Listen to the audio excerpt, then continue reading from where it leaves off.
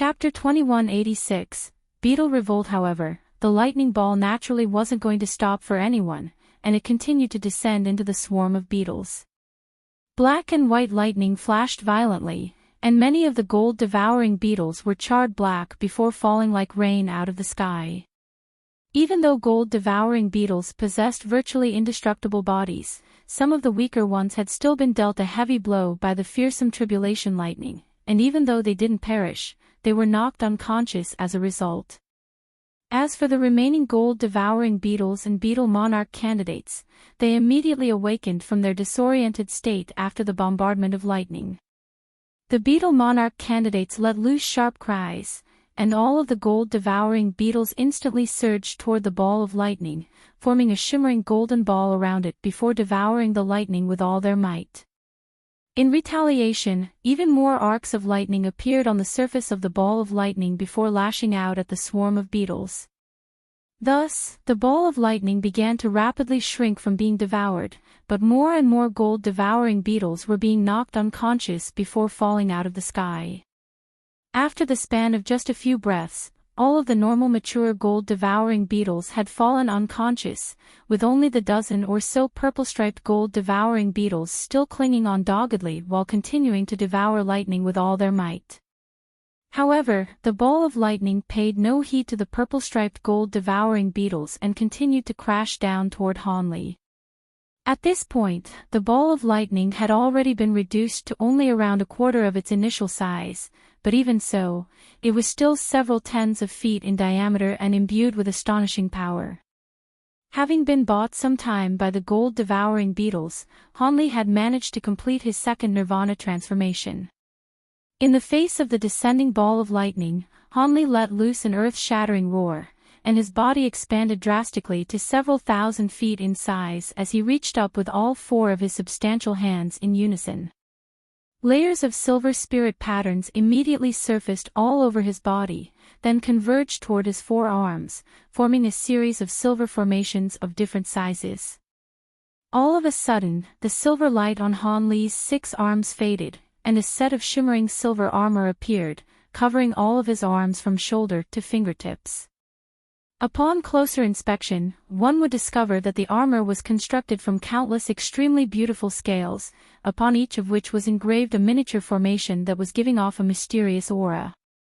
Hanli had unleashed his 100 Meridian Refinement Mantra alongside his Holy Nirvana Physique and 12 Awakening Transformations, and this was the first time that he had ever done this. Upon sensing the terrifying power that had gathered within his own body, Hanli was instilled with a great deal of confidence. He drew back his 4 silver-armored hands, then slowly thrust them through the air, sending a sharp shriek erupting throughout the surrounding area. His 4 hands then blurred as 4 massive silver hand projections appeared out of thin air before striking the descending ball of lightning in unison. Another earth-shattering boom rang out, and the giant hand projections clawed their fingers into the ball of lightning like silver hooks, while enormous power poured out of their palms to compress the ball of lightning from all sides. The ball of lightning shrank rapidly in the face of the tremendous compression force, but it was also lashing out against the 4 giant hand projections with bolts of black and white lightning. With every lightning strike that the massive silver hands projections endured, the light in the eyes of the giant ape down below would dim slightly, and its aura would also wane by a fraction. In the blink of an eye, the 4 giant hand projections were struck by hundreds of bolts of lightning, and Hanli's aura had been whittled down by almost half. However, right at this moment, Hanli let loose a thunderous roar, and the huge silver palm projections swelled to around twice their original size. The 4 hands then spread their fingers before exerting a death grip around the entire ball of lightning, releasing a burst of piercing silver light while completely disregarding the retaliating bolts of lightning. Countless 5-colored runes surged out of the silver light, and the compression force exerted upon the ball of lightning abruptly increased by several-fold, causing it to explode. Following the explosion, countless bolts of black and white lightning lashed out at everything in the surrounding area in a frenzy, and the 4 giant silver hand projections were instantly pulverized. Hanli immediately threw up a mouthful of blood essence, and the armor on his forearms also shattered before disintegrating into specks of silver light. Without any further obstacles standing in their way, all of the remaining bolts of black and white lightning descended upon Hanli like a torrential storm, instantly inundating his giant ape body. The massive ape swayed unsteadily in the face of the ferocious lightning strikes, but managed to steady itself in the end as the surrounding earth tremored violently. After several rounds of bombardment, the black and white lightning finally exhausted all of its power, leaving the ground down below severely ravaged and injuries riddling Han Li's entire body. At this moment, most of Han Li's purplish-golden scales had been torn away, revealing huge patches of charred black golden fur, presenting an extremely sorry sight to behold. Following the explosion of the black and white ball of lightning, the giant hole up above silently disappeared. Thus, a peculiar silence descended upon the basin, and there was nothing left in the sky aside from the dense blanket of dark clouds. The true lightning tribulation really is as fearsome as the rumors suggest, but it's still not enough to kill me. A burst of hearty laughter suddenly ran out from down below, and the spirit patterns, golden scales, and azure horn on Han Li's body quickly disappeared as he reverted back to his human form. After that, Han Li slowly rose to his feet, then began to inspect his own body. At this point, his face was completely devoid of color, but all of the wounds on his body had vanished without a trace, having been instantaneously healed by his insane regenerative abilities as he had undone his own transformation. Of course, his internal injuries were actually still quite severe, and it would take him a long time to completely recover from them. Right at this moment, a burst of loud buzzing suddenly rang out up above, and Han Li faltered slightly before looking upward. There, he discovered the purple-striped gold-devouring beetles flying through the air, completely unscathed. As these beetle monarch candidates let loose this peculiar buzzing sound, loud buzzing also erupted from the ground as one unconscious golden beetle after another rose up into the air before gathering around the beetle monarch candidates in separate groups. On top of that, all of the groups were displaying intense hostility toward one another. This was quite an alarming sight to Han Li, and he immediately tried to instruct all of the beetles to return to him, but his heart quickly sank as not even a single beetle heeded his call. A grim look appeared on Han Li's face, and just as he was about to unleash a secret technique to forcibly withdraw the spirit beetles, the dozen or so swarms of gold-devouring beetles suddenly began to attack the nearest swarm led by the beetle monarch candidates. Tens of thousands of gold-devouring beetles converged to form a massive golden cloud, then began to viciously tear at and devour one another amid a burst of loud rustling. The dozen or so purple-striped gold-devouring beetles were also devouring all of the nearby gold-devouring beetles in a frenzy, swallowing an entire beetle whole in just a few bites. A peculiar look appeared in Han Li's eyes upon seeing this, and he suddenly paused in what he was doing. Just as he was at a slight loss for what to do, a burst of unsettling cries suddenly rang out from within the dark clouds up above, following which countless balls of black light surged out in a frenzy. Upon closer inspection, one would discover that these balls of black light contained projections of ghostly heads. These projections were all of different sizes and colors, and their cries were of various different pitches, but all of them struck the listener with a sense of disorientation. "There's a heavenly devilish monarch here." Han Li's pupils contracted upon seeing this, and his expression darkened as he cast his gaze upward, paying no further heed to the warring swarms of beetles. Almost at the exact same moment, the dark clouds up above surged violently, and a burst of delightful heavenly music rang out as gray threads of light emerged, then converged to form a gray mirror-like projection. Within the projection were halos of gray light, all of which slowly shone down toward Han Li. The gray light in the giant mirror flashed slightly, and Han Li's vision abruptly blurred, following which he found himself in a completely unfamiliar world. Chapter 2187, Combating the Devil with Divine Lightning. A hint of caution flashed through Han Li's eyes, and he lowered his head to look down at his own body, upon which his expression immediately changed slightly. He discovered that he had become slightly thinner, and even though he was still wearing the same clothes as before, his storage bracelets, spirit bracelets, and treasures had all disappeared. What was even more peculiar was that as he swept his spiritual sense toward his own face, he discovered that he had reverted back to his 13-year-old appearance, except his skin was as pristine white as jade instead of dark and tanned. My soul has come out of my body. Looks like the inner demon tribulation is about to begin, Hanli murmured to himself as he laid a hand onto his own face. Right at this moment, a burst of gender-neutral cackling suddenly rang out within Hanli's mind. We meet again, brat. I didn't think you would progress to this point in such a short time. However, I've descended in person on this occasion, so even if you're a true immortal, you definitely won't be able to transcend this inner demon tribulation. The gray sky parted, and a mountainous ghostly face emerged, cackling in a sinister manner as it licked its remarkably thick lips with a massive tongue that was around 10 feet in length. The giant ghostly head was none other than the heavenly devilish sovereign that had a vendetta against Hanli, and it had managed to descend into this space through the power of the inner demon tribulation. Is that so? I didn't think that you would be stupid enough to appear directly before me, Hanli countered in an expressionless manner. How dare you? I'm going to make you regret ever being born, the heavenly devilish sovereign roared with fury, and the ghostly head began to swell in size amid a surge of black light. A cold look appeared on Hanli's face upon seeing this, and he suddenly opened his mouth to release 3 fist-sized balls of golden light. The balls of golden light blurred before appearing right in front of the ghostly head, revealing themselves to be 3 golden rhomboid objects. These were 3 miniature golden spears with bright red runes spread all over their surfaces.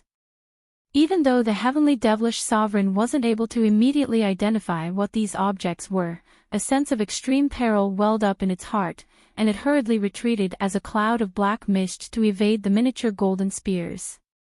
However, right at this moment, Hanli pointed a finger toward the 3 balls of golden light from afar, then uttered the word, explode, thrice in rapid succession.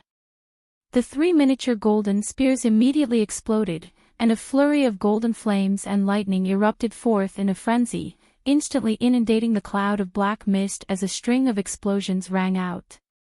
No. This is Vajra devil vanquishing divine lightning. How did you obtain this lightning? The black mist within the golden light quickly dissipated, and an incredulous howl of anguish rang out from within. You can think about that after you're reduced to ashes, Hanli chuckled coldly before opening his mouth to expel 4 more balls of golden light. Insolent brat, do you really think this is enough to kill me? The heavenly devilish sovereign roared as what remained of the cloud of black mist exploded into countless black threads that shot forth in all directions. Hanli seemed to have already been prepared for this, and his expression darkened slightly as he pointed his finger forward once again. All of a sudden, the 4 balls of golden light appeared in 4 different directions that the black threads were fleeing toward, then exploded in unison, sending golden flames and lightning raining down from above. Most of the black threads were reduced to ashes within the golden light, and only around a dozen managed to escape before converging to form a ghostly head again over 1,000 feet away. However, not only was this ghostly head significantly smaller than what it had been, it was also very blurry, clearly indicating that it had been severely harmed. As soon as this ghostly head emerged, a furious look appeared on its face, and it transformed into a malicious ghostly projection that was several hundred feet tall before pouncing directly toward Hanli.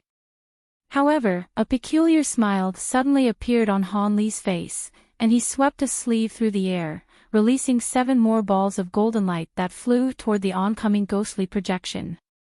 The fury on the ghostly projection's face instantly vanished upon seeing this, and it let loose a strangled cry before twisting around and flying away as a ball of black light. After just a few flashes, the ball of black light completely vanished into the distance, and in the next instant, the heavenly devilish sovereign's furious gender-neutral voice rang out again. You've bested me again, human brat, but don't get too full of yourself. I'll be sure to gather all of the devilish sovereigns in the nearby realms to impede you as you transcend your tribulation to true immortal realm. When that time comes, you won't be able to ascend even with Vajra devil vanquishing divine lightning. After the enraged parting threat, everything abruptly fell silent, and Hanli heaved a long sigh of relief. He waved a hand through the air, and the 7 balls of light returned to him before revealing themselves to be 7 golden beads, around which arcs of lightning were flashing incessantly, but they weren't actually Vajra devil vanquishing divine lightning. A faint smile appeared on Hanli's face as he stowed the 7 golden beads back up his sleeve. These 7 golden beads weren't exactly total counterfeits, they were simply half-complete Vajra devil vanquishing divine lightning. Ever since he had reached the late body integration stage, he had been refining this lightning in secret whenever he had some spare time. However, this lightning was truly extremely difficult to refine. Even though Hanli had sufficient golden lightning bamboo leaves, the other materials were very difficult to source, and the refinement success rate was also appallingly low. Even with Hanli's late body integration stage powers, he had only managed to refine 7 pieces of this lightning. As for the 7 half-complete pieces of lightning, there would be no way for him to completely refine them. Hanli had already carefully considered how he was going to deal with that heavenly devilish sovereign prior to his breakthrough attempt. The inner demon tribulation was extremely difficult to transcend to begin with the heavenly devilish sovereign's intervention, it would be almost impossible for him to successfully transcend it. As such, he had devised this plan to wound the devilish sovereign with the real Vajra devil vanquishing divine lightning, then use the fake lightning to scare it away. The Vajra devil vanquishing lightning was extremely effective against heavenly devilish sovereigns, so even though the devilish sovereign possessed grand ascension stage powers, there was a very good chance it would be intimidated into retreat by the combination of genuine and counterfeit lightning. Prior to commencing his breakthrough, he had refined all of his genuine and counterfeit lightning into one with his soul so that he would be able to use it as a surprise attack in this space. As it turned out, the situation unfolded exactly as he had envisioned. After being severely wounded by the first 7 pieces of lightning, the heavenly devilish sovereign immediately fled in horror at the sight of the 7 counterfeit pieces of lightning. Of course, this was also because the counterfeit pieces of lightning were half-complete Vajra devil vanquishing divine lightning to begin with. Otherwise, other types of treasures definitely wouldn't have been able to fool the devilish sovereign. Now that the heavenly devilish sovereign had departed, Hanli was relatively confident that he would be able to transcend the inner demon tribulation with his powerful spiritual sense. The parting threat delivered by the heavenly devilish sovereign made Hanli's heart sink a little, but the ascendance tribulation was something that he would only have to worry about far in the future, so he didn't pay it much heed. For Hanli, the most important thing now was to transcend this inner demon tribulation so he could progress to the grand ascension stage. With that in mind, Hanli quickly focused his thoughts, and blue light flashed within his eyes as he peered into the surrounding area. At this point, the gray space around him was already beginning to tumble and surge. Moments later, countless massive gray eyes suddenly appeared in all directions around him, all of which were staring intently at him while shimmering with 5-colored light. As soon as Hanli's gaze came into contact with this light, his consciousness faded slightly, and his surroundings suddenly blurred, following which he found himself in a scenic natural setting. Hanli's vision slowly focused, and he discovered that he was situated in a little village. He had also transformed into a child who was around 6 years of age, wearing a rough cloth garment that had been mended so many times that it was almost impossible to see its original color. He was currently playing involuntarily with a group of other children, and the scene immediately brought long-buried memories to the surface. Doggy, dumb egg. 1. However, a series of emotions had only just begun to well up in his heart when a burst of enormous mysterious power acted upon his soul, causing him to instantly forget everything and completely fall into the current moment, where he was enjoying himself with his group of young friends. Another thin and short figure was stumbling over from not far away, and as soon as he caught sight of the familiar figure, he immediately called out in elation, "Little sis." At the center of the basin, Hanli sat still on the ground with a shimmering golden nascent soul above his head, which was also seated in mid-air in a completely still manner.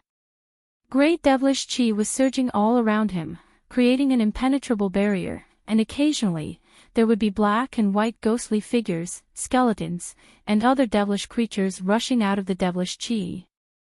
However, as soon as these devilish creatures came within 30 feet of Hanli, countless arcs of golden lightning would surge out of his body to eradicate all of them.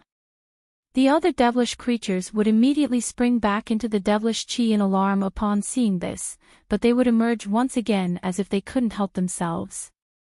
Atop a mountain peak in the distance, Silvermoon and Zhu Guara were standing side by side, appraising the scene unfolding within the basin with solemn expressions. Daoist Xia was situated on another mountain peak, seated on a giant rock with his eyes closed, seemingly no longer interested in Han Li's current situation. 1. Reminder: in Han Li's mortal village a lot of children were given silly nicknames as second names. Han Li's nickname was Second Fool. Chapter 2188, Inner Demon Tribulation. The gray mirror-like object was still hanging high up in the air in a completely stationary manner, while murky images were quickly flashing through the five-colored light within the mirror. Even upon closer inspection, these images were completely indiscernible, like indistinct scenes from a dream. Meanwhile, the gold-devouring beetles were still devouring one another like there was no tomorrow. After such a long time, only several hundred beetles were left, and the situation had already transitioned into one where the beetle monarch candidates were devouring the normal beetles with reckless abandon. The normal gold-devouring beetles were also retaliating valiantly, but they were clearly no match for the beetle monarch candidates and were quickly being devoured. Shortly thereafter, the beetle monarch candidates' bodies had also become riddled with wounds. Thus, time slowly passed by, and after a long while, all of the normal gold-devouring beetles had been devoured, leaving only the wounded beetle monarch candidates behind. In the instant that the final normal gold-devouring beetles was consumed, all of the beetle monarch candidates separated and rested for a short while, then began to appraise one another with animosity in their eyes. After a burst of hostile buzzing, these beetle monarch candidates immediately sprang into action again, tearing at one another in a battle that was far more brutal than the one that had just taken place. Screeches of anguish rang out as severed limbs rained down from above, and all of the beetle monarch candidates were unleashing their abilities with all their might to try and devour one another. However, they were too evenly matched, so it would clearly require a very lengthy process before any substantial progress could be reached in the battle. At the same time, Han Li was situated within another space, being accompanied by a group of joyful villagers into a room that was decorated with large pieces of red fabric.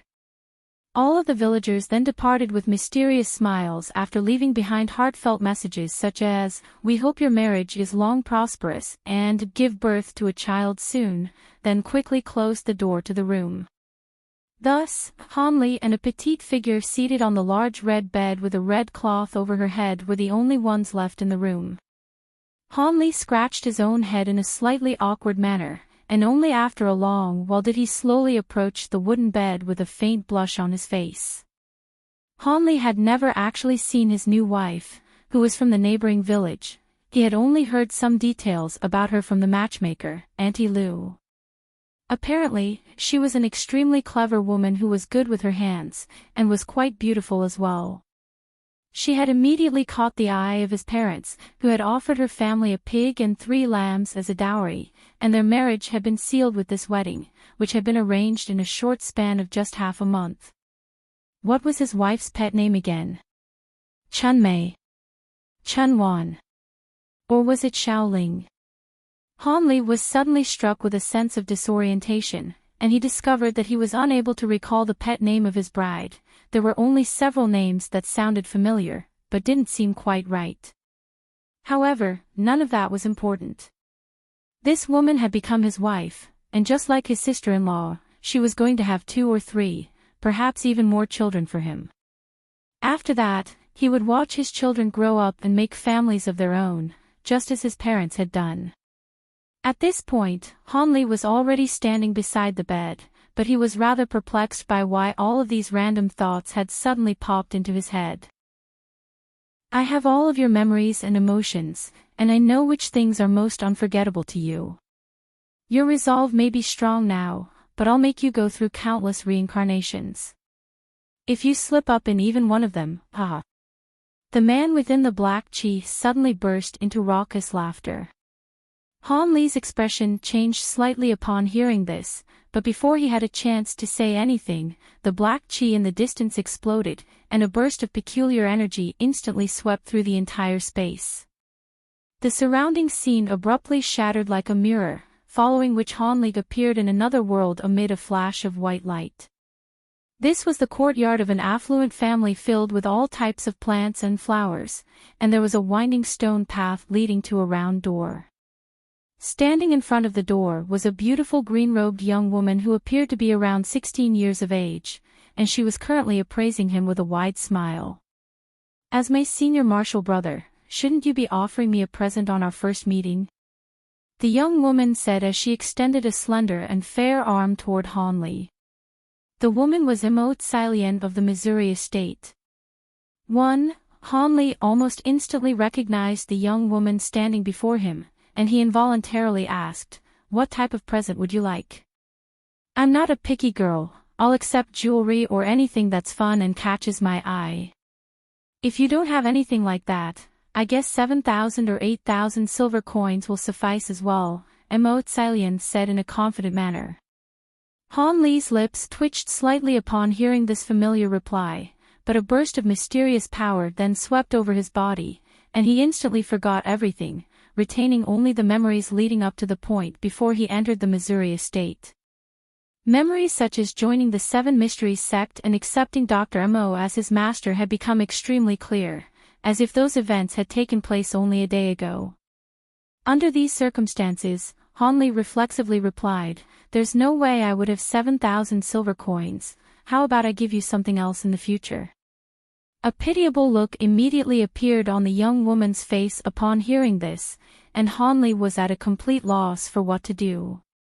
In the outside world, Han Li's physical body and nascent soul were still seated on the spot, but the devilish chi around them was becoming denser and denser, and devilish creatures that were far more powerful than before were frequently appearing before attempting to attack Han Li. Even though these devilish creatures were also forced back by the golden lightning that erupted out of Han Li's physical body, they were appearing with increased regularity and also attacking more frequently, seemingly very determined to take Han Li's body for themselves. This is Mo Tsaiwan. The name was translated differently between Double and Jonchin. "If you take even half a step away from this place, I'll kill both of you right away," Daoist Xie said in a wooden manner as he continued to release his terrifying spiritual pressure without any reservation. "Could it be that the phenomena that took place earlier had something to do with you, Senior?" the burly golden-robed man couldn't help but ask. "You don't need to know that," Daoist Xie replied in an expressionless manner. Even though there were countless thoughts racing through the woman's mind, she still immediately agreed, "I see. In that case, we'll be sure to follow your instructions and stay here for as long as you'd like us to, Senior." Daoist Xie gave a slight nod upon hearing this, then cast his gaze toward the burly man. A wry smile appeared on the golden-robed man's face, and he also replied, "I wouldn't dare to oppose your wishes, Senior." Only then did Daoist Xie withdraw his fearsome aura, but he still remained standing on the spot without displaying any intention of leaving. The woman and the burly man exchanged a glance, then released a black wheel and a yellow gourd, respectively. After that, the two of them sat down onto their treasures and appeared to have begun meditating. However, in reality, the two of them were using an extremely rare spiritual sense secret technique of the demon race to communicate with one another. "Fellow Daoist Phoenix, who do you think this man is? He doesn't seem to be a human or demon, but why would such a powerful foreign being appear on the border of our human and demon territories? Could it be that he's after that thing as well? Since when have our two races allowed foreign Grand Ascension stage beings to enter our territory as they please?" The burly man's voice was tinged with a hint of rage as it sounded within the woman's mind. "That's hard to say, fellow Daoist Dong Tian. Due to the devilish invasion, many of the super formations protecting our two races have been destroyed, so it wouldn't be too difficult for foreign Grand Ascension stage beings to sneak into our two races. As a Grand Ascension stage being, that thing shouldn't be of much use to him, so he's most likely not here for that purpose. I'm guessing that he just so happens to be doing something here, and we bumped into him at the wrong time. Thankfully, he doesn't seem to have any intention of killing us as long as we don't provoke him, the woman replied using the same secret technique. These two were none other than two of the demon monarchs, Black Phoenix Monarch Xiao Guan, and the mysterious Mouse Monarch Dong Tian. Han Li had met Xiao Guan once during the Myriad Treasure Convention, but he had only ever heard of Mouse Monarch Dong Tian. Now that the two of them had appeared in the same place at the same time, they naturally couldn't have come out solely for a casual stroll. However, never did the two of them think that they would be forcibly trapped here by a Grand Ascension stage being. Both of them were feeling very frustrated, but they naturally didn't dare to oppose a Grand Ascension stage being, so they could only hope that they would be released once Daoist Xie finished whatever it was that he was doing. As for the phenomena in the distance, now that the two demon monarchs knew that it had something to do with this Grand Ascension stage being, they naturally didn't dare to pry into the matter any further. I wouldn't be so sure of that. That thing won't be of much use for this man, but perhaps he's trying to secure it for his juniors. If we miss out on that thing, we could be losing our final opportunity to progress to the Grand Ascension stage, Mouse Monarch Dong Tian communicated as his expression darkened slightly. If that really were the case, then we can only lament our ill fortune. Are you going to contend with a Grand Ascension stage being for that thing? The woman asked in a resigned manner after a brief silence. If this man really is here for that thing, then I'll have no choice but to concede it. As for whether that really is the case, I'm sure we'll know once the phenomena in the distance concludes, Mouse Monarch Dong Tian replied. The woman merely closed her eyes and offered no response to this, and shortly thereafter, Mouse Monarch Dong Tian also closed his eyes to meditate. Daoist Xie seemed to be completely unaware of the secret conversation that had just taken place between them, and continued to stand expressionlessly on the spot. Meanwhile, Silvermoon had summoned a massive silver wolf projection elsewhere in the mountain range, and it was currently tearing through a group of devilish beings. Countless streaks of silver light flashed through the air around the giant wolf projection, dismembering devilish beings with unstoppable might. All of a sudden, a resounding boom rang out, and the giant wolf projection was stopped cold in its tracks by a massive shield being wielded by a two-headed and four-armed elder devil. The elder devil was around 40 feet tall, and extremely hideous in appearance, wielding a shield, a truncheon, a hammer, and a staff in his four hands. After stopping the wolf projection with his giant shield, a ferocious look flashed through the elder devil's eyes, and he instantly lashed out with his three weapons to strike the silver wolf projection with devastating force. As a result, the projection was instantly destroyed amid an anguished howl, and due to the spiritual connection that she shared with the projection, Silvermoon's face paled slightly as she threw up a mouthful of blood, staining the front of her dress. Even though Silvermoon had reached the body integration stage, she had only just progressed to this level, and her powers were still far inferior to those of a seasoned elder devil of the same cultivation base. A sinister smile appeared on the elder devil's face as he vanished on the spot as a cloud of black chi. In the next instant, spatial fluctuations erupted above Silvermoon, and the elder devil appeared before sending all four of his weapons crashing down toward her in unison. Silvermoon immediately attempted to take evasive measures, but it was already too late, and a hint of horror began to surface within her eyes. However, right at this moment, a gray blade projection suddenly appeared silently behind the elder devil, then swept through his neck in a flash, following which he was instantly decapitated, and a pillar of blood erupted several feet up into the air. Chapter 2190.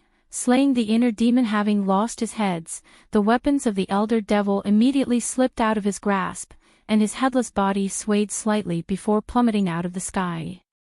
Only then did a slender black-robed woman emerge up above amid a flash of gray light.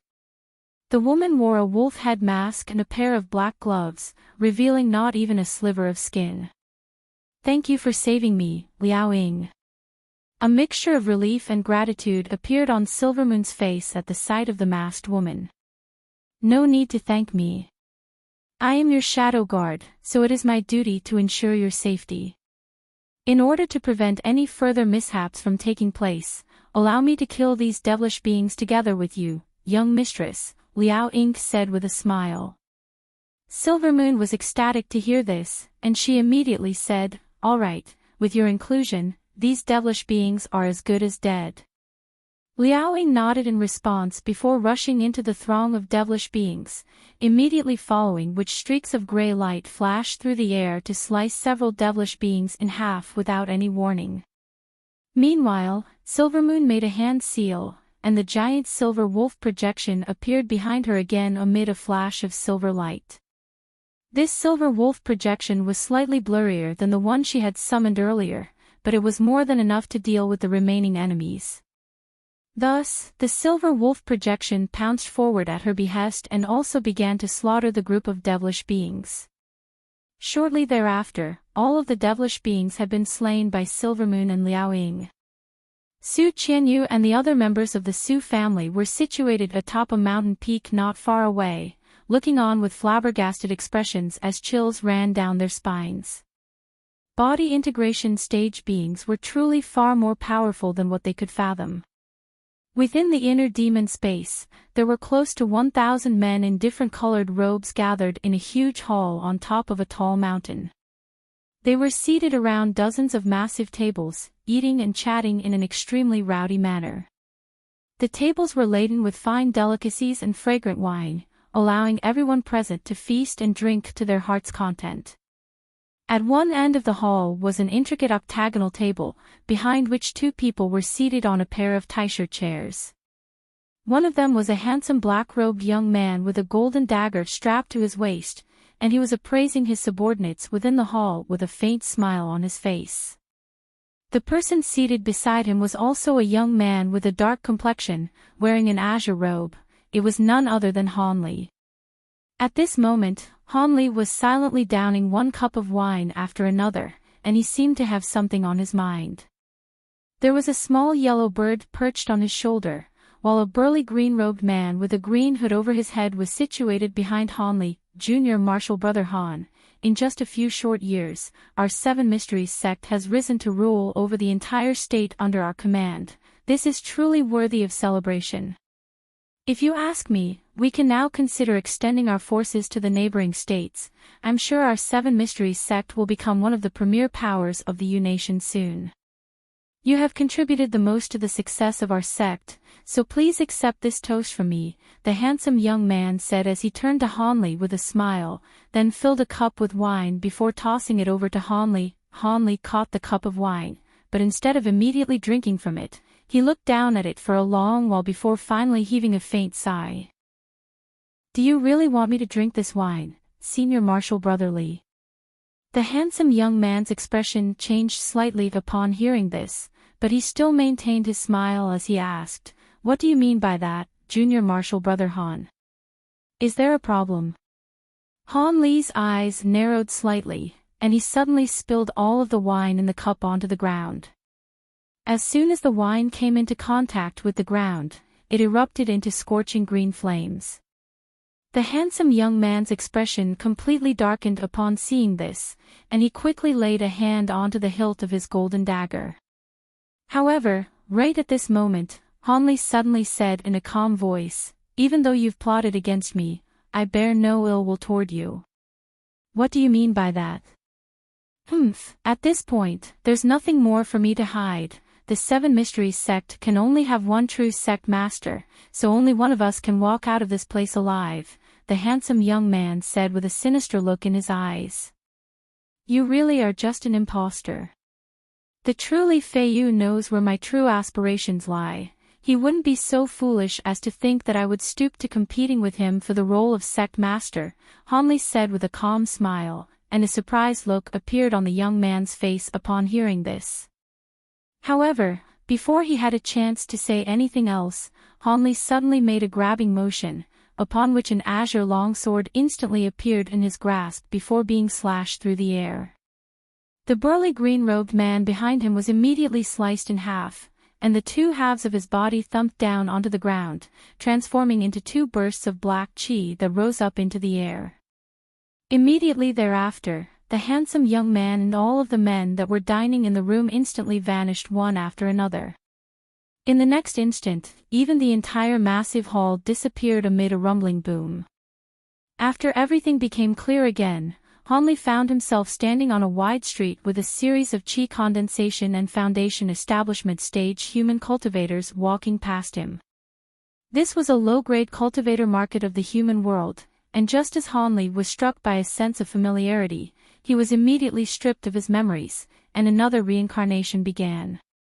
Thus, he continued to go through one dreamlike scenario after another. Each scenario spanned between decades and centuries, and all of them were extremely realistic. On top of that, his memories were constantly being sealed away, so no suspicions arose within his heart. However, Han Li's spiritual sense was simply far too powerful, and in conjunction with all of his spiritual sense-enhancing secret techniques, he was always able to break the seals on his own and awaken from the illusions. After that, he would patiently seek out the person that the inner demon was impersonating, then kill it to free himself from the illusion. From the outside world, Han Li had only been transcending his inner demon tribulation for several hours, but in reality, he had already spent over 10 lifetimes in the inner demon space. However, as he went through more and more reincarnations, Han Li was able to awaken himself earlier and earlier from the illusions each time. Thus, time slowly passed, and Han Li was able to escape from the reincarnations more and more quickly. After close to half a day had passed in the outside world, Han Li had already experienced close to 100 reincarnations, but with each reincarnation that he freed himself from, the calmer and calmer he became. During these reincarnations, the inner demon had impersonated his parents, little sister, good friends, and even the likes of Nan Gongwan and Violet Spirit. However, all of them had been mercilessly slain by Han Li. In a fit of rage and frustration, the inner demon began to impersonate Dr. Mo, Zenithine, and other past powerful enemies of Han Li's, but still to no avail. Within the inner demon space, Han Li was in the process of slowly withdrawing a shimmering golden hand out of the chest of a horrified white-haired elderly man. A burst of silver flames erupted out of the elderly man's chest, and his body was instantly ignited. The elderly man then rose up into the air as a burst of black chi, escaping out of the scorching silver flames before transforming into an enraged ghostly projection. So you managed to see through this reincarnation as well. You really are a heartless bastard. You've even killed the master who fed you and taught you for so many years without any hesitation. You've only just broken your memory seal. Aren't you afraid that you'll kill someone actually important to you? There's no need to try and disrupt my mental state. During the first few reincarnations, perhaps I would have been more hesitant, but I've already endured close to 100 reincarnations at this point, and my mental fortitude is stronger than ever, so there's no way I'd make such a mistake. In contrast, you look like you're quickly running out of tricks. You can't find any weak points to exploit in my memories, so you're fabricating some characters that don't even exist to try and sway me. How pitiful. Han Li replied in an expressionless manner. Is that so? Then next reincarnation, I'll transform into a true immortal. Let's see how you'll kill me then. The inner demon roared with fury, seemingly at the end of its wits. What a joke. Even I've never seen a true immortal before. How are you going to transform into one? Besides, I won't give you a chance to continue this ridiculous game any longer. All of a sudden, a green sword mark appeared on Han Li's forearm as he spoke. Immediately thereafter, spatial fluctuations erupted, and a green longsword appeared in his grasp, which he instantly slashed toward the ghostly projection. Impossible. How do you have enough magic power to use that profound heavenly sword? The ghostly projection howled in horror, and it immediately tried to take evasive measures, but it was already too late. A burst of energy fluctuations that were imbued with the power of laws of heaven and earth immediately descended upon the entire space. Chapter 2191. Progressing to the grand ascension stage, the ghostly projection was horrified as it writhed and struggled with all its might, but it was completely trapped in place by the power of laws of heaven and earth. With my current power, I'm only able to unleash a single attack with this profound heavenly sword. In the beginning, you may have been able to escape, but you've been weakened through all of those reincarnations, so there's no way you'll be able to get away, Hanli said in a cold voice as the green longsword instantly vanished from his grasp. In the next instant, a halo of green light appeared above the ghostly projection before descending toward it. No! The inner demon howled with terror and despair at the sight of the ordinary-looking green halo, as if it knew that its life was forfeit. However, regardless of how much it screeched and struggled, the halo continued to fall, and it was quickly drawn into the green light as a burst of black chi. A shrill cry rang out as most of the black chi was instantly destroyed. After that, the remaining black chi was shredded into nothingness within the green light. Almost in the exact same instant, the entire gray space began to tremor violently as if it were on the verge of collapse. Hanli was ecstatic to see this, and he immediately waved a hand through the air, upon which the green halo silently vanished. Immediately thereafter, green light flashed from Hanli's arm, and the sword mark on his skin vanished in a flash. At the same time, the entire space disintegrated into specks of spiritual light amid a resounding boom. The body formed by Hanli's soul blurred, then flew out of the collapsing space as a ball of golden light. Within the basin in the outside world, the giant gray mirror shattered amid a loud crack, and a ball of golden light shot forth before vanishing into the nascent soul down below in a flash. The nascent soul immediately let loose a long cry, and brilliant golden light erupted from its body as it also returned to Hanli's physical body as a streak of golden light. In the next instant, Hanli opened his eyes, and an aura that had virtually fused as one with that of heaven and earth erupted out of his body. A rumbling boom akin to a dull thunderclap erupted through the entire space, following which all of the dark clouds in the sky dispersed, replaced by waves of dazzling light that converged from all directions, then formed a scintillating five-colored sea of light that completely inundated Hanli.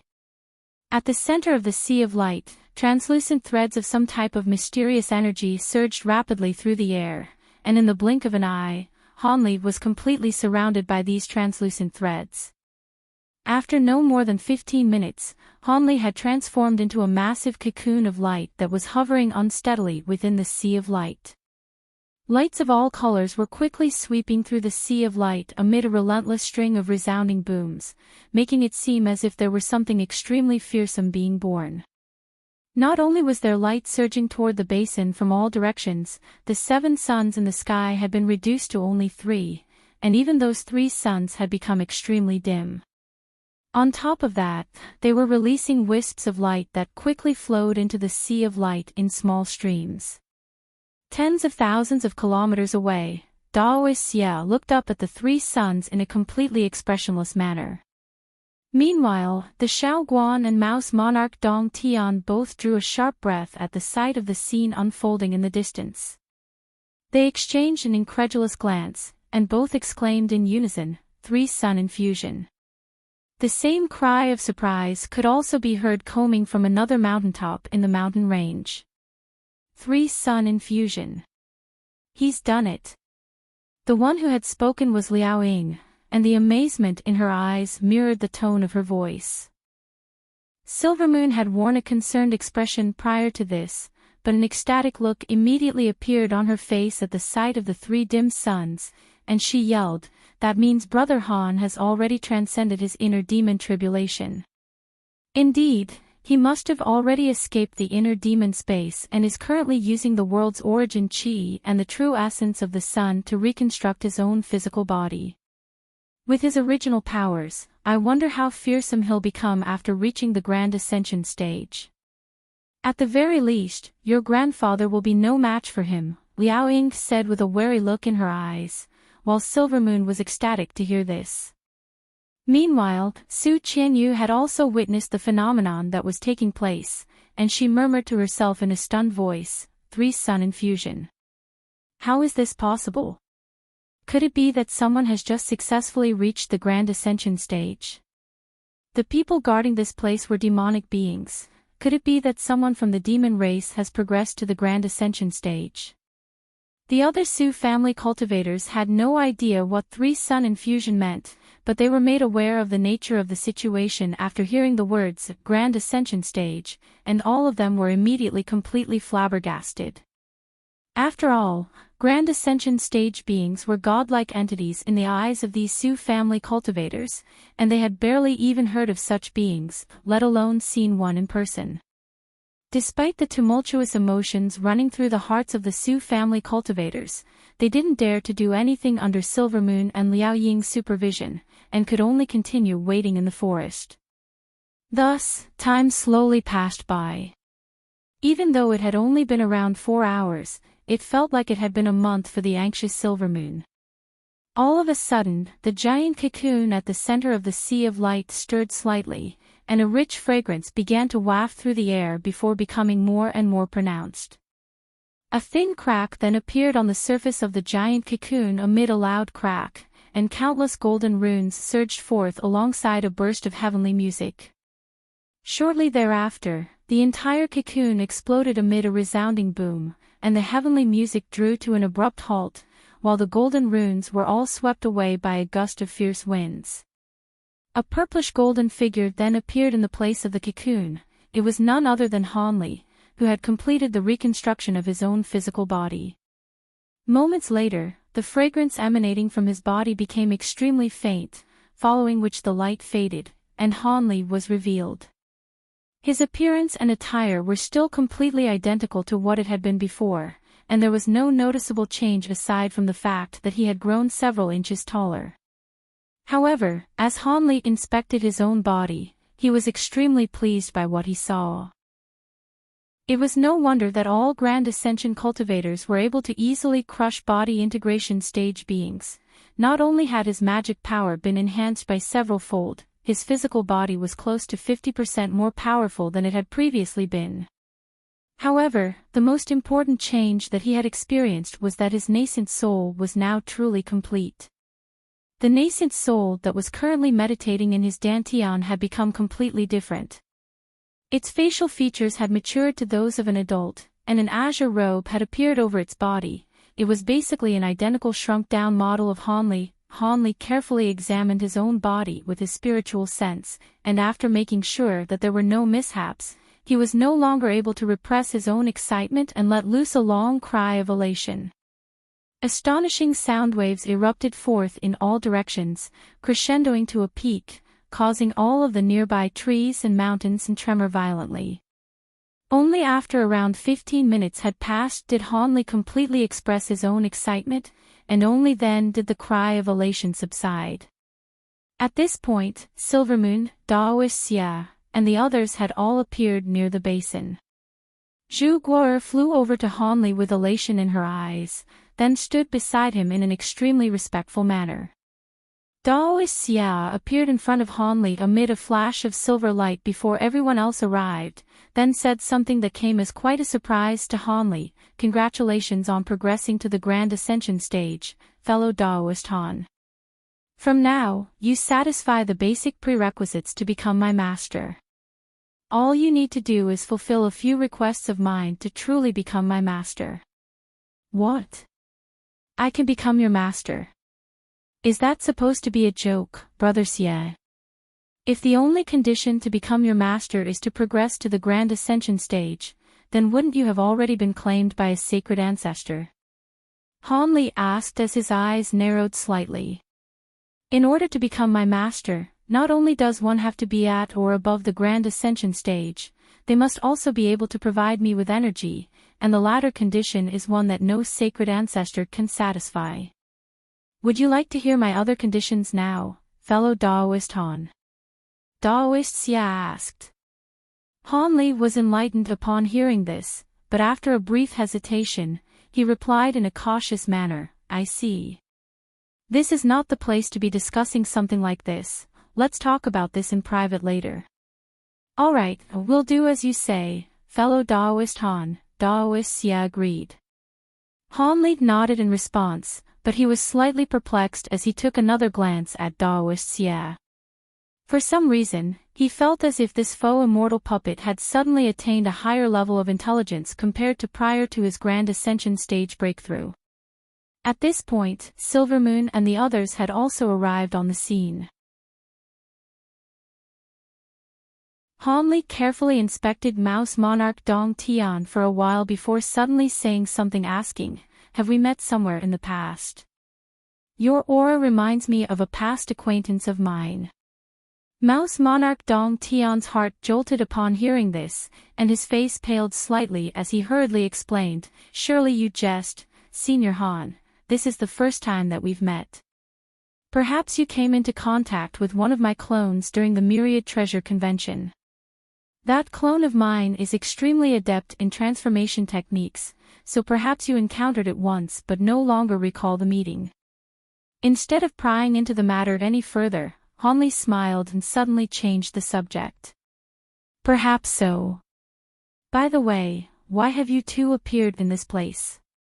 Don't tell me that you predicted my breakthrough in advance and came here solely to spectate.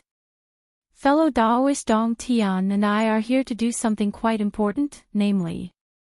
Han Li suddenly cut off Xiao Guan mid-sentence, and said in an implacable voice, "Forget it, I have no interest in hearing about your activities. However, I've only just made a breakthrough, and I plan to stay here for some time to consolidate my cultivation base. I don't want anyone else to receive news of my breakthrough, so as a safety precaution, I'll ask the two of you to stay at my cave abode for now. After I complete the consolidation process, I'll let you two go." Xiao Guan's heart sank slightly upon hearing this, but her expression remained unchanged as she replied with a smile, "Of course, we'd be honored to stay in your cave abode, Senior."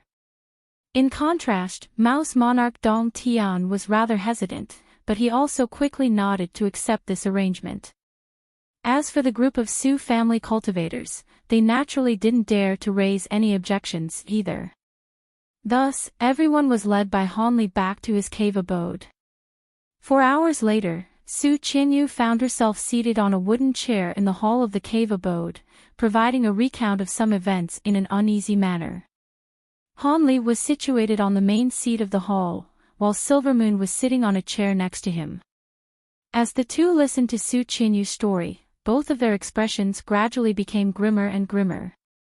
As for the other Su family disciples and the two demon monarchs, they were nowhere to be seen, and seemed to have been arranged places to stay. After a while, Su Qinyu's recount concluded, and Han Li and Silvermoon couldn't help but exchange a glance. After a lengthy silence, Silvermoon asked with furrowed brows, "Fellow Daoist Su, according to you, the Elder Devil Realm separated from our Spirit Realm 30 years ago, and the devilish army has already retreated out of our Spirit Realm, so why is that I encountered a group of devilish beings with even a body integration stage Elder Devil among them not long ago? The majority of the devilish army has retreated out of the Spirit Realm, but a part of their forces were unwilling to leave, so they decided to stay in the Spirit Realm. Even though our races managed to quickly defeat these devilish beings, a huge number of them still managed to escape, and there's no lack of devilish lords among them. As such, it would be impossible to hunt them all down in a short time. I was sent here with my brethren to hunt down some low-grade devilish beings hiding in this area, but we ran into a trap set by the devilish beings instead. If Senior Ling Long hadn't stepped in to save us, we would all be dead by now," Su Qianyu explained as a grateful look appeared on her face. "I see. However, prior to my seclusion, the devilish army had already conquered the Wood Tribe's territory. It's not like them to just give up on that territory so easily. What kind of agreement have our races made with the Elder Devil race to convince them to make such a concession?" Silvermoon asked. "I'm afraid that information is not accessible to a lowly deity transformation cultivator like myself. However, I've heard from the seniors of our family that some Grand Ascension stage beings had made a mysterious pact with the three devilish patriarchs on behalf of our races, following which the devilish army agreed to retreat out of our spirit realm, Su Qinyu replied. What kind of pact could convince the three devilish patriarchs to abandon the territory they've claimed in the spirit realm? Han Li murmured to himself in a contemplative manner. Rest assured, Brother Han, at your current cultivation base, I'm sure you can go directly to either my grandfather or Senior Mo to clarify the situation. In any case, it's fantastic news that the devilish army has given a pawn on their invasion of our spirit realm, Silvermoon said with a smile. That's true. Organize a place to stay for Fairy Su, Silvermoon. I'm going to have a chat with an old friend, Han Li suddenly said as he stood up with a smile. Another old friend? Are you going to see fellow Daoist Xiao?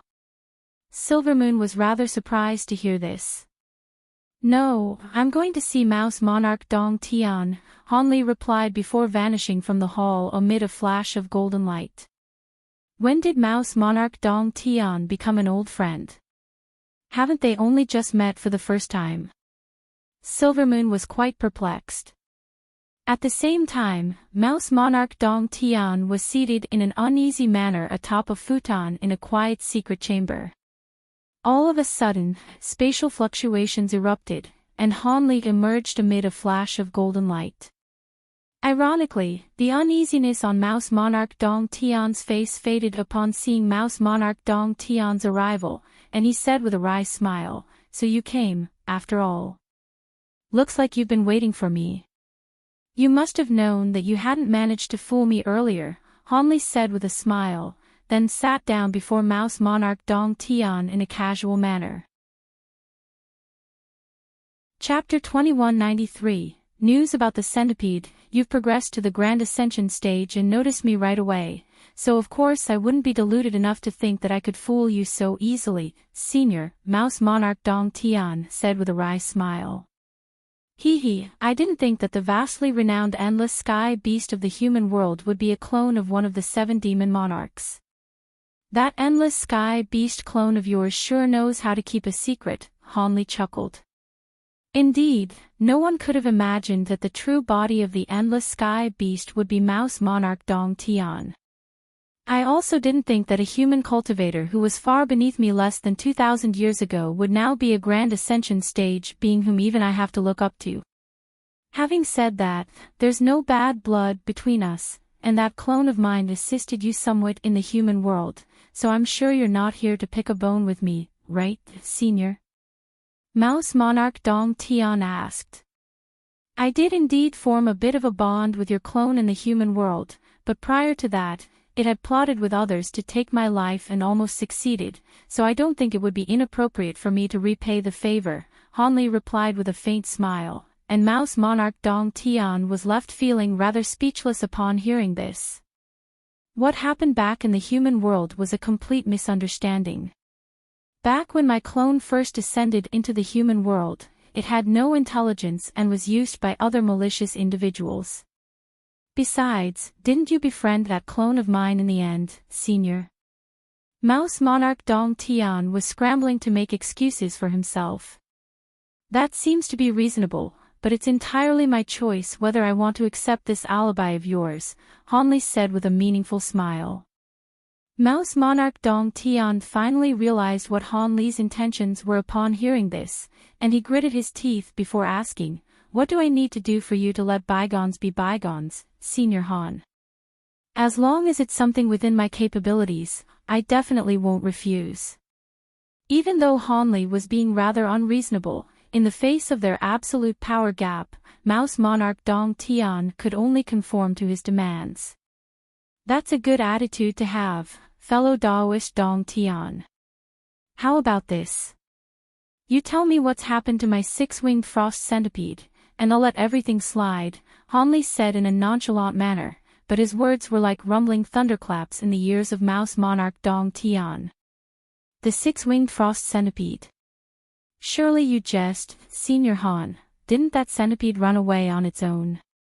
How would I know what's happened to it? Mouse Monarch Dong Tian hurriedly gave a panicked response, but as soon as the words slipped out of his mouth, he was left regretting his rushed reply. Oh. When have I ever told anyone that the six-winged frost centipede ran away on its own? Han Li asked as a hint of a smile appeared on his face. Mouse Monarch Dong Tian's expression darkened significantly, and he knew that he couldn't hide things any longer, so he could only heave a resigned sigh as he conceded, "All right, I'll admit that I do know some things about that six-winged frost centipede, but before I divulge this information, I'd like to know how you were able to tell that I've come into contact with that centipede. I don't think I've told anyone about this." "That's quite simple. I'm sure you can guess the reason even if I don't tell you," Han Li replied with a faint smile. Mouse Monarch Dong Tian's brows furrowed slightly upon hearing this, following which a hint of enlightenment quickly appeared in his eyes. "You don't mean? Could it be that the centipede had once accepted you as its master?" "Indeed. Even though that six-winged frost centipede severed our master-servant connection, there's still an extremely feeble spiritual connection between us. You've interacted with it for some time, so some of its aura has inevitably rubbed off on you. In that case, everything between us is all in the past now." Mouse Monarch Dong Tian was naturally very relieved to see this. Han Li swept his spiritual sense over the blue badge briefly, then immediately rose to his feet as if he were planning to leave. Mouse Monarch Dong Tian also hurriedly stood up to bid Han Li farewell. However, a thought suddenly occurred to Han Li, and he said, "By the way, I don't want anyone else knowing about the six-winged frost centipede." "Rest assured, Senior Han, I swear on my inner demons that I definitely won't tell anyone else," Mouse Monarch Dong Tian replied without any hesitation. "Good.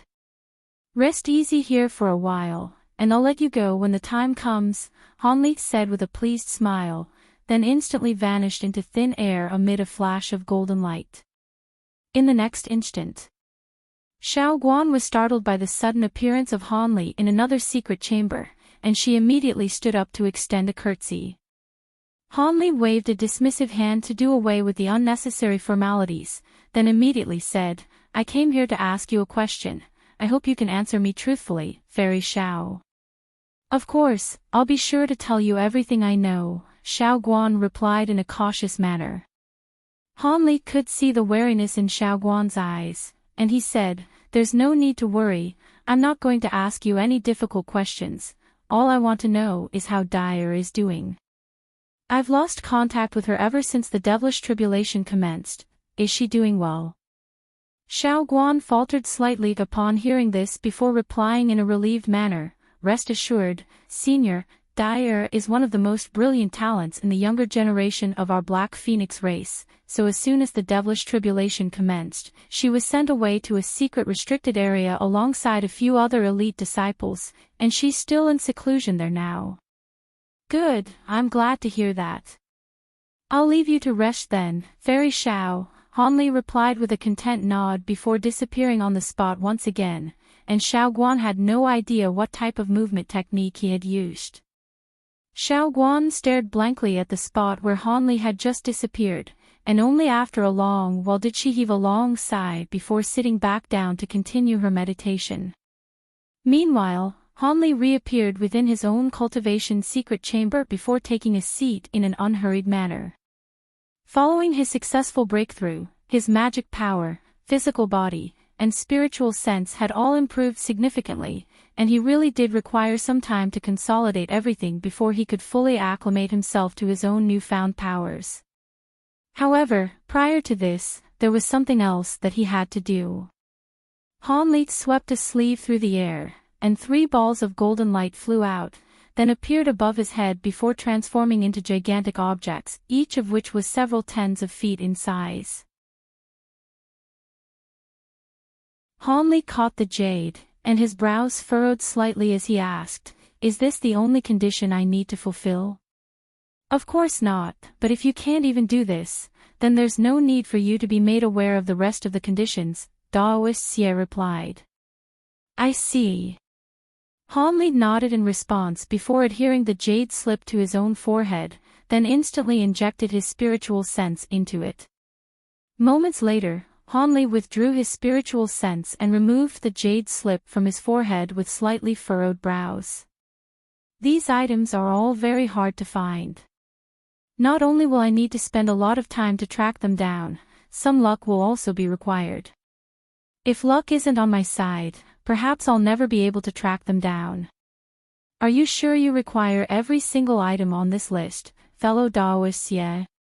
Not only do I need every single item, I can't make the slightest compromise even on the quantities required, Daoists replied without any hesitation. Alright, it looks like this certainly won't be an easy task. I'll do my best, Hanli replied with a determined nod after a moment of contemplation. I wish you luck, fellow Daoist Han. If that's all you wish to speak to me about, then I'll be taking my leave now, Daoist said with an expressionless nod, then vanished into thin air again amid another flash of silver lightning. A peculiar look appeared on Hanli's face as he appraised the spot where Daoist had just disappeared. It appeared that following his breakthrough to the Grand Ascension stage, Daoist really had become a lot more sentient. It seemed that this faux immortal puppet had some secrets about it that were still unknown to him. After that, Hanli stowed the jade slip into his storage bracelet, then sat down with his legs crossed and began to meditate. Having completed all of his errands, he was finally able to consolidate his cultivation base in peace now. Thus, Hanli remained in the secret chamber for day after day, and a month flew by in the blink of an eye. On this day, Hanli suddenly opened his eyes, and two bursts of scintillating blue light flashed through his eyes, following which he immediately laid a hand onto his own head. A miniature humanoid figure emerged from the top of his own head amid a flash of golden light, then appeared in the air above him. This was a tiny azure-robed figure that was completely identical to Hanli in appearance. It had a small azure sword strapped to its back, and there was a thumb-sized golden beetle each clinging tightly to its two shoulders and chest like three shimmering golden pendants. As soon as the miniature humanoid figure appeared, it carefully examined itself, upon which an elated look appeared on its face. All of a sudden, Hanli stood up and extended a slight bow toward the miniature azure figure.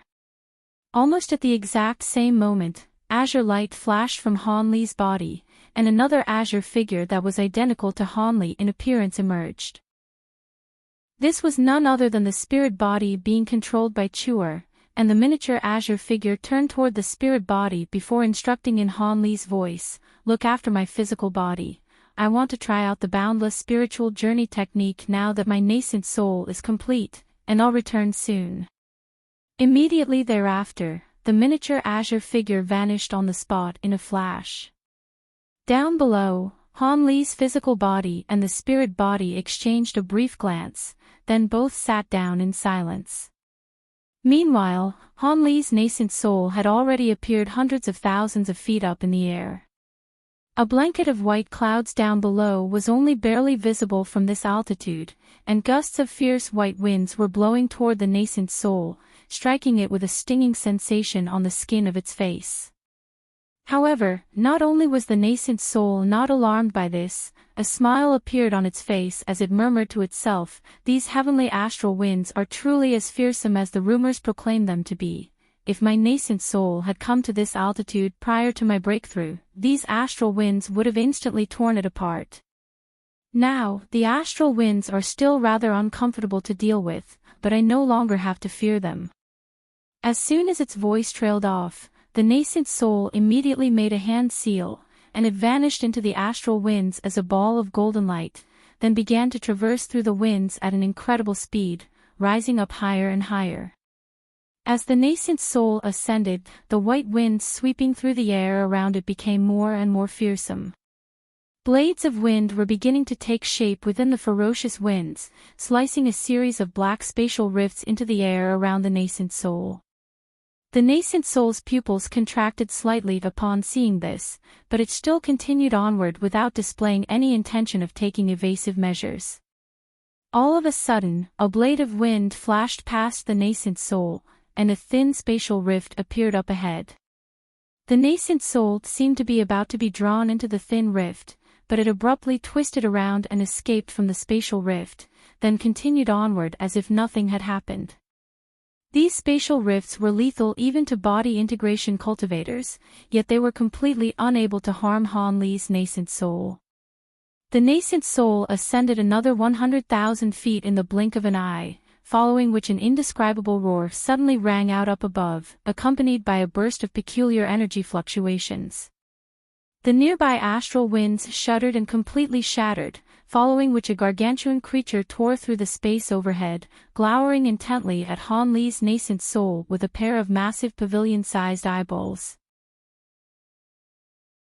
Chapter 2195 Fan Paozi and the Dao Fruit Convention. A chill immediately ran down the spine of Han Li's nascent soul upon seeing this, and it felt as if it were a mortal in the presence of a fearsome beast. The nascent soul immediately made a hand seal while letting loose a low cry, and the space within a radius of around half a kilometer tremored before everything suddenly became extremely sluggish as if the air had congealed. Taking advantage of this opportunity, the nascent soul vanished on the spot, then appeared several kilometers away amid a burst of spatial fluctuations before casting a wary gaze toward the gargantuan creature. From a distance, Han Li was finally able to see the true appearance of the massive creature, and he discovered it to be a mountainous menacing head. The head had a pair of purple eyes and a huge golden horn. It was covered in faint silver scales, and had 4 extremely long feelers extending from it. "It's a true dragon," Han Li exclaimed. In the next instant, the giant dragon's head whipped through the air, and the congealed space instantly returned to normal. The dragon's head was still appraising Han Li intently, and it suddenly said in a rumbling voice, "So you're a new Grand Ascension stage fellow Daoist. It looks like this is your first time going on a spiritual journey, right?" "This is indeed my first time on a spiritual journey." "Are you a true dragon? Why have you appeared here?" the nascent soul asked in a cautious manner. Your nascent soul is far more consolidated than even most veteran Grand Ascension stage beings, yet there are still wisps of the world's origin cheat escaping from it, clearly indicating that it's only recently reached completion. As for myself, I am indeed a true dragon, namely a clear purple dragon. I encountered a powerful foe not long ago, so I had no choice but to hide here for some time. The giant dragon's head chuckled in a truthful manner. Immediately thereafter, a gargantuan body the size of a mountain range forced its way out of the space behind the massive dragon's head. Sure enough, it was a colossal dragon covered in shimmering silver scales, but its body was riddled with wounds and missing large patches of scales, clearly looking very much worse for wear. Han Li faltered slightly upon seeing this, and he was forced to avert his gaze as scintillating light radiated from the scales of the silver dragon. All of a sudden, the gargantuan creature disappeared, and in its place stood a young man who appeared to be around 16 years of age, appraising Han Li with a faint smile. "Greetings, fellow Daoist, my name is Fan Paozi. May I know your name?" "I am an acquaintance of fellow Daoist Mo of your human race." "Ah, so you're acquainted with Brother Mo."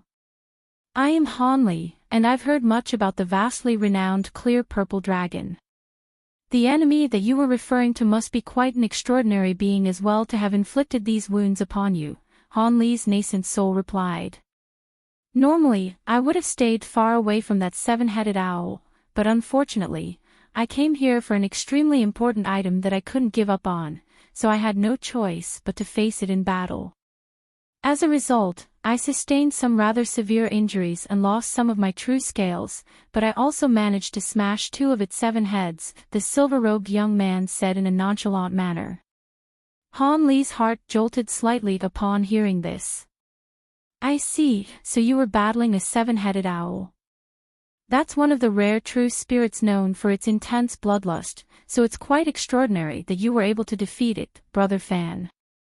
"I didn't exactly defeat it, it was just a lose-lose battle. The 7-headed owl was extremely ferocious, but wasn't very intelligent, so I was able to obtain the item I came for using a little trick. If it hadn't been unavoidable, there's no way I would have engaged such a bloodthirsty creature in battle, Fan Paozi said in a smug manner. Then I'll have to congratulate you on obtaining your new treasure, Han Li's nascent soul said as it cupped its fist in a salute. Thank you, Brother Han. By the way, the seven-headed owl is still dwelling in a nearby realm. How about we join forces to kill it once and for all? Judging from how powerful your nascent soul is, you must be far more formidable than the average Grand Ascension stage being. If we combine our powers, there's a very good chance we'll succeed. If we do manage to kill it, I'll give you the inner core and consume its flesh and blood to help myself recover. What do you think? Fan Paozi proposed. Surely you jest, Brother Fan. A rookie Grand Ascension stage being like me is far from ready to face such a fearsome true spirit. Han Li's nascent soul immediately refused with a shake of its head. A forlorn look appeared on Fan Paozi's face upon hearing this. Oh. So you're not interested? That's quite a pity, this is a very rare opportunity. The inner core of the seven-headed owl is an extremely prized item. You can absorb the baleful chi within it to cultivate powerful abilities or use it as a material to refine a formidable treasure. Are you really not going to reconsider? Even if you don't have any use for the inner core, there will be many people keen to exchange valuable treasures for it. If you miss this brilliant opportunity, who knows when another one will come around. I wouldn't dare to irk such a formidable true spirit capable of wiping out entire nations and races. Please don't insist on this any further, fellow Daoist fan. I'm not conceited enough to think that I stand a chance here. If you really want to avenge yourself, then perhaps you can recruit another fellow Daoist to accompany you. Han Li refused again in a euphemistic manner. In that case, then I won't mention this matter any further. I do have some good friends that are no less powerful than myself, but none of them are in any of the nearby realms, so it won't be easy for me to track them down. As for other ordinary Grand Ascension stage beings, they most likely wouldn't stand much of a chance anyway. So be it, I don't want to face it again on my own, so I'll go somewhere else to rest and recuperate before returning to my own realm. Judging from the tone of Fan Paozi's voice, he had identified Han Li's true power and was regarding him as different from normal Grand Ascension stage beings. One had to realize that even though true spirits were technically supposed to be beings of the same caliber as Grand Ascension cultivators, even the most ordinary of true spirits could contend with several Grand Ascension stage beings at once. On top of that, some of the most powerful true spirits even possessed powers comparable or superior to some true immortals. Are you planning to leave right away, fellow Daoist fan? Han Li asked as his expression changed slightly. I was recovering from my injuries in the nearby spatial rift, but now that you're aware of my presence, are you content to allow me to remain in the territory of your human race? Are you not concerned that the seven-headed owl will pursue me to this place and bring disaster to your race? Fan Paozi chuckled. An awkward look appeared on Han Li's face upon hearing this, but his expression then quickly returned to normal as he cupped his fist in a salute. If that seven-headed owl really does come here, then our human race will be in great peril, so I won't keep you any longer. Fan Paozi smiled and replied, even though this is only our first meeting, I feel like we have a great deal of affinity with one another, so I have a gift for you here. Immediately thereafter, he suddenly opened his mouth to release a ball of silver light that flew directly toward Han Li. Han Li faltered slightly upon seeing this, then made a grabbing motion to draw a flat disc into his own grasp. He looked down at the object to find that it was a shimmering silver scale, and his heart stirred slightly as he asked, "What is this, fellow Daoist fan?" Grand Elder Jean Long of our True Dragon race will be holding a Dao Fruit Convention on our True Dragon Island in a few centuries, and all true spirits, as well as some select Grand Ascension stage beings, will be eligible to attend the convention. There are some true dragons such as myself who have the right to extend invitations to several people, and that scale acts as the invitation letter to the event. Shortly before the convention is held, the exact time and location will be displayed on the scale, and you can attend if you have the time to do so, Fan Paozi explained with a smile. Han Li's nascent soul swept its spiritual sense over the scale, and after ascertaining that there were no issues with it, the nascent soul replied, "The Tao Fruit Convention, eh? Thank you for your kind invitation, Brother Fan." Immediately thereafter, the silver scale vanished as a ball of silver light from Han Li's grasp. A hint of amusement flashed through Fan Paozi's eyes at the sight of how carefully Han Li was treating the scale, and he continued, "I hope to see you again on True Dragon Island. By the way, even though you're a grand ascension stage being and can release your nascent soul out of your body, it would be best not to display this ability in front of some powerful beings unless it's absolutely unavoidable. According to my knowledge, many true spirits view grand ascension stage nascent souls as delicacies, and to them, the more consolidated a nascent soul is, the more delicious they'll be. Ha!" After that, Fan Paozi burst into laughter and reverted back to his giant true dragon form amid a flash of silver light, then disappeared into thin air with another flash of silver radiance. Chapter 2196. Return. Han Li's expression eased slightly at the sight of Fan Paozi's departure, but a hint of concern then appeared in his eyes as he considered what Fan Paozi had just said. After a short while, Han Li's nascent soul descended from above as a streak of azure light. Not long after that, spatial fluctuations erupted within the secret chamber of his cave abode, and the nascent soul re-emerged. Han Li's physical body and the spirit body both stood up upon seeing this, and at the same time, Han Li's physical body closed its eyes, and his nascent soul quickly vanished into the head of the body as a streak of azure light. All of a sudden, purplish golden light flashed erratically from Han Li's body, and a series of silver spirit patterns appeared on his skin. Han Li then reopened his eyes, upon which the spirit body immediately approached him before vanishing into his body as a streak of azure light. Han Li stood still on the spot, and only after a long while did he gently flex his neck from side to side as he murmured to himself, as expected, "My nascent soul really has become more resolute than before." It seems that not only can spiritual travel be used in battle against enemies, it can also be directly used for cultivation. After that, Han Li sat back down onto the ground, then flipped a hand over to produce the silver scale again. Han Li gently stroked the scale with his finger for a moment, and a contemplative look appeared on his face.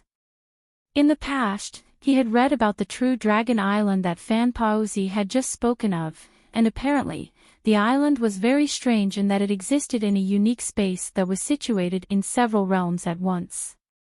There were all types of living beings on the island, most of which were WIRMS, but there were also over 10 true spirits on the island, most of which were true dragons, which was why it was known as True Dragon Island. However, this was the first time he had heard about this Tao Fruit Convention. He would have to inquire Mo Jinli and some others about this to see if they knew any details about the event before deciding whether he was going to attend. Having made up his mind, Han Li exhaled, and the silver spirit patterns on his body instantly formed dozens of miniature formations on his skin. Immediately thereafter, bursts of white mist surged out of the formations in a frenzy, inundating Han Li's entire body. Moments later, the entire secret chamber was filled with this white mist, and a string of cracks and pops rang out incessantly from within it. Thus, Han Li continued to cultivate in his secret chamber. 2 months later, the door of the secret chamber was opened once again amid a dull thump, and Han Li emerged from within with a calm expression. Half a day later, spiritual light suddenly flashed on the peak of the mountain in which Han Li's cave abode was situated, and 2 dazzling streaks of light departed into the distance. Shortly thereafter, a group of around a dozen streaks of light also emerged from the mountain before flying away in another direction.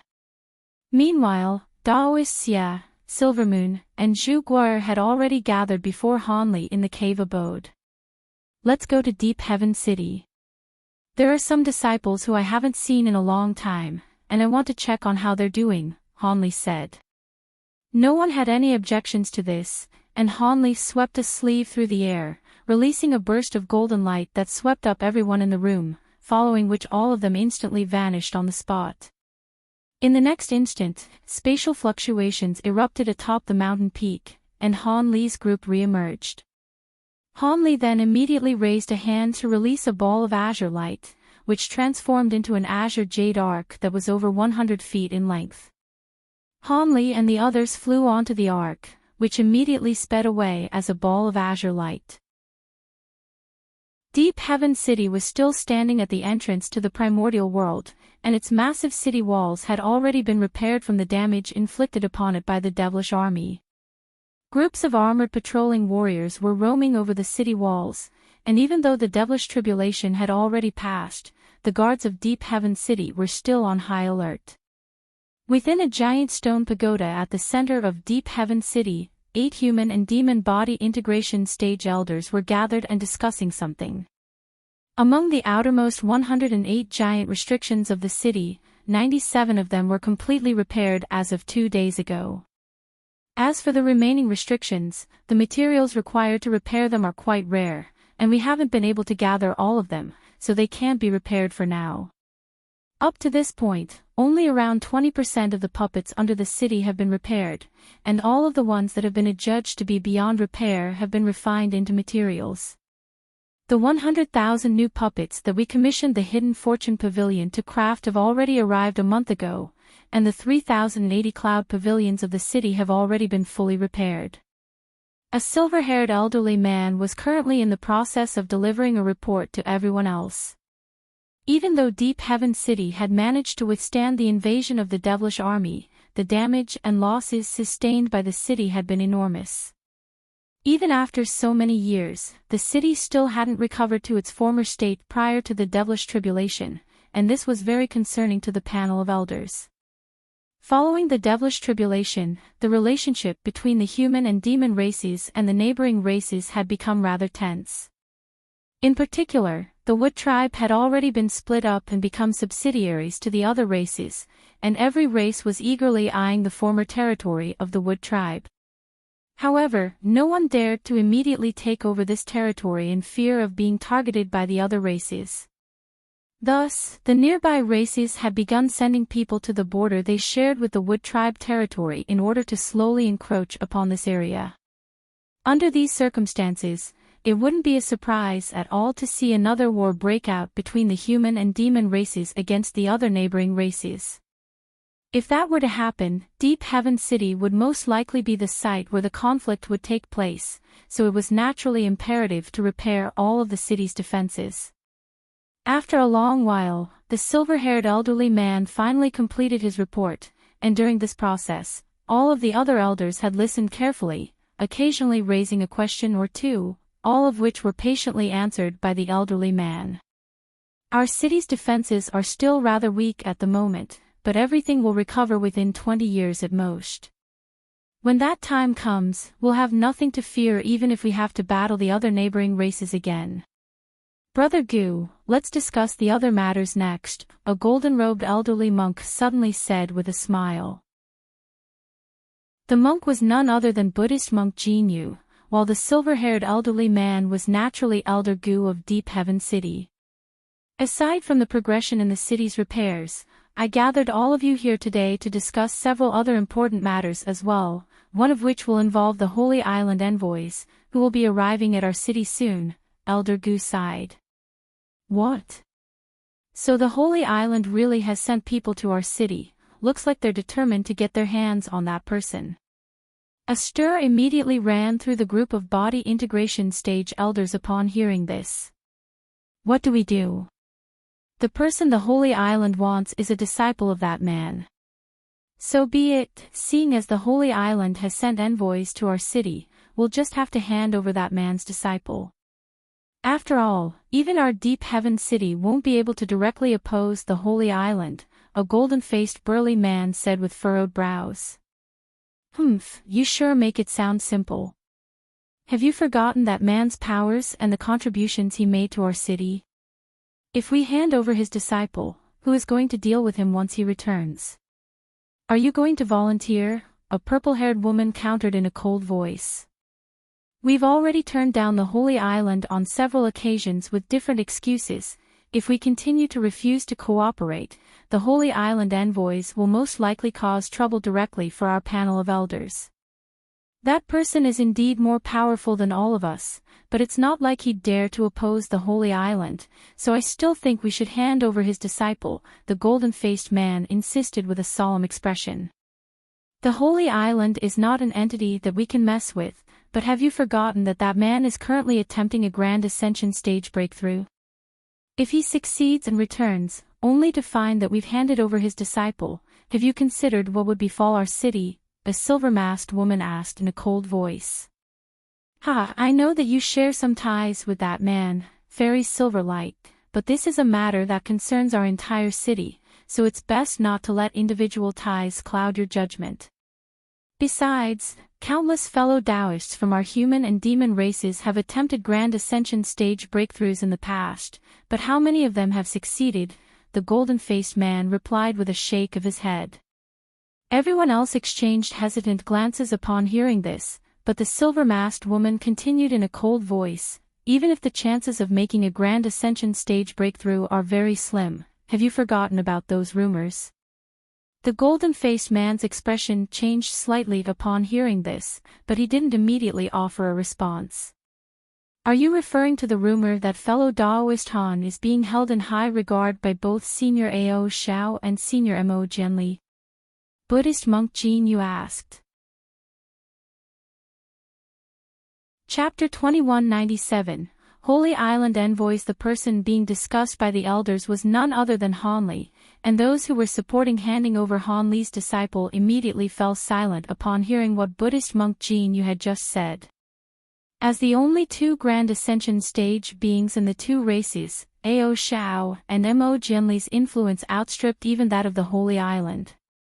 If it weren't for the fact that a rule had been established in ancient times, stating that Grand Ascension stage beings were prohibited from interfering with the general affairs of the Holy Island, no one would bat an eyelid even if Mo Jianli and Ao Shao were to take over control of the Holy Island.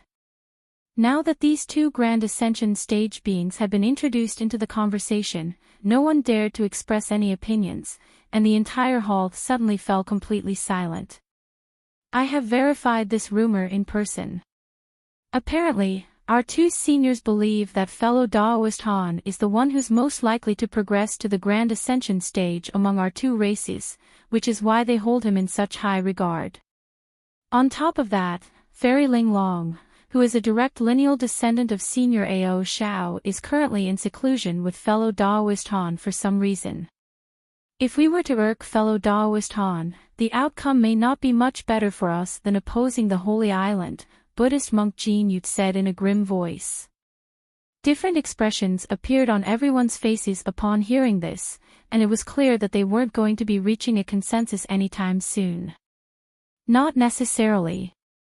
The Holy Island is asking for that disciple of fellow Daoist Hans for the future of our two races. According to the Holy Island, fellow Daoist Du, who has been in seclusion on the Holy Island for over 10,000 years, has come out of seclusion as a late body integration cultivator, and he's also cultivated the peerless Buddhist ability, the evil vanquishing arts, to the paramount level. With his powers and the supplementary pills and treasures provided by the Holy Island, there's a roughly 20% chance that he'll be able to break through the Grand Ascension stage bottleneck. It's just that they don't have any potent measures against the true lightning tribulation, and the people on the Holy Island were somehow made aware of the fact that fellow Daoist Han's disciple possesses the extremely rare recessive lightning spiritual root, which can help one withstand lightning tribulations. As such, they're determined to bring him to the island to assist fellow Daoist Du in transcending his true lightning tribulation. If we can add a Grand Ascension stage being to our two races for doing this, I'm sure Senior Mo Jianli and Senior Ao Shao will be extremely pleased, and fellow Daoist Han wouldn't be able to blame us either, a black-robed man said in an emotionless manner. You're right, Brother Yen. The Holy Island is only asking fellow Daoist Han's disciple to help fellow Daoist Du transcend his true lightning tribulation. It's not set in stone that something bad will happen to him. In fact, this may be an opportunity for him, the golden-faced man chimed in agreement. I wish I had half your optimism. Fellow Taoist Han's disciple has only just reached the deity transformation stage. Even though he possesses a recessive lightning spiritual root, how will he be able to resist the true lightning tribulation? They'll most likely force him to stimulate his latent potential and burn through his lifespan to forcibly enhance his own cultivation base. Even if he manages to survive the true lightning tribulation, he'll definitely be completely disabled. Do you think fellow Taoist Han will be willing to just let things slide then? Fairy Silverlight countered with a hint of fury in her voice. Fellow Taoist Yen, I'll entrust the duty of corresponding with the Holy Island to you. Find out who the Holy Island envoys will be, and whether there's a chance they can rescind their order. As long as the Holy Island is willing to give up on fellow Taoist Han's disciple, we can accept any other condition of theirs as long as it's within reason, Elder Gu finally decided after a long pause. Ever since the truce agreement was made with the Elder Devil race, Senior Ao Shao and Senior Mo Jianli have mysteriously disappeared. Even their disciples have been unable to contact them, so I can only do my best, Fairy Silver Light replied in an unconfident manner. I have several good friends on the Holy Island, so it'll be easy for me to find out some information, but I'm guessing that it'll be next to impossible to convince the Holy Island to rescind its order, the black-robed man sighed. I'm naturally aware that both of these tasks are very difficult, but we have to at least make an attempt. If we manage to succeed in either of these endeavors, then the issue will be completely resolved, Elder Gu said. The black-robed man and Fairy Silverlight could only nod in response. Thus, the issue regarding the Holy Island and Hanli was set aside for now, and the elders began discussing the extermination of the remnant devilish beings near Deep Heaven City. 3 months later, over 100 armored guards were standing on either side of Deep Heaven City's giant city gate. On top of that, there were also several people in different colored attire standing atop the city wall, peering into the distant sky. At the center of the group were Elder Gu and Buddhist monk Jin Yu, and they were accompanied by several other elders, including Elder Yen and Fairy Silverlight. All of them were waiting atop the city wall in silence, as if they were waiting for someone. However, a long time passed, and there was still no sign of anyone arriving. Elder Gu looked up at the sun in the sky, and his brows finally furrowed slightly as he asked, Elder Yen, didn't you say that the Holy Island envoys will arrive at noon sharp? Has there been a miscommunication? I wouldn't make a mistake on such a simple matter, Brother Gu. Perhaps the Holy Island envoys were unexpectedly delayed for some reason, the black-robed man replied. What could they possibly have been delayed by? There are 3 Holy Island envoys in total, yet even you were unable to find out any of their identities. It looks like the Holy Island has already run out of patience with us, Elder Gu sighed with a slight shake of his head. Elder Yen offered no response to this, but Buddhist monk Jin Yu suddenly said, We've discussed this issue on several occasions, but have still been unable to arrive at a consensus. As things are now, we can only go with the flow and make decisions on the fly. Wry smiles appeared on the faces of all of the elders upon hearing this. All of a sudden, Fairy Silverlight exclaimed, They're here. Everyone's hearts stirred upon hearing this, and they hurriedly looked up into the distant sky again. Azure light flashed in the distance, and a streak of azure light approached at an incredible speed, reaching the city gate in just a few flashes. The azure light then abruptly faded, and an azure jade arc appeared. At the front of the arc stood an azure-robed young man, and a hint of surprise flashed through his eyes at the sight of the elders down below, but he immediately cupped his fist in a smiling salute. Brother Gu, Master Jin, why are you all here? Did you know that I was going to return to the city today? All of the elders were immediately flabbergasted upon ascertaining who the young man was.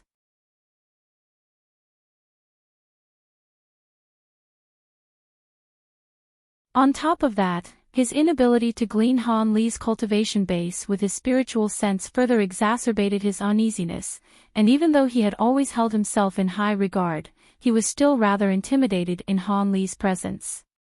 He had heard all of the rumors surrounding Han Li as soon as he had come out of seclusion, and after learning that Han Li's disciple could help him nullify some of the power of his true lightning tribulation, he conducted even more research into Han Li. As a result, he learned about how Han Li had managed to progress from the deity transformation stage to the late body integration stage in less than 2,000 years, as well as all of the miraculous victories that he had scored against all types of formidable enemies. There were even rumors that not only had Han Li killed an astonishing number of devilish lords during the devilish tribulation, he seemed to have ventured deep into the elder devil realm and returned safely not long ago. If all of this were true, then Han Li was simply far too fearsome to fathom. You had always thought that his aptitude was inferior to no one in the history of the human race, but he had to concede that there was no way he could match Han Li's extraordinary feats. However, it was rumored that Han Li had left Deep Heaven City to prepare for a grand ascension stage breakthrough, so why was he suddenly back? Could it be that he had received some news that his disciple was being targeted? If that were the case, then the situation could become very troublesome. Despite the shock and wariness in Diyu's heart, he still cupped his fist toward Han Li in a polite salute. "I've heard much about your exploits, Brother Han. Seeing as you're here as well, we'll have to discuss my objective for coming here." "You wish to discuss your objective with me? It looks like there really is something going on. Brother Gu hasn't had a chance to disclose the situation to me yet, so I'll be hearing it firsthand from you, fellow Daoist Du," Han Li replied as his eyes narrowed slightly. "Of course, let's enter the city now," Buddhist monk Jin Yu said in a slightly awkward manner. Shortly thereafter, the elders, Han Li, and the Holy Island envoys arrived in a hall on the top floor of a massive stone pagoda, then each took a seat. A group of female servants immediately flocked into the room at Elder Gu's behest, carrying cups of spirit tea, as well as platters of spirit fruits and spirit wine that they placed down onto everyone's tables. Han Li took a customary sip of spirit tea before setting the teacup down, then asked, "Can you tell me why the Holy Island has sent envoys to our city now, Brother Gu? Could it be that this has something to do with me?" Chapter 2199. Turning on the envoys. At Han Li's current level of power, there was virtually no issue in the human race that could stump him, so he wasn't overly concerned about the situation. "I'd be happy to explain everything to you, Brother Han. Fellow Daoist Du, fellow Daoist Han has just returned to the city, so you wouldn't mind if I filled him in on the recent state of affairs, would you? After all, this matter concerns his disciple," Elder Gu asked with a serious expression. "My disciple? Of course not." Han Li faltered slightly upon hearing this, while Diyu immediately agreed to the request. "Indeed, this issue concerns one of your disciples, Brother Han. Am I correct in stating that you have a disciple who possesses a recessive lightning spiritual root, Brother Han?" Elder Gu asked. "You must be referring to Hai Yuetian. He does indeed possess a recessive lightning spiritual root, but I don't recall ever telling anyone about this. How do all of you know about this?" Han Li asked as his expression changed slightly. "Apparently, your disciple unintentionally revealed this on his own during a drunk ramble at a gathering," Buddhist monk Jin Yu explained. "I see. This disciple of mine has always been quite scatterbrained, so I'm not surprised to hear that. Go on, Brother Gu," Han Li sighed in a resigned manner. Elder Gu offered a rather awkward smile before continuing, "I'm sure you're even more aware of the special properties of a recessive lightning spiritual root than we are, fellow Daoist Han. The elders of the Holy Island were informed of this matter, so they issued an invitation to your disciple not long ago to borrow the power of his recessive lightning spiritual root. I'll get fellow Daoist Diyu to disclose the rest of the situation to you," Elder Gu said, deferring to Diyu to continue the explanation. All of the other elders present were thoroughly impressed by Elder Gu's wily deflection. If he were to tell Han Li everything in the stead of the Holy Island envoys, it wouldn't be right of them to express any displeasure here, but they definitely wouldn't be pleased, nonetheless. Thus, Elder Gu was essentially doing Diyu a favor by allowing him to elaborate on the situation, and now that the negotiation was going to take place between Hanli and Diyu, the panel of elders wouldn't incur the wrath of the Holy Island or Hanli regardless of the final outcome. Diyu immediately saw through Elder Gu's intentions, and he nodded as he said, "In that case, allow me to explain the situation." The recessive lightning spiritual root possessed by Brother Han's disciple is extremely important to both our human and demon races. Aside from Senior Mo Jianli and Senior Ao Shao, there are no other Grand Ascension stage being among our two races, and both of them are at quite an advanced age, so we won't be able to rely on them for much longer. Diyu paused momentarily here, and solemn looks appeared on everyone's face upon hearing this. Without a Grand Ascension stage being to act as a guiding force, the fate of our two races will immediately fall into dire straits. As such, the Holy Island has been doing its best to create another Grand Ascension stage being for our two races. If another Grand Ascension cultivator could arise among our ranks, we still won't be able to compare with the superpower races of the spirit realm, but the safety of our two races will be guaranteed for tens of thousands of years. As such, the elders of the Holy Island have agreed to pool together all of the island's resources to assist the late body integration stage beings on the island in their breakthrough attempts. As such, we are inviting your disciple to the island for the greater good. I hope you can see the bigger picture and allow your disciple to come with us to the Holy Island, Brother Han. You three are constantly going on about the Holy Island and our two races. Do you really think the three of you can represent our two races? I haven't been cultivating for all that long, but if you think you can fool me with such broad and abstract terms, then you're dead wrong.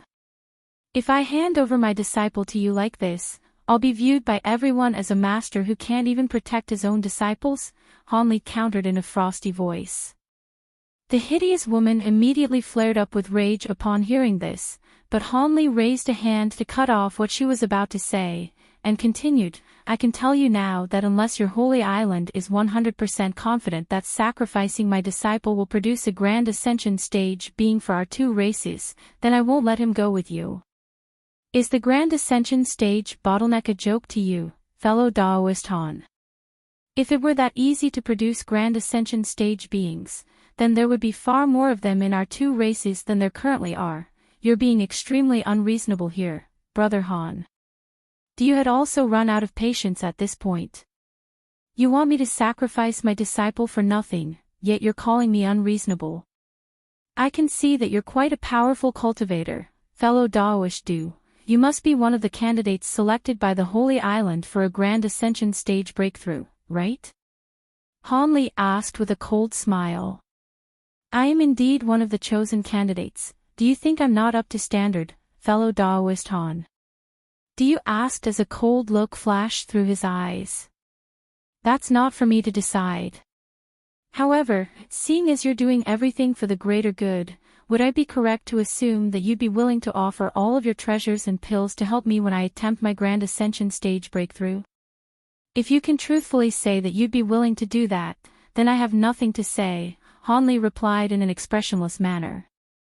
This question clearly caught Diyu off guard, and he faltered momentarily before replying in an awkward manner, "I'm afraid that I can't do that, fellow Daoist Han.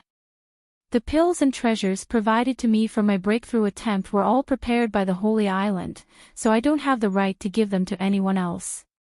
That's quite a pity. Seeing as you're not willing to make sacrifices for the so-called greater good, then don't even think about sacrificing my disciple.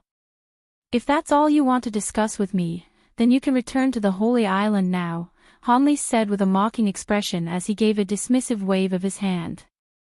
The expressions on the faces of the three envoys darkened even further upon hearing this. "Brother Gu, Master Jinyu, both of you are on friendly terms with fellow Daoist Han. Would you be able to persuade him? If I don't return to the Holy Island with fellow Daoist Han's disciple, neither your city nor I would be able to answer to the elders," Diyu said in a meaningful voice.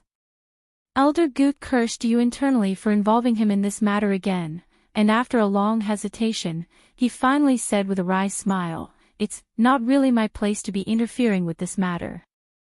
How about both sides comprise slightly?"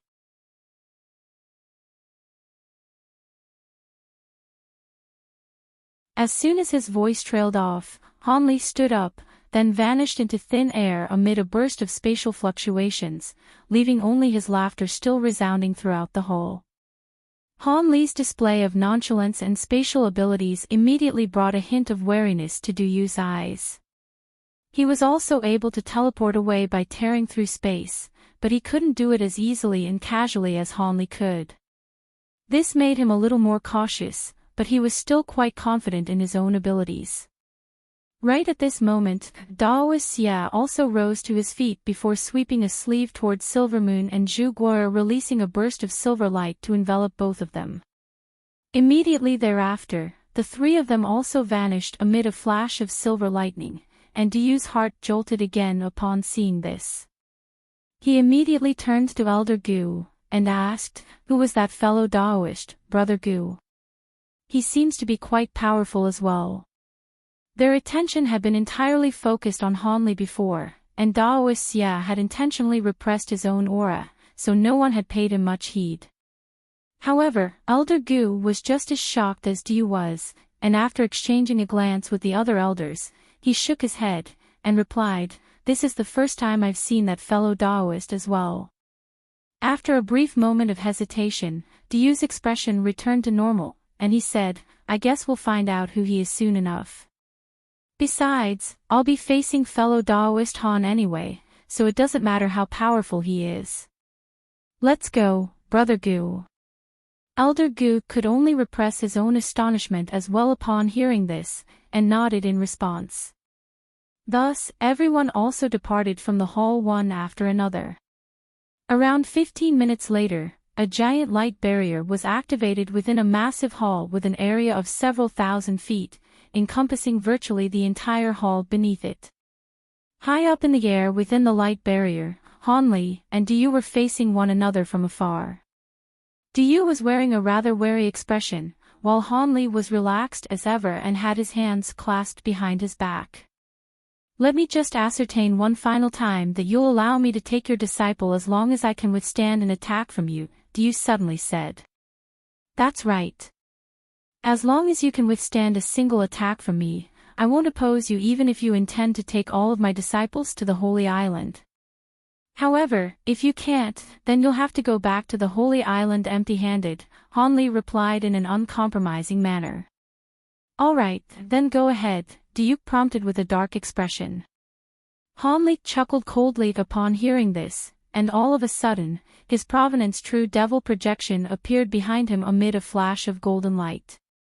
Immediately thereafter, a gust of fierce winds erupted from the projection's body, and it made a hand seal with each of its 6 hands in unison, upon which it swelled to around 800 feet in size with countless arcs of golden lightning coursing all over its body. The projection opened all 6 of its eyes at once, then slowly reached out with a giant hand before making a grabbing motion. The massive hand seemed to be moving very slowly, but it was exerting a terrifying aura that threatened to crush the entire space. Du Yu's expression changed drastically upon sensing this fearsome aura, and he immediately laid a hand onto the back of his own head, then opened his mouth to release a jade book that was enshrouded in a ball of white light. At the same time, he swept his other sleeve through the air, summoning a pristine white inkstone amid a burst of white mist. The inkstone contained a type of unknown silver liquid, and as soon as the 2 items emerged, they began to revolve above Du Yu's head, with one treasure releasing a burst of 5-colored light, and countless golden and silver runes surging out of the other in a frenzy. Among these 2 items, one was a powerful divine spirit treasure, while the other was an even rarer treasure refined from a fragment of a profound heavenly treasure. A hint of surprise flashed through Hanli's eyes at the sight of these 2 treasures, but he then immediately harumphed coldly, and a series of silver patterns surfaced on the descending giant palm, forming around a dozen silver formations of different sizes at once. In the next instant, the massive golden hand swelled slightly in size, then instantly turned a purplish-golden color. The spiritual pressure it was releasing immediately became 4 times more powerful, and it continued to descend with astonishing might. In the face of this burst of terrifying spiritual pressure, Duke shuddered slightly and took several involuntary steps backward, following which a hint of fear surfaced in his eyes. Even though he was at the pinnacle of the late body integration stage, he felt like this burst of spiritual pressure could crush him to a pulp in an instant. No, this definitely isn't late body integration stage power. Only a grand ascension stage being could unleash such fearsome power. Dio almost instantly realized exactly what he had gotten himself into, and he immediately tried to call for help, but the terrifying spiritual pressure weighing down upon him prevented him from being able to utter so much as a single sound. Chapter 2201. Crushed by a single attack. Dio's horror had mounted to a peak, and in the face of the unstoppable purplish-golden hand, he knew that he had to fight for his own life. Evil vanquishing holy projection. He quickly made a hand seal, following which a white nascent soul that was around half a foot tall immediately flew out of the top of his head. The nascent soul bore a strong resemblance to Dio, and as soon as it appeared, it opened its mouth in an urgent manner to expel a ball of shimmering golden blood essence. In the instant that the ball of blood essence was expelled, Dio's youthful face suddenly became wizened and shriveled, as if he had instantly aged over 10 years, and his eyes also became completely blank and soulless. At the same time, a white humanoid figure that was over 100 feet tall emerged behind the nascent soul, standing in the air right above Dio. The giant humanoid figure was as clear as an actual person, but its facial features were completely blurred.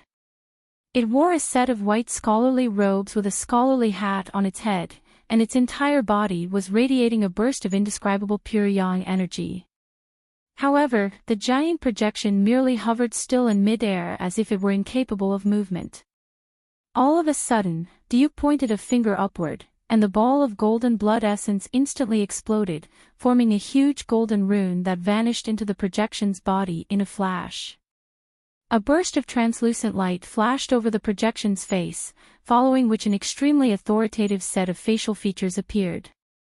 At this point, the massive purplish golden hand was only around 70 feet away from the white projection. In the face of the terrifying power crashing down upon it, the projection's body was beginning to blur slightly, as if it were about to be crushed into nothingness.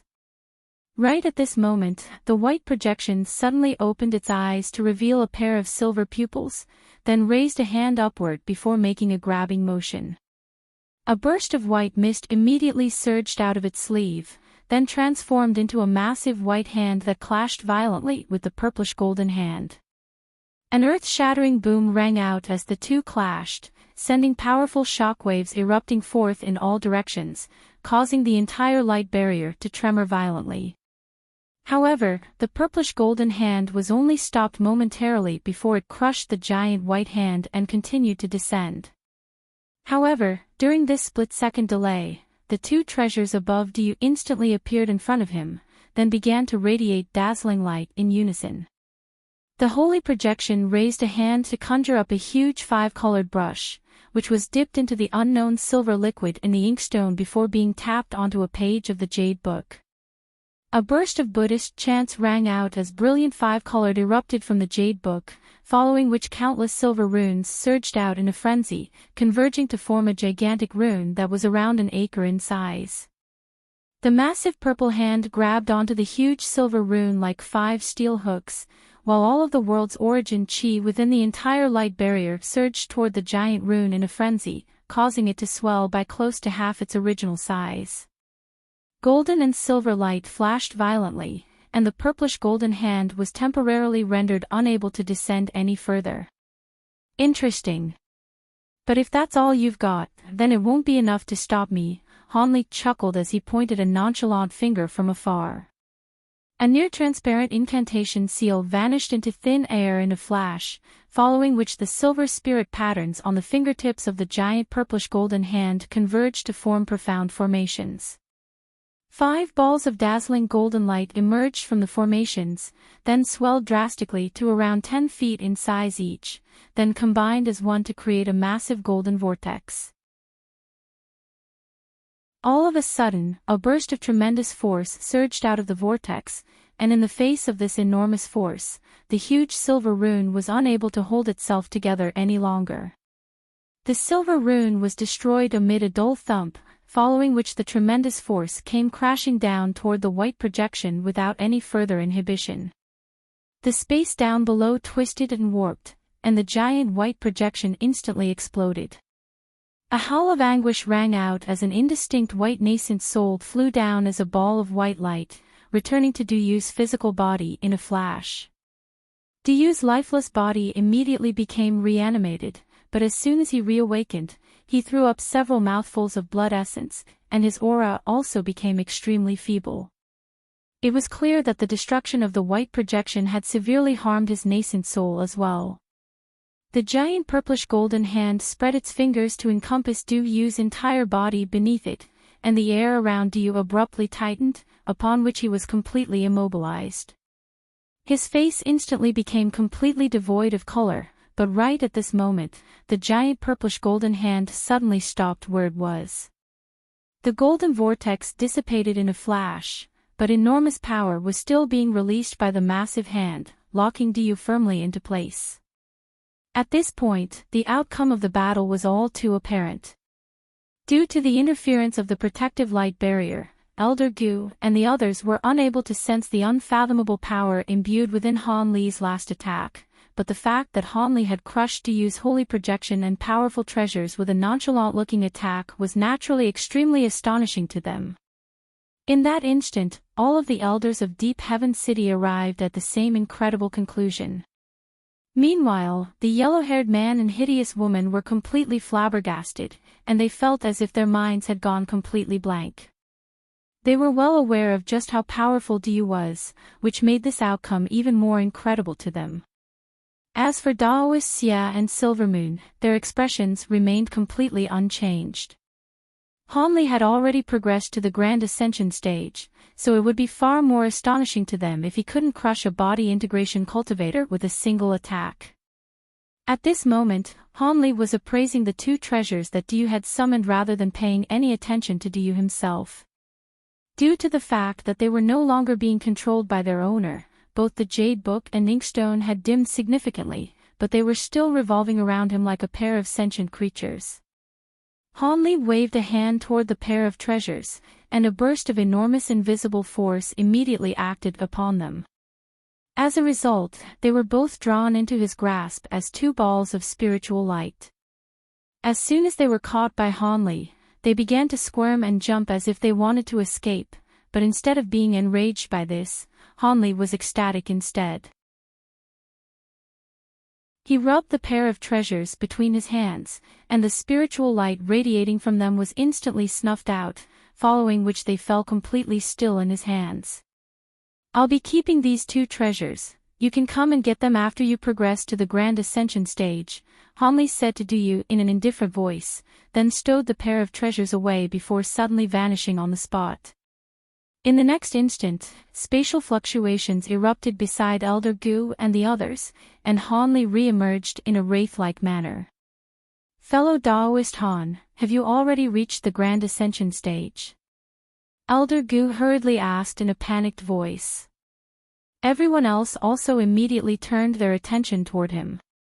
"Hee, I was indeed fortunate enough to succeed in my breakthrough a few months ago," Han Li replied with a faint smile, then released his Grand Ascension stage aura without any reservation.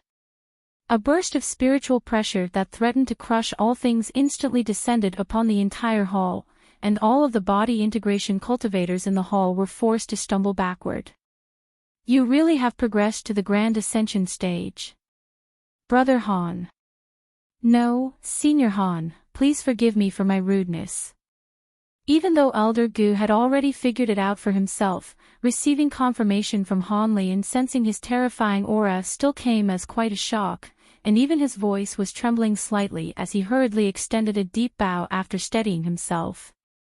All of the other elders also extended respectful bows with expressions of shock and elation on their faces, while the yellow-haired man and hideous woman were left at a complete loss for what to do. However, as Hanli cast a cold gaze toward them, they immediately shuddered before also extending horrified bows, in complete contrast with the arrogance they had displayed before.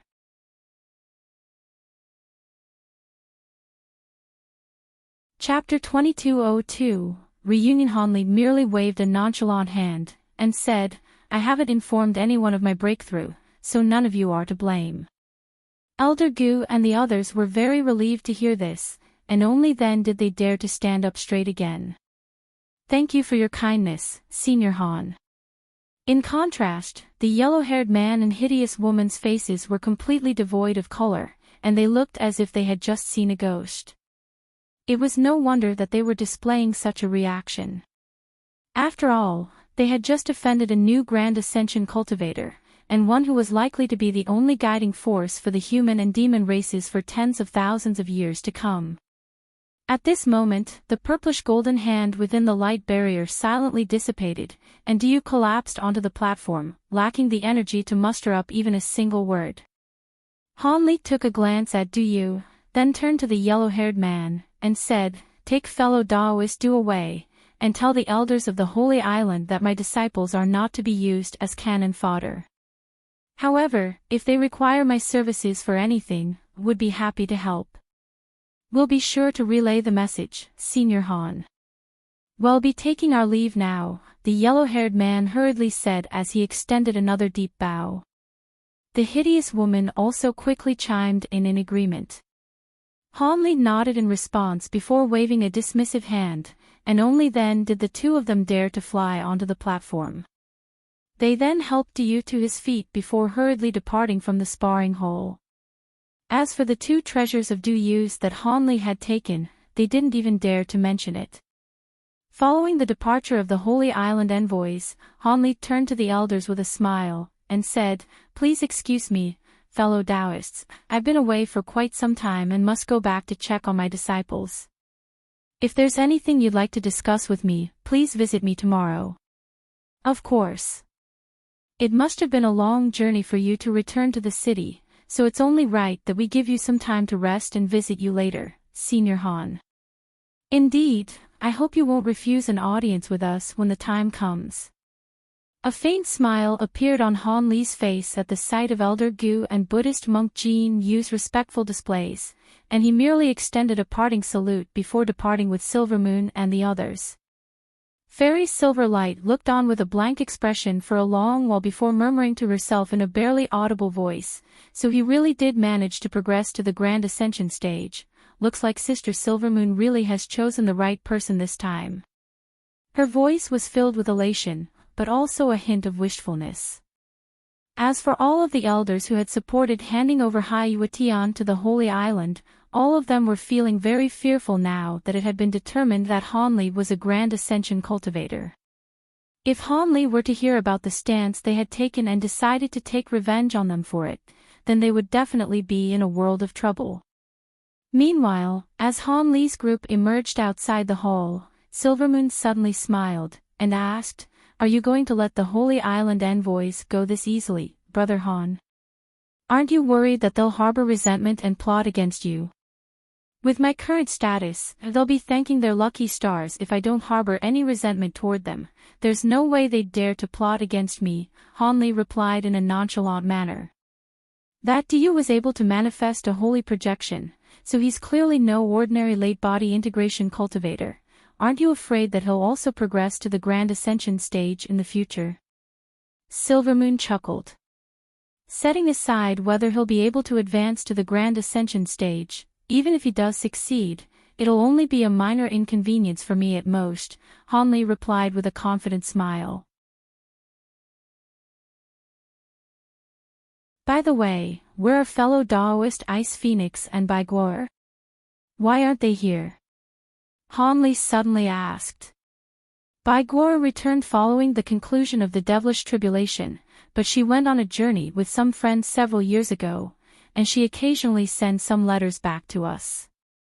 As for Senior Ice Phoenix, she ventured into the primordial world on her own several decades ago, and we haven't received any news from her yet. However, she left us with a soul lamp prior to her departure, and it shows that she's still alive and well, Qilingzi replied. The primordial world is a massive place, so it's not uncommon even for someone to remain there for several centuries. Fellow Daoist Ice Phoenix must have her own reasons for embarking on this journey, so there's no need for any concern. In contrast, Bai Guo'er is being a little reckless here. Her ice essence body's true essence will be extremely beneficial to those who are also using glacial cultivation arts, so she could easily find herself being targeted by sinister individuals. Send her a message right away to get her to return, Hanli instructed as his brows furrowed slightly. Forgive me for not considering this myself, Master, I'll get that done right away, Qilingzi hurriedly replied. Immediately thereafter, he issued an instruction to one of his own disciples. The disciple extended a respectful bow toward Hanli, then immediately departed from the hole. All of a sudden, a hint of a smile appeared on Hanli's face as he cast his gaze toward Hai Yuetian. Tell me about what's been happening with you recently, Yuetian. In particular, tell me about how you disclosed the existence of your recessive lightning spiritual root. An awkward look appeared on Hai Yuetian's face upon hearing this, and he replied, Let's not go into detail about that. I know what I did wrong, Master. What did I tell you before I left? Your recessive lightning spiritual root could get you killed, so you have to be careful not to reveal its existence to anyone. What did you do? You go and tell everyone in a drunken rant. If I hadn't returned in time, you would have brought disaster upon yourself and perhaps even your senior martial brother as well, Hanli said as a cold look appeared on his face. I won't do it again, Master, Hai Yuetian hurriedly replied as he fell to his knees again. Now that I'm at the Grand Ascension stage, I was able to easily turn down the Holy Island envoys, but your recessive lightning spiritual root is one of very few things that can weaken lightning tribulations. If a powerful Grand Ascension stage being from a foreign race comes to me asking for you, what am I supposed to do? Hanli continued in a cold voice. Hai Yuetian's face paled slightly upon hearing this, and he didn't even dare to raise his head as he replied, This is all my fault, Master. If that day comes, then just hand me over. I deserve to reap what I sow, hand you over. Don't even think about it. My reputation would be swept to the ground if I were to do that. After this celebratory ceremony, adopt a different name and leave this place for now. Only return to me after everything subsides and you're no longer under any scrutiny, Hanli said after a brief moment of contemplation.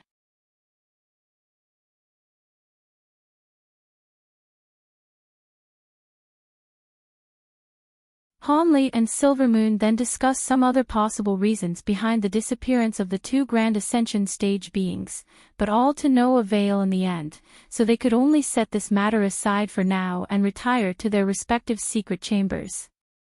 The next morning, Elder Gu, Buddhist monk Jinyu, and almost all of the other Deep Heaven City elders arrived outside the stone pagoda that Hanli was residing in. Upon being notified of their arrival by Qilingzi, a faint smile appeared on Hanli's face. It seemed that these elders had all had sleepless nights. Otherwise, they wouldn't have arrived so early. Qilingzi invited all of the elders into the hall at Hanli's behest, and a meeting between the elders and Hanli commenced. A rather obscure conversation took place between early morning to noon, and only then did the elders depart with differing expressions.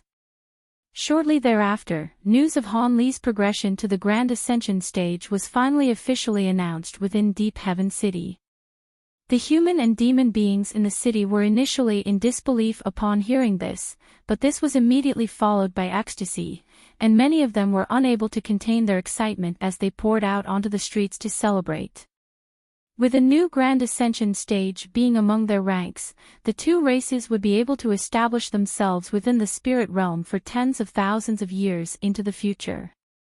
On top of that, Hanli had already earned a resounding reputation for himself back when he was at the body integration stage, and he had lived in Deep Heaven City for quite some time, and this made the inhabitants of Deep Heaven City even more elated for his success, as if his success were their success as well. This piece of news spread like wildfire toward the rest of the human and demon territories, and of course, it was also revealed that the Grand Ascension Stage celebratory ceremony would be held at Deep Heaven City in a year.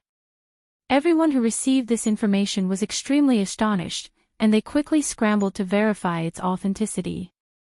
Upon ensuring that this was all indeed true, messengers were immediately sent by all powers to Deep Heaven City, expressing confirmation that they would be attending the ceremony. As for some powers situated too far away from Deep Heaven City, they had already begun preparing congratulatory presents and selecting suitable representatives to send to the ceremony. Thus, within the short span of only a couple months, almost everyone in the human and demon races had been made aware of this new Grand Ascension cultivator, as well as the celebratory ceremony that was about to be held soon. Even the nearby races, including the Spirit race and Yaksha race, confirmed that they would also be sending envoys to attend the ceremony. The only reaction that was rather peculiar came from the Holy Island. They seemed to be a little indifferent to the event and didn't make an effort to promote it. Aside from the various powers and nearby foreign races, many of the vastly renowned vagrant cultivators of the human and demon races had also come out of seclusion in preparation to head to Deep Heaven City. It was a common convention that all new Grand Ascension Stage beings would hold a lecture during their celebratory ceremonies, disclosing their thoughts and experiences while progressing to the Grand Ascension Stage. This was naturally an extremely rare opportunity for those preparing for the Grand Ascension Stage breakthrough, or had been stumped by the bottleneck for countless years. Perhaps listening to Han Li's experience would provide them with the final catalyst required to make the breakthrough. After all, similar things had happened during some past Grand Ascension Stage celebratory ceremonies.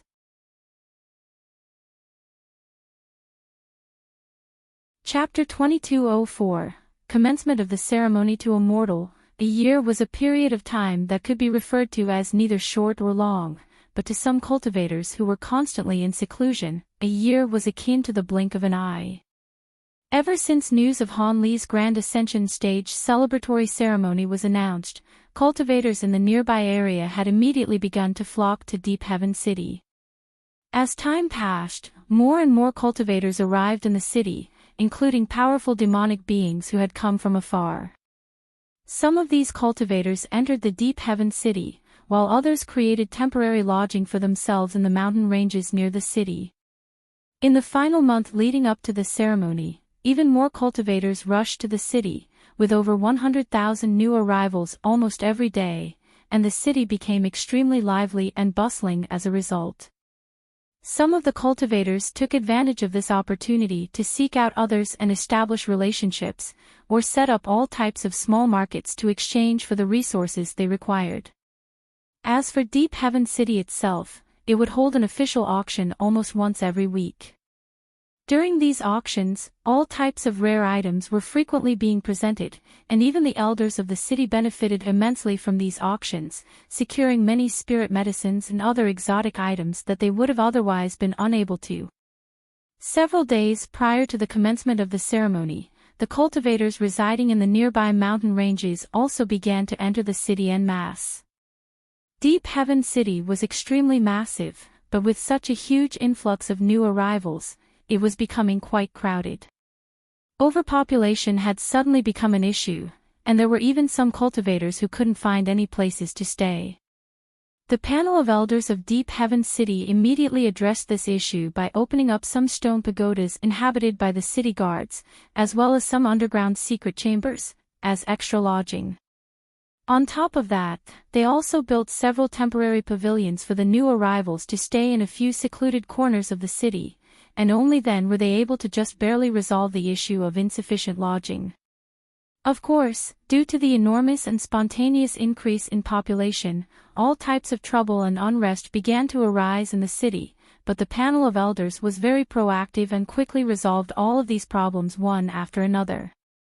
Everyone knew that there was no way that they would all be permitted to attend the ceremony. In fact, it was most likely the case that only less than 1% of everyone present would be able to attend. As such, most of them had arrived in the city to find opportunities for themselves, as such a massive gathering of high-grade cultivators most likely wouldn't arise again for thousands of years. As long as one remained vigilant, perhaps they could find a powerful master, or join a renowned sect, or exchange for an item that they'd been searching for many years. In any case, this was a situation that presented countless opportunities. On this day, while it was still very early in the morning, a pristine white platform that was over 100 feet tall had appeared on a boundless plaza at the center of Deep Heaven City. There was an unknown object that was around 30 feet tall on the platform, concealed under a piece of golden fabric, and there was a half-naked muscle-bound man standing expressionlessly next to it. The area near the platform was surrounded by tens of thousands of guards wearing armor of different colors, and even the elders of Deep Heaven City were among these guards. Everyone was looking up at the sky, where the sun had just begun to rise, with solemn looks on their faces. Shortly thereafter, the first ray of sunlight finally appeared in the distance. "It's time.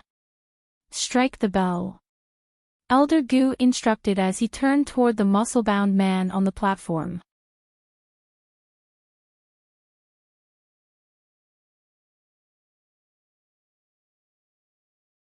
Chapter 2205. Revered by countless cultivators within the flashing lights, a gargantuan mountain that was close to 100,000 feet tall appeared high up in the air. Just the base of the gigantic mountain was close to 50 kilometers in size, and the shadow that it cast encompassed the entire central area of Deep Heaven City. Such a massive commotion naturally drew the attention of everyone around the plaza, and they all looked up with stunned expressions, only to be greeted by the sight of the enormous underside of the mountain. It wasn't the case that no one had seen such a massive mountain before, but no one had ever seen a mountain of this stature hovering in midair. What made this situation even more astonishing was that there had been nothing in the air just a moment ago. Even further in the distance, there were more people rushing over to attend the ceremony, and they were able to glean the entirety of the three-colored mountain, which filled them with a sense of awe and veneration as well. At the same time, the approaching cultivators discovered that the top half of the mountain was littered with countless pavilions, while the summit of the mountain was enshrouded within a layer of thin white mist, seemingly obscuring something from view. Some of the more curious cultivators ignored the guards on the plaza down below and flew directly toward the giant mountain. At this moment, the silver light finally faded, and the three-colored mountain ceased in its expansion. A faint smile appeared on Han Li's face at the sight of the cultivators flying toward the massive mountain, and he made a hand seal in a nonchalant manner. Countless runes immediately flashed on the surface of the three-colored mountain, conjuring up a transparent restriction that encompassed all of the space within several kilometers of the mountain. All of the cultivators that reached this area were instantly repelled and kept at bay by an invisible light barrier. After steadying themselves, the cultivators exchanged a few glances, but no one dared to try and barge their way through any further. It was clear that this giant mountain was somehow related to Han Li, and if they were to irk this new Grand Ascension stage patriarch, it would be akin to committing suicide. All of a sudden, a casual male voice rang out from the peak of the mountain. "I am truly honored to have so many fellow Taoists attend my celebratory ceremony. Those who are eligible to attend the ceremony can enter through the teleportation formations down below. I will be awaiting your arrival on the Grand Ascension Immortal platform at the mountain summit." The voice belonged to none other than Han Li, and he had used some type of ability to make it clearly audible to all of the people attending the ceremony. "Senior Han." That's Patriarch Han's voice. A stir immediately ran through the nearby cultivators upon hearing this voice, and they all descended toward the plaza down below. At the same time, some of the attendees had already been arranged into orderly lines by the armored guards in front of the dozen or so teleportation formations on the platform, and they were teleported away in groups. The first batch of cultivators to enter the teleportation formations arrived within a hall on the giant three-colored mountain, and as soon as they emerged, they began to inspect their surroundings in a curious manner. There was already a group of white-robed servants waiting for them, and after extending slight bows toward these cultivators, one of the servants stepped forward as he said, "Please follow me, seniors, I'll take you to the top of the mountain." These servants were mostly at the core formation stage and nascent soul stage, so the cultivators that had arrived didn't pay much heed to them. They merely nodded in response and allowed themselves to be led out of the hall, onto a winding path that led to the mountain summit. The rest of the people to emerge from the hall were also issued the same warning by the white-robed servants, and aside from a very rare selection of reckless individuals, no one tried to oppose the restriction.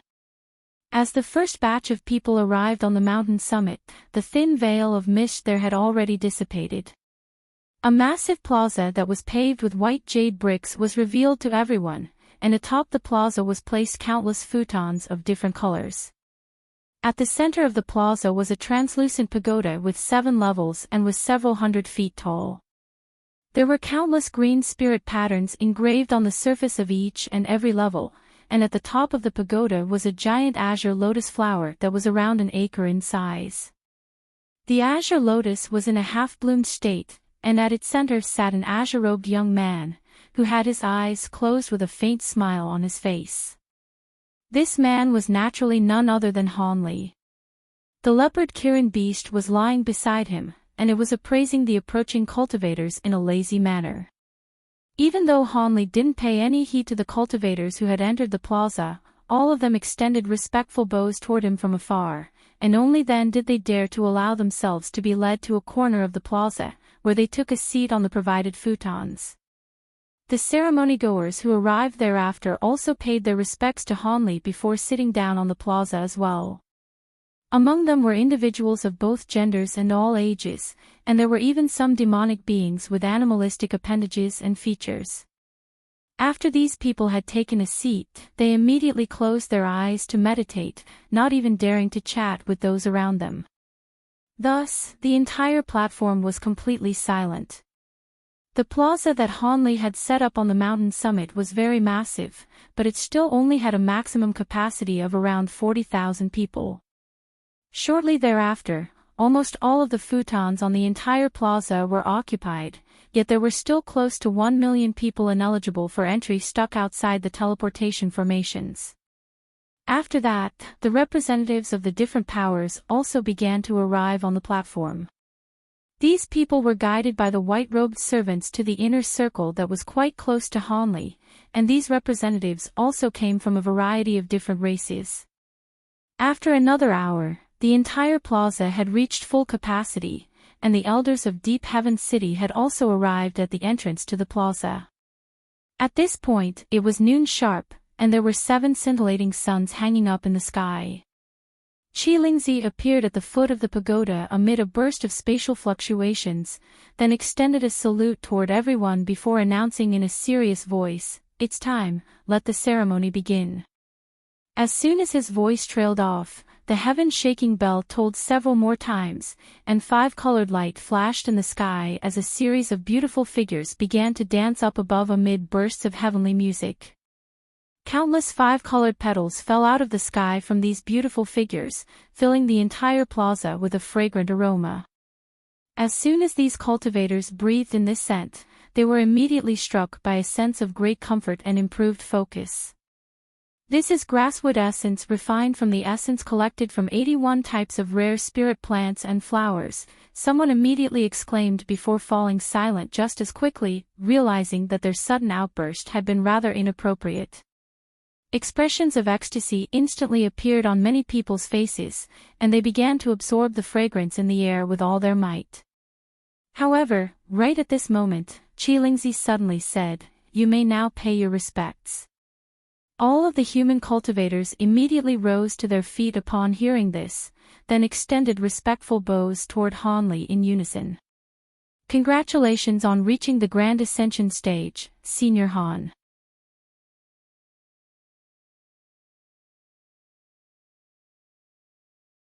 Chapter 2206, Envoys and Presents. Hanli waved a sleeve through the air as he sat on his azure lotus platform and said, "Please take a seat, fellow Taoists.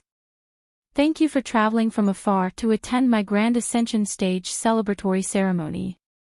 I haven't prepared too much, I can only offer you some tea to quench your thirst from your long journeys." As soon as Han Li's voice trailed off, Qi Lingzi immediately clapped his hands together twice in succession, and groups of beautiful white-robed women immediately strode into the plaza from all directions. Each of them was holding a platter, atop which sat cups of tea that they offered to the cultivators present. The spirit tea being offered was extremely exceptional, but it wasn't all that noteworthy considering Han Li's status as a Grand Ascension stage being.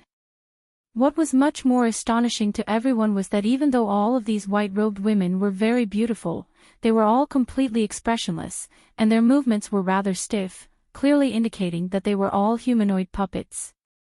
The arrival of several hundred humanoid puppets that were so lifelike filled most of the guests with amazement, and after the spirit tea had been presented, a burly man who was seated in the inner circle suddenly stood up before extending a deep bow toward Han Li. "I am the envoy of the Heavenly Radiant sect. As a congratulatory present, our sect offers you a pair of longleaf insect shells, both of which are over 10,000 years old. We hope that you'll reach the summit of the mountain of immortality, and that your powers will rival the might of the heavens."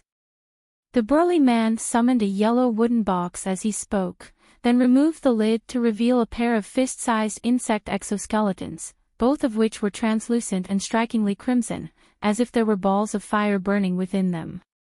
Han Li smiled and replied, "Your Heavenly Radiant sect is one of our human race's 3 major sects, and I've heard much about your Grand Elder. I'll be sure to pay your sect a visit should the opportunity arise." The Heavenly Radiant sect was extremely renowned in the human race, and not only did it have over 10 human cities under its direct jurisdictive power, the sect also had several body integration cultivators among their ranks. As for the Grand Elder of the sect, he also had a resounding reputation in the human race and had once slain 2 body integration stage foreign beings in battle.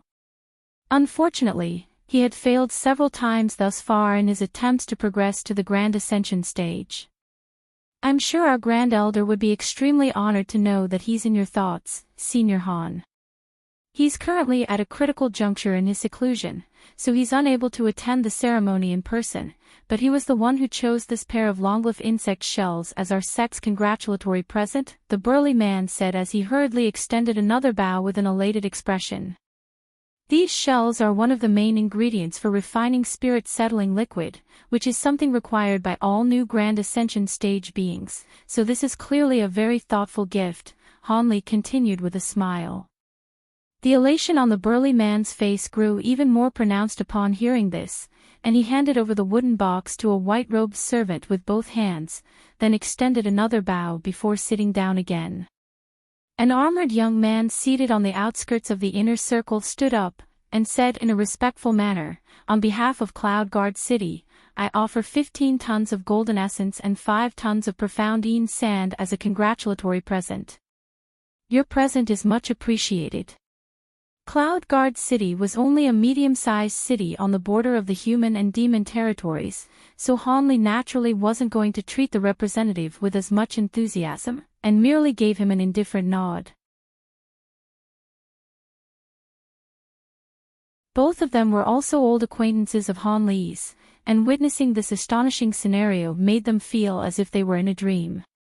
If they hadn't sensed the unfathomable aura being released by Han Li's for themselves, they wouldn't have even dared to believe that he had actually already become a Grand Ascension cultivator.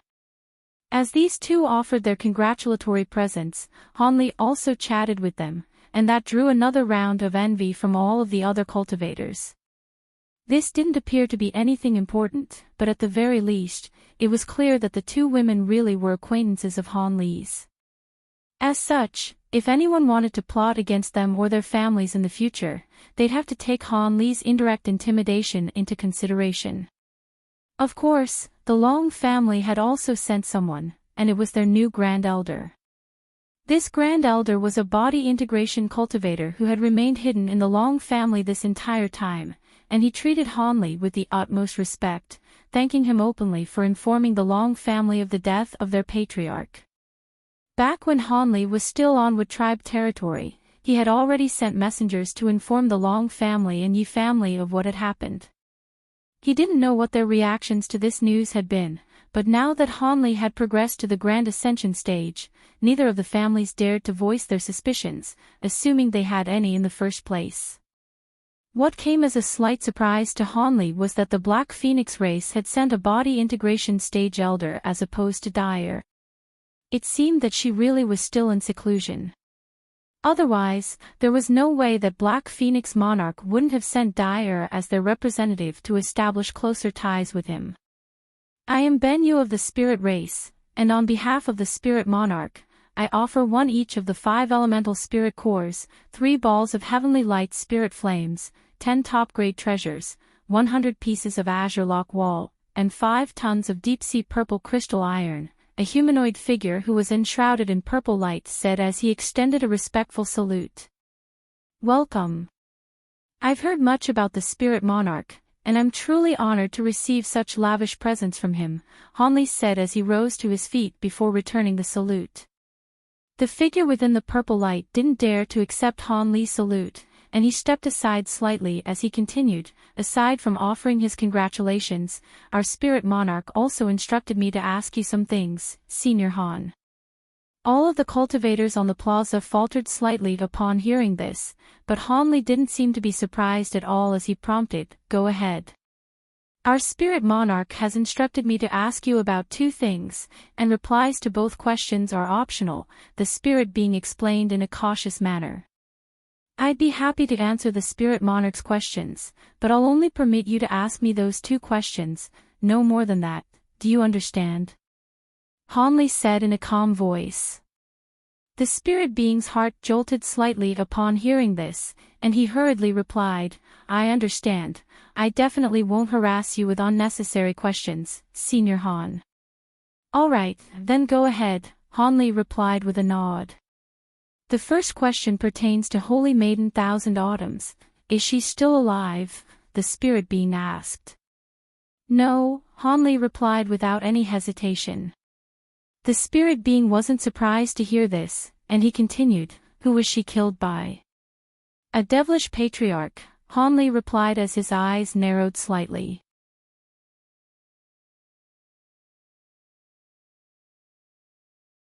Chapter 2207 Black Owl Monarch. The term devilish patriarch immediately sent a massive stir running through the crowd, and everyone's expressions changed drastically. Having just endured the devilish tribulation, they were naturally extremely fearful of the most powerful trio among all devilish beings. The spirit being's expression also changed slightly upon hearing this, but he also didn't seem to be surprised by this answer. After heaving a long sigh, he extended another respectful salute. Thank you for your response, Senior. Please forgive me if I've caused you any offense, and I'll be sure to relay your answers to our Spirit Monarch. Hanli merely nodded in response. After the spirit being sat down again, the other representatives of the foreign race also began to offer their congratulatory presents and good wishes, among which were several Wood tribe representatives from the factions that had already become subsidiaries to the other races. Hanli offered his gratitude to these foreign representatives, and after that, a beauty in a yellow hooded cloak stood up from a corner of the plaza. After removing her cloak, an exquisitely beautiful set of facial features that resembled an artistic masterpiece was revealed. Impossible. It's Fairy Roan. It really is Fairy Roan. Didn't the Holy Island declare that no news of her has surfaced since she ventured into the primordial world over 3,000 years ago? A stir immediately ran through the crowd among those who were familiar with this woman, and all of them were incredulous to see her. It seemed that she was also quite a renowned figure. Hanli's heart stirred slightly upon seeing this, and he cast his gaze toward her to find that she was only at the mid-body integration stage, but her aura was very peculiar, and there was faint light emanating from her skin, further accentuating her stunning beauty.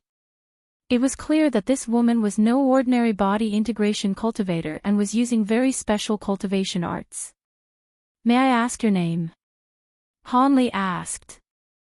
I am Li Rong, and I'm here on behalf of the Holy Island to congratulate you on becoming our human race's second Grand Ascension cultivator. I bring with me a top-grade flying ark, 10 exceptional female servants, 100 top-grade spirit beasts, and 1,000 armored warrior puppets, Li Rong said as she extended a salute with a sweet smile, and her voice was as pleasant to the ears as heavenly music. I see. I must thank the Holy Island for these precious gifts, and I'll be sure to pay the island a visit after the ceremony, Han Li replied with a nod. We would certainly be honored to have you on our island, Senior Han. My fellow Taoists on the Holy Island have some very important things to discuss with you, Li Rong said with a smile. Han Li merely nodded in an ambiguous manner in response. There's also something else Who's sneaking around back there? Just as Li Rong was about to say something else, Han Li's expression suddenly darkened, and he abruptly swept a sleeve toward the distance. A burst of invisible force passed through the restrictions around the giant mountain, then struck something with a heavy impact several kilometers away. A ball of black light abruptly exploded, and a burly black-armored man appeared out of thin air.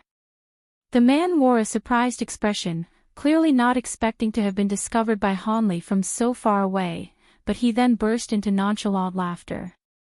Ha! I came of my own accord without an invitation, but I'm sure I'm still welcome here, right?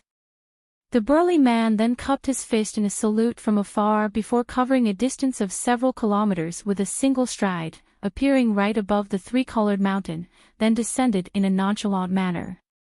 The light barriers formed by the restrictions around the mountain were instantly torn apart by the burly man's body, and he arrived right above the plaza, looking on at Han Li from afar with his arms crossed.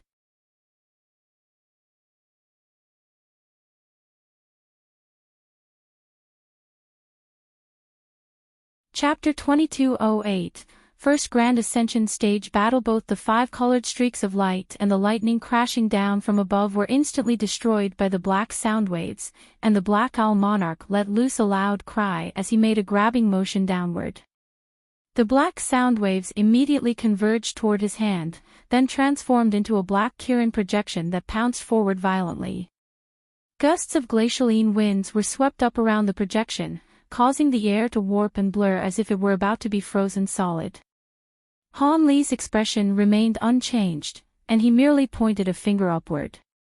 A burst of silver flames flew out of his fingertip, then transformed into a giant fire raven that opened its beak to release a pillar of crimson light directly upward. A huge hole was instantly punched into the Kirin projection's body by the pillar of light, and the projection disintegrated into nothingness along with the glacial winds. The silver fire raven then unleashed another pillar of crimson light directly toward the Black Owl Monarch, and it traveled extraordinarily quickly, reaching the Black Owl Monarch in the blink of an eye. However, the Black Owl Monarch merely opened his mouth to devour the pillar of light, then smacked his lips as he praised, "Not bad." All of the cultivators down below were stunned to see this, but a smile appeared on Han Li's face as he said, "We're both Grand Ascension stage beings, so let's do away with these little tricks, let's use our true powers to decide this battle." My thoughts exactly. The Black Owl Monarch was infuriated by Han Li's condescending attitude, and he opened his mouth to release a green jade fan that landed in his grasp. At the same time, his body swelled drastically to several thousand feet tall amid bursts of swirling black light. The jade fan in his hand had also expanded to around 1,000 feet in length, and its surface was riddled with countless golden and silver runes.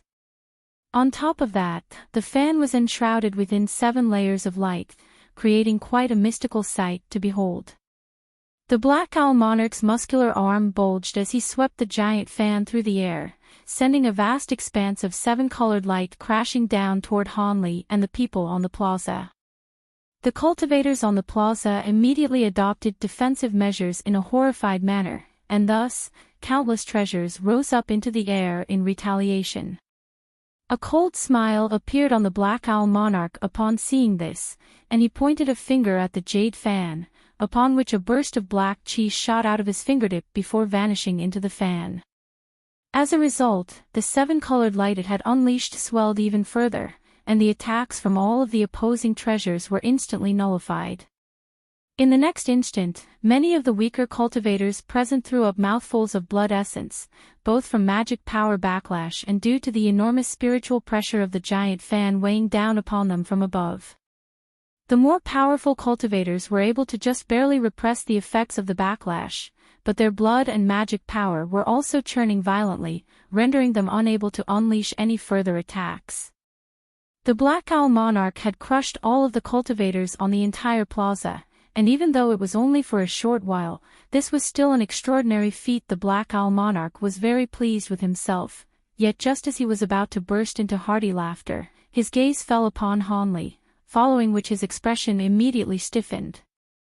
Hanli was standing atop his giant azure lotus with azure flames rising up over 1,000 feet from his body to keep the seven-colored light at bay with ease. He was currently appraising the Black Owl Monarch with a hint of a smile on his face, completely unaffected by his attack. The Black Owl Monarch was further incensed upon seeing this, and the seven-colored light focused most of its power on Hanli at his behest. Immediately thereafter, a giant ball of seven-colored light took shape above Hanli, and Hanli's smile faded at the sight of the ball of light, but he then immediately harumphed coldly, "Know your place." As soon as his voice trailed off, he made a hand seal, and a purplish-golden projection with 3 heads and 6 arms emerged behind him amid a flash of golden light.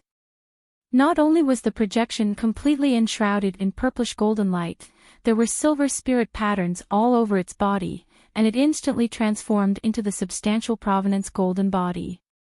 As soon as the golden body appeared, it thrust all 6 of its shimmering golden palms upward in unison. A resounding boom immediately rang out up above as 6 bursts of enormous power erupted upward, forcibly keeping the ball of seven-colored light at bay. The Black Owl Monarch expression changed slightly upon seeing this, and he rubbed his hands together before raising them, sending a torrential barrage of incantation seals flying into the giant fan. Even so, the giant fan was still unable to descend any further. The Black Owl Monarch was truly astonished to see this, yet before he had a chance to do anything, Hanli swept a sleeve toward the massive azure lotus flower below him, and it immediately exploded as 72 streaks of azure sword chi rose up into the in unison. The streaks of sword chi then combined to form a giant azure sword projection, which came crashing down toward the Black Owl Monarch at an incredible speed. The Black Owl Monarch harumphed coldly upon seeing this, and he raised a mountainous hand to catch the oncoming sword projection before tightening his grip, upon which the sword projection immediately exploded, unable to withstand the crushing force of his grip. The Black Owl Monarch immediately burst into raucous laughter upon seeing this, but in the next instant, the azure light that had exploded through the air shot forth as a translucent thread that revolved around his wrist in the blink of an eye. A geyser of blood erupted over 100 feet up into the air, and the giant hand was completely detached. The Black Owl Monarch howled with agony as he hurriedly tossed his giant fan aside before reaching for his detached hand. However, right at this moment, Hanli suddenly vanished on the spot, then reappeared beside the detached hand amid a burst of spatial fluctuations. As soon as he emerged, he raised a hand to lay a finger on the massive hand without any hesitation, upon which it instantly exploded into a cloud of blood mist. "I'm going to tear you to pieces."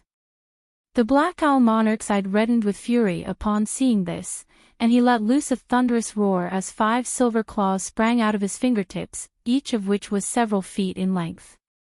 The claws were then slashed downward like 5 sharp blades, in response to which Hanli casually lashed out again as a faint smile appeared on his face. Countless silver patterns instantly surfaced over his body alongside a purplish-golden light barrier, and as soon as the 5 sharp claws struck his body, they were immediately snapped like twigs bursts of piercing purplish-golden light. Arg! The Black Owl Monarch could hardly believe what he was seeing. Yiksha beings were renowned for their powerful physical bodies, and having just unleashed a secret technique, his Grand Ascension stage body was naturally powerful to the extreme. On top of that, his 5 claws had been specially refined, making them as powerful as spirit treasures, but they had been snapped by Han Li's physical body alone. The Black Owl monarch was immediately struck by a sense of foreboding, but it was already too late for him to withdraw his hand. Han Li's arm extended by several feet amid an explosive boom, and he lashed out with a seemingly gentle punch to strike the opposing mountainous hand. A burst of scintillating light erupted alongside another thunderous roar of fury, and Han Li merely chuckled as he casually flew back to several hundred feet away, then steadied himself as a mocking smile appeared on his face. At the same time, the scintillating light faded, revealing an extremely encouraging scene to all of the cultivators on the plaza. As it turned out, most of the Black Owl monarch's arm had disappeared, and what remained of it was nothing more than a mangled mass of broken flesh and bones.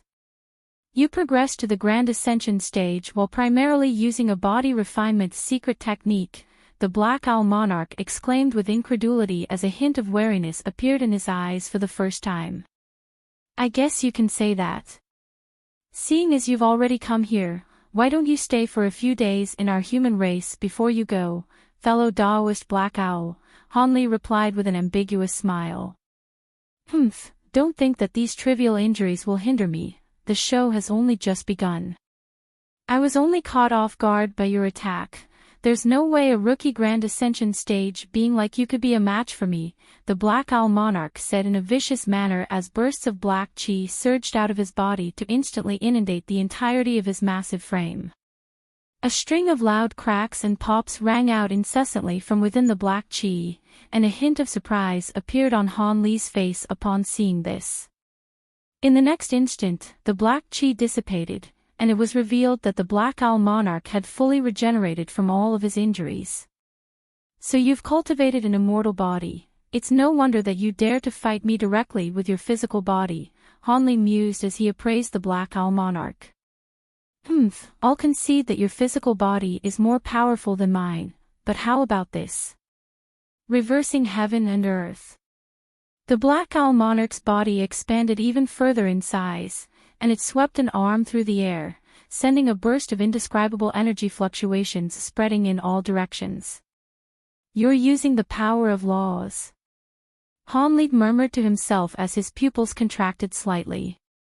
That's right, there's no way a rookie Grand Ascension stage being like you could have much of an understanding of the laws of heaven and earth, the Black Owl monarch guffawed as a thin black line suddenly appeared in the air before him. Immediately thereafter, the line blurred, and heaven and earth suddenly flipped as the sky became inky black, while the earth abruptly became bright and clear.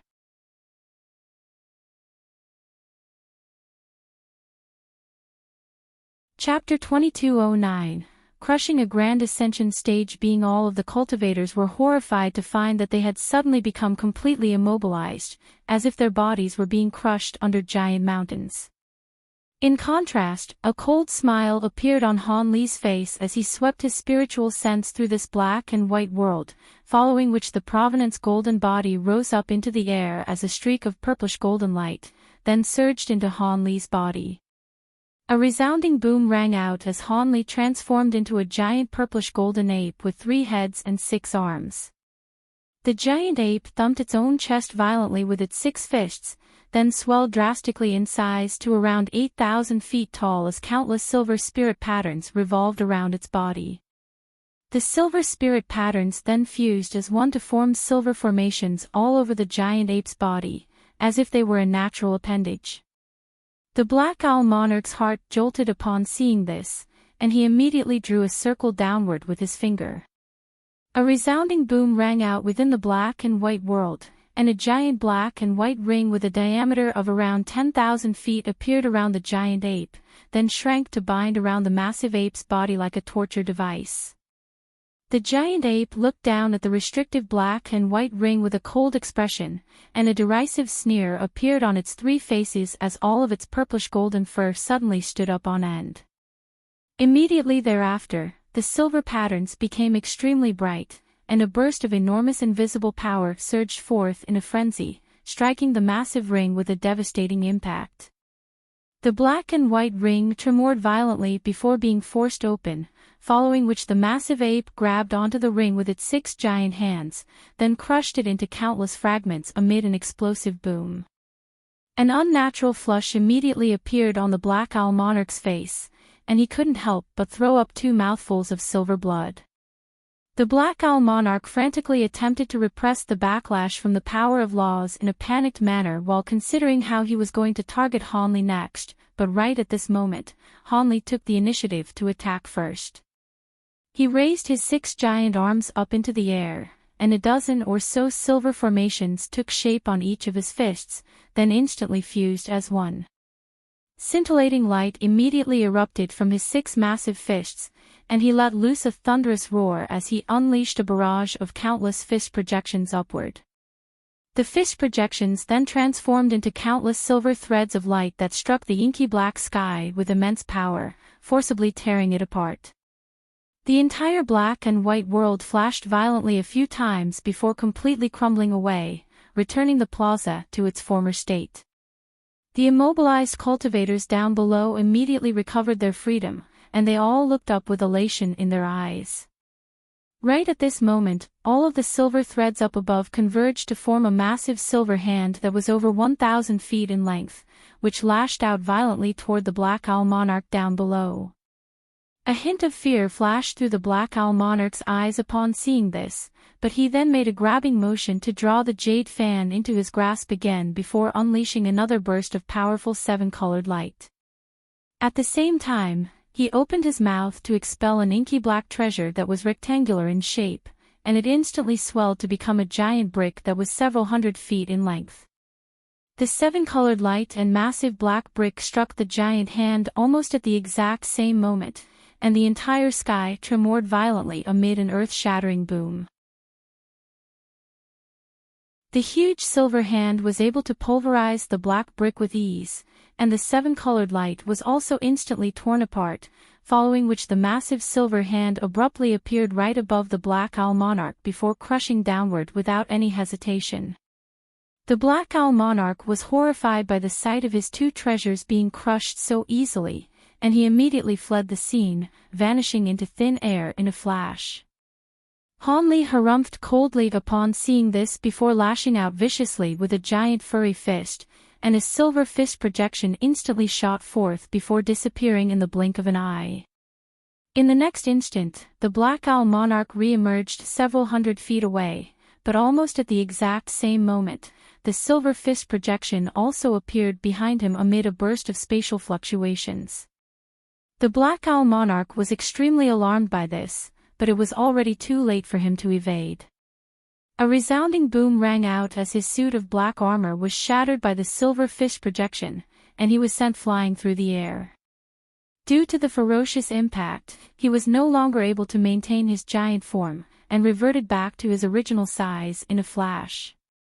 Upon steadying himself, the Black Owl monarch immediately threw up another mouthful of blood essence, and his aura was significantly debilitated. His suit of black armor was a supreme defensive treasure that had been refined using 49 types of precious materials over the span of several centuries, yet it couldn't even withstand a single attack from Hanli. This was extremely astonishing to the Black Owl monarch, and he immediately realized that he was no match for Hanli. As such, he rose up into the air without any hesitation to flee into the distance as a streak of black light, covering a distance of several thousand feet in the span of just a single breath. You think you can just come and go from my ceremony as you please? Sword observation art, / Hanli roared, and as soon as his voice trailed off, his 3 glabellas split open in unison, revealing 3 inky black vertical eyes. Each of the vertical demonic eyes released a pillar of black light, which instantly transformed into 3 small translucent swords that vanished into thin air.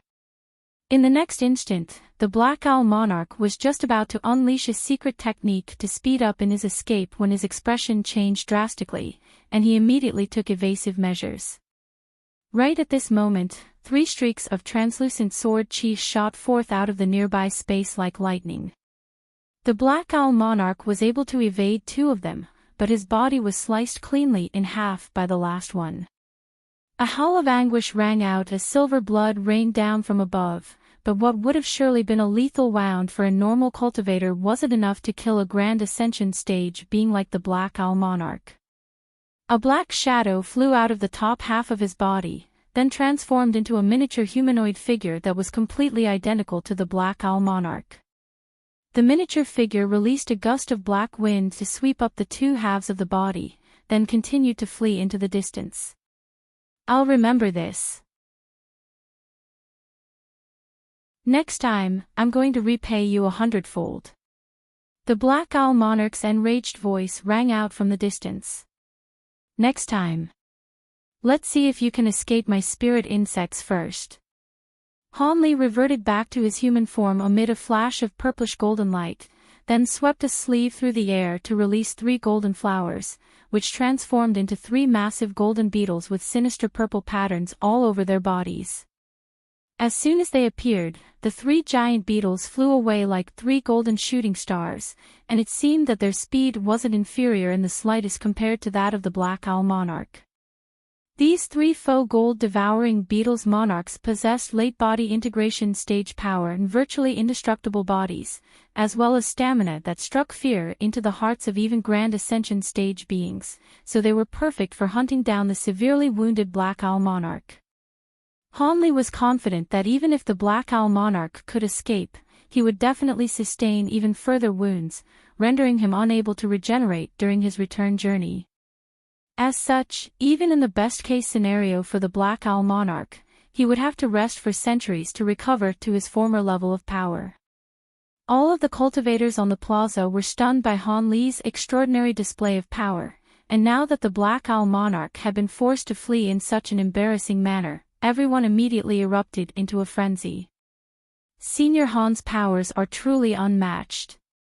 Countless human and demon cultivators were yelling at the top of their lungs with fervent looks in their eyes. Hanli had only just progressed to the Grand Ascension stage, yet he had just defeated a veteran Grand Ascension stage being with ease, and this extraordinary display filled the human and demon cultivators present with immense confidence that he would lead the 2 races to greater heights. Raucous cheers erupted into the heavens, piercing through the restrictions to be audible throughout the entire city. Those who were ineligible to attend the ceremony had no idea what had happened, but the excited and fervent cheers were contagious, and they all erupted into cheers as well. Thus, the entire Deep Heaven city was instantly transformed into a sea of excitement and celebration. In contrast, the foreign representatives present at the ceremony were both in awe and feeling extremely wary after witnessing the battle that had just taken place. The emergence of such a powerful Grand Ascension cultivator in the human race was not necessarily a good thing for the neighboring races, and the foreign envoys had decided that the first thing they were going to do following their return was to report this matter to their higher-ups as soon as possible.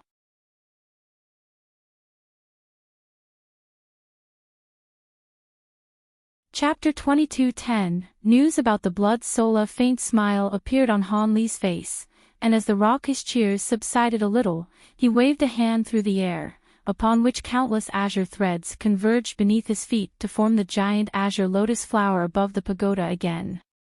The unwelcome guest has already been dealt with. According to past conventions, I will be retelling my cultivation journey for 7 days and 7 nights from now on. As for how much you can benefit from my retelling, that will be up to you.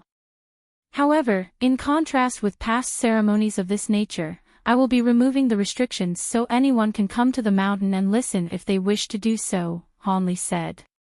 His voice wasn't very loud, but it spread in all directions and was audible throughout the entirety of Deep Heaven City. All of the cultivators faltered initially upon hearing this, following which joyful cheers erupted once again. Immediately thereafter, everyone began to converge toward the giant 3-colored mountain in a frenzy, and even the armored guards responsible for maintaining order had abandoned their posts to rush toward the mountain themselves. Meanwhile, Hanli had already sat down onto the azure lotus flower and begun to retell his experiences and insights starting from the chi condensation stage. All of the cultivators on the plaza immediately began to listen intently with solemn expressions. A Dao retelling from a Grand Ascension stage being was a massive opportunity for anyone, so everyone was listening with rapt focus, even though the retelling had commenced from such a low cultivation base. As Han Li began his retelling, more and more cultivators flocked onto the mountain, and all of the space around the plaza was quickly packed to the rafters. As such, the people that arrived thereafter could only gather elsewhere on the mountain. Several hours later, the entire top half of the giant mountain was completely full, and there were still more people gathering on the bottom half. Regardless of where one stood, as long as they were situated on the mountain, Han Li's voice would immediately become clearly audible to them. Many people wanted to scale even further up the mountain, but they would often involuntarily stop in their tracks as they listened to Han Li's Tao retelling, falling into a special state of enlightenment. A day and a night later, virtually every single inch of the mountain was occupied, and everyone was completely silent with only Han Li's voice ringing out audibly from the mountain summit. 6 days and 6 nights later, rainbow light suddenly appeared in the sky, and a flurry of flower petals rained down from above once again. Han Li's voice drew to an abrupt halt, and all of the enraptured listeners were instantly brought back to reality. Many people were immediately able to return to their senses, but they still appeared to be slightly disoriented, as if they had just awoken from a dream. Moments later, Han Li's voice rang out once again. "Thank you for attending my Grand Ascension Stage celebratory ceremony. The ceremony has concluded, you may all go now." For many cultivators, Han Li had only just reached the critical juncture of his Tao retelling, so they were naturally very reluctant to leave, but in their eyes, Han Li was currently like a god, so they didn't dare to oppose his instructions. Thus, everyone extended respectful bows toward the mountain summit before departing, and only then did the ceremony truly conclude. Half a day later, the three-colored giant mountain vanished amid a rumbling boom, and the remaining armored guards near the plaza extended respectful bows once again before departing in an orderly fashion. In the hall on the first floor of the stone pagoda, Han Li was already situated on the main seat. On either side of the hall stood Qi Lingzi, Hai Yuetian, and the elders of Deep Heaven City. Bai Guo had also returned, and she was standing next to Zhu Guo, who was of a similar age, and they really did look as if they were sisters. Bai Guo had managed to return just before the commencement of the ceremony, and she was currently at the mid-deity transformation stage. As for the elders of Deep Heaven City, the respectful expressions in their eyes had become far more genuine compared to prior to the ceremony. It was quite clear that they had been completely won over by Han Li's dismantling of the Black Owl Monarch. Li Rong was also standing in front of Han Li in the hall, listening intently to his every word. "So you're saying that Senior Ao Xiao and Senior Mo Jianli have entered the Elder Devil Realm with the Grand Ascension Stage beings of the other races to help the devilish patriarchs transcend the tribulation of the Elder Devil Realm," Han Li said with furrowed brows. "Indeed. Not only have all of the Grand Ascension Stage beings of the neighboring races entered the Elder Devil Realm, many of the super races of the Spirit Realm have also sent Grand Ascension Stage beings to assist in the same endeavor. That's why the devilish army was forced to abandon the territory they had claimed in our Spirit Realm and return to the Elder Devil Realm," Li Rong replied. "So in return, the Grand Ascension Stage beings of our races must enter the Elder Devil Realm with the Grand Ascension Stage beings of those super races to resolve the issue in the Elder Devil Realm. After all, if the Stemborer Queen were to destroy the Elder Devil Realm, perhaps our Spirit Realm would be next," Han Li sighed. "Indeed, Senior Han. If it weren't for this agreement, the devilish army wouldn't have retreated," Li Rong said in a resigned manner.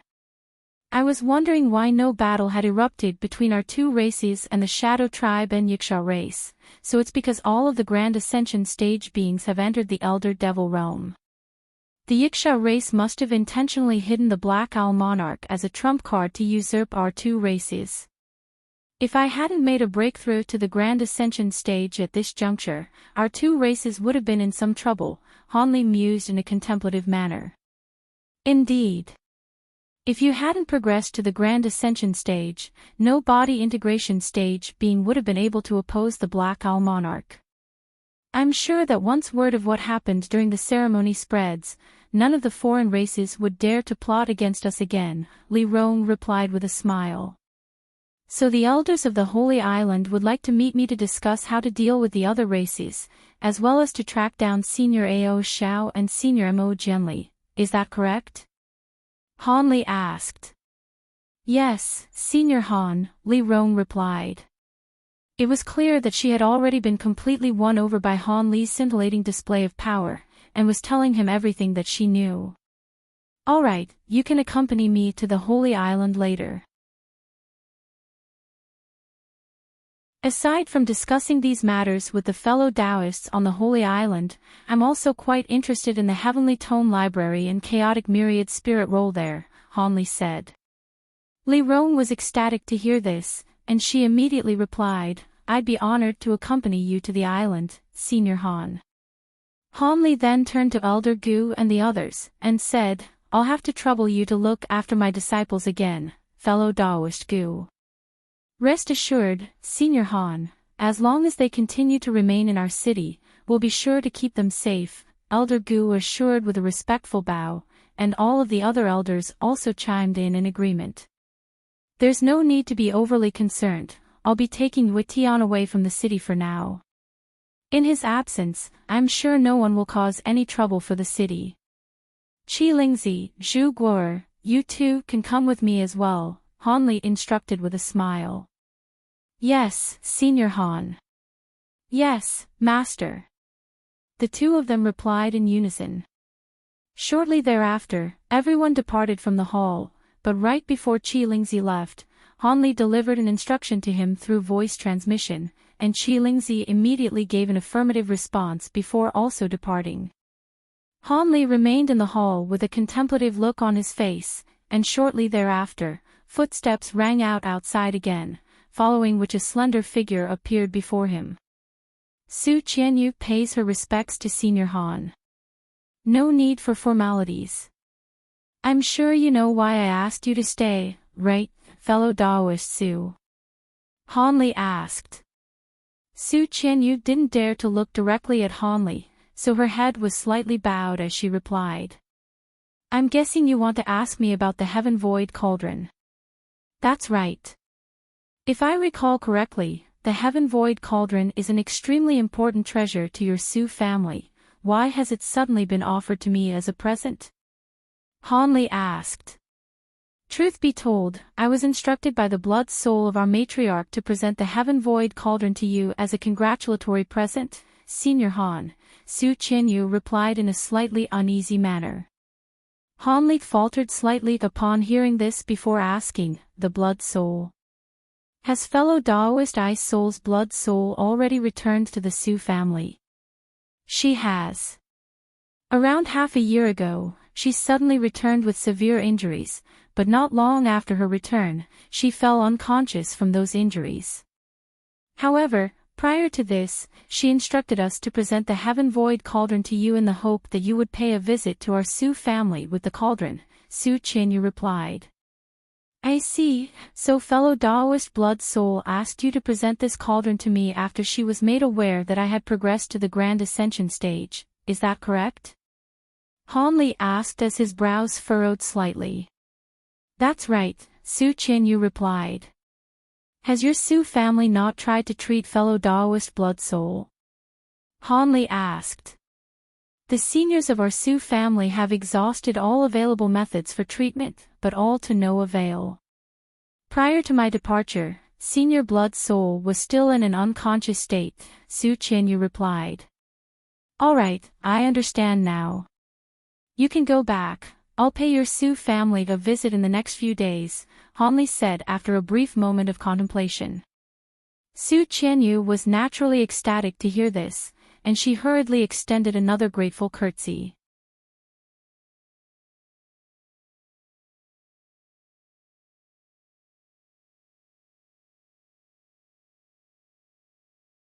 I've never been to the Blood Sky continent, but I did travel through the Thunder continent for a while, and I saw a description of this insect in a tome on the Thunder continent, so there's no mistaking it, Han Li explained, and the spiritual sense thread he had released suddenly unleashed countless thread projections that abruptly wound themselves around the crimson insect.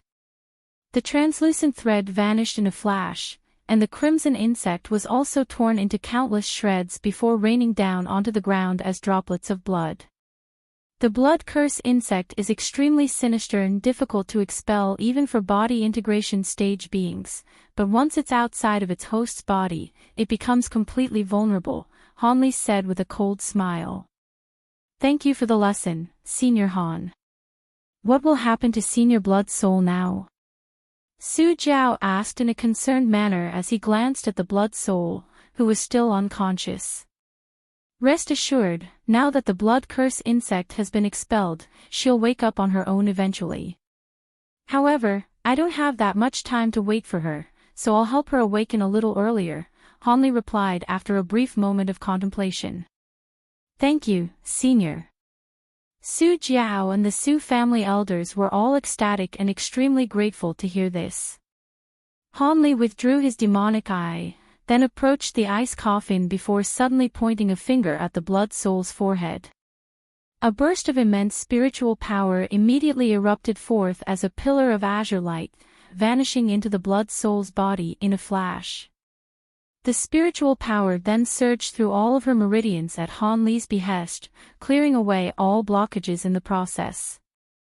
The blood soul gave a pained moan, and her brows furrowed slightly as she slowly opened her eyes. Hanli then flicked a finger to release a streak of green light that flew into the blood soul's mouth with unerring accuracy. A faint smile appeared on Hanli's face upon seeing this, and he departed from the hall. Bring fellow Daoist blood soul to come and see me once she completely absorbs the power of the pill. Yes, Senior Han. Su Jiao and the others were completely overjoyed. Daoist Xie remained as expressionless as ever as he followed Hanli out of the stone hole. Around 15 minutes later, the awakened blood soul arrived before Hanli in the main guest hall. How do you feel, fellow Daoist blood soul? Hanli asked with a smile. The blood soul was looking rather pale, but she still forced a smile onto her own face, and replied, I'm fine now thanks to the essence replenishment pill you just fed me, Senior Han.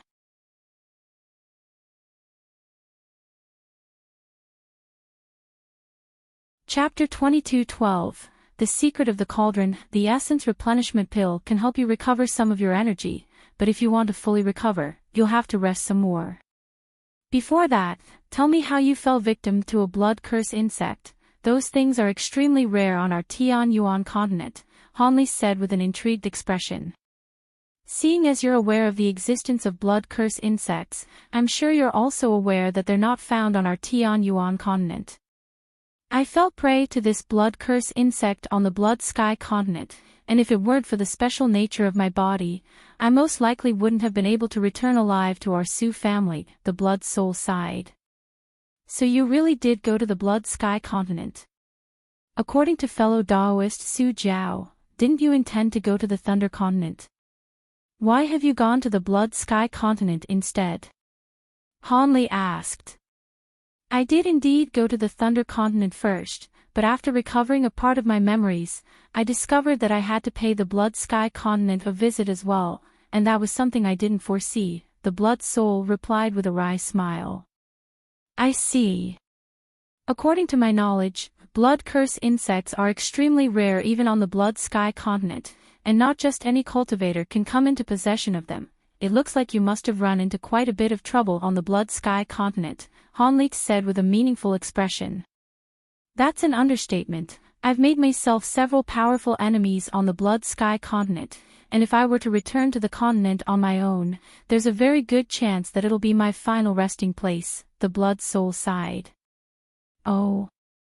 It sounds like you plan to go back to the Blood Sky continent again, Hanli remarked as his brows furrowed slightly. Unfortunately, that is a trip that I must make. My newfound memories tell me that Ice Soul vanished on the Blood Sky continent, and I've already gathered some leads, but if I want to find my true body, then another trip to the Blood Sky continent will be nothing short of mandatory, the blood soul said in a resigned manner. So fellow Daoist Ice Soul disappeared on the Blood Sky continent. It's no wonder that the Su family was unable to track down any leads. Having said that, this still doesn't explain why you decided to offer the Heaven Void Cauldron to me, Hanli said with an inquisitive expression. A peculiar look flashed through the Blood Soul's eyes upon hearing this, and she suddenly turned to the other members of the Su family present before instructing, "You can all go now. I have something very important to discuss in private with Senior Han, and I'll call for you if I need anything." Su Jiao and the others didn't dare to oppose her wishes, and he replied, "Yes, Senior, we'll be waiting outside." "Senior Han, may I ask these fellow Taoists to give us some privacy as well?" The Blood Soul asked as she cast a hesitant gaze towards Silvermoon and the others. "It looks like fellow Taoist Blood Soul really does have something very important to discuss with me, so I'll have to ask you to leave for now as well, Silvermoon," Hanli instructed in a calm manner. Silvermoon and the others naturally had no objections to this, and they also departed along with the expressionless Taoists. Thus, Hanli and the Blood Soul were the only two people left in the room. "All right, you can go ahead and tell me what you want to say now," Hanli prompted with a hint of a smile on his face. "Forgive me, Senior Han, but what I'm about to tell you next concerns very sensitive information. Would you like to know the true purpose of the Heaven Void Cauldron? I'm planning to use it to make an exchange with you, Senior Han," the Blood Soul said with a serious expression. "An exchange?" A hint of intrigue appeared on Han Li's face upon hearing this.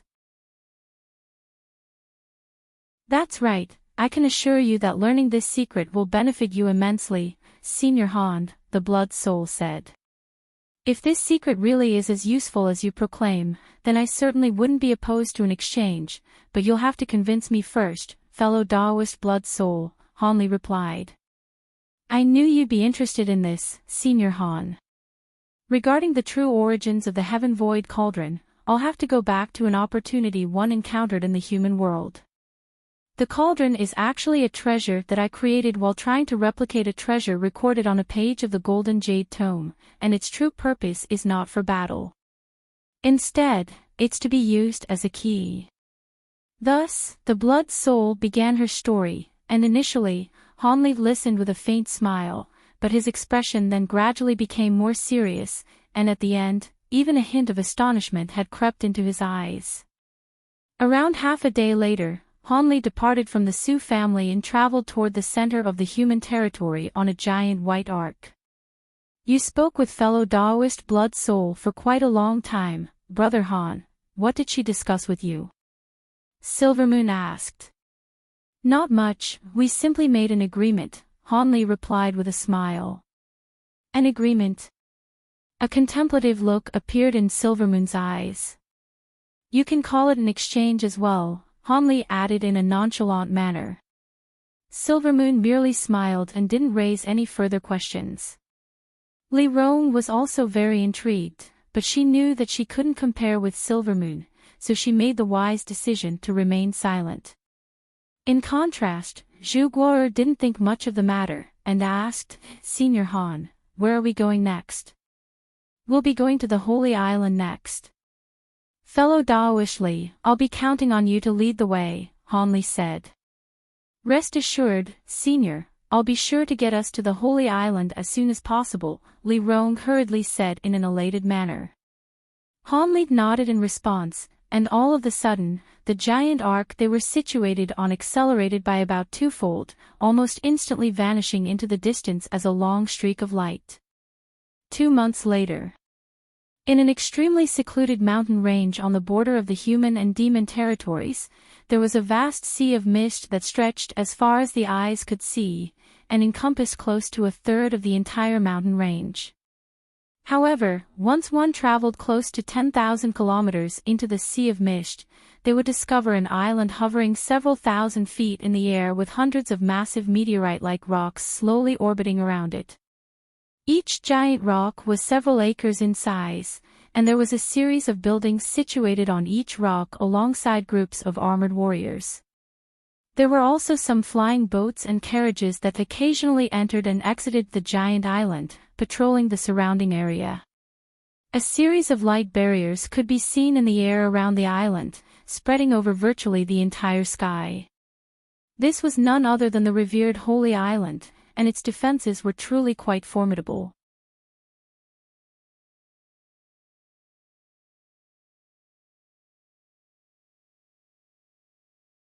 Chapter 22:13 Heavenly Tome Library. Meanwhile, at the foot of a tall cliff at the center of the Holy Island, Hanli was staring intently at a massive crystalline wall that was around 1,000 feet tall. Daoist Xia was standing beside him, and he was also appraising the giant wall. Around 80 feet away from the two of them, there were two green-robed elderly men standing off to the side with overawed expressions. They were naturally the guards of this place, and they were both at the late spatial tempering stage. As soon as Hanli arrived, he released a sliver of his Grand Ascension stage spiritual pressure, and the pair of elderly men immediately granted him access. At this point, Hanli had already cast his gaze over the contents of the entire crystalline wall, and his attention was currently focused on several ancient golden characters that were ranked third on the list. Profound Heavenly Spirit/Sword, Han Li murmured to himself as he reflexively began to stroke his own forearm. A certain diagram on his forearm began to heat up and throb slightly under his fingertips. Hanli exhaled before suddenly asking, "Is this Profound Heavenly Spirit/Sword the newest profound heavenly treasure on the roll? I heard that all races on the Tianyuan continent had been scrambling to search for it when it first appeared." The two green-robed elderly men exchanged a glance before one of them stepped forward and replied, "Indeed, Senior. When this profound heavenly treasure first appeared on the roll, even some super races from other continents had sent people to search for it, but for some reason, none of them managed to find it, and no news of it arose thereafter. However, I'm sure those major races are still searching for it in secret." "Perhaps so. Let's go now, Brother Xia," Hanli said with a smile, then immediately departed. "We are greatly honored by your visit, seniors." The pair of green-robed elderly men hurriedly extended respectful bows as they spoke. Shortly after their departure, Hanli suddenly asked, "Brother Xia, do you know anything about this chaotic myriad spirit roll? I have no recollection of this object, and nor have I ever heard my past master mention it, but I did sense a hint of immortal spiritual qi within it just now." Immortal spiritual qi. Hanli was quite stunned to hear this. "Indeed. It's far from abundant, but it's extremely pure, no less so than the immortal spiritual qi in the spirit liquid you've been providing me with," Daoist Xie replied. "That's quite interesting. It's been many years since our spirit realm lost contact with the true immortal realm, but it seems that some things can't be completely severed," Hanli mused. Daoist Xie's expression remained unchanged, and he offered no response to this.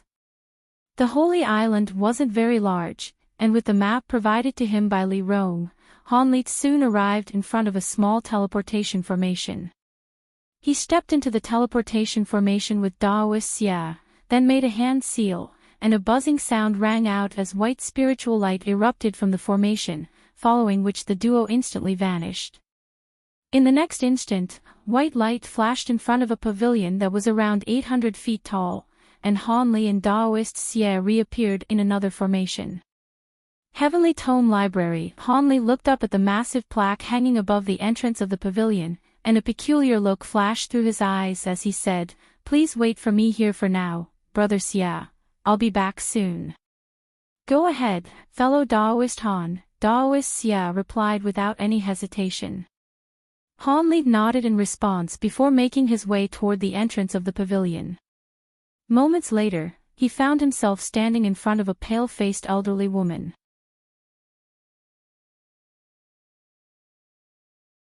The elderly woman was able to determine the origins of most of these jade slips, and it seemed that she wasn't exaggerating about her status as the leading secret technique expert of the two races.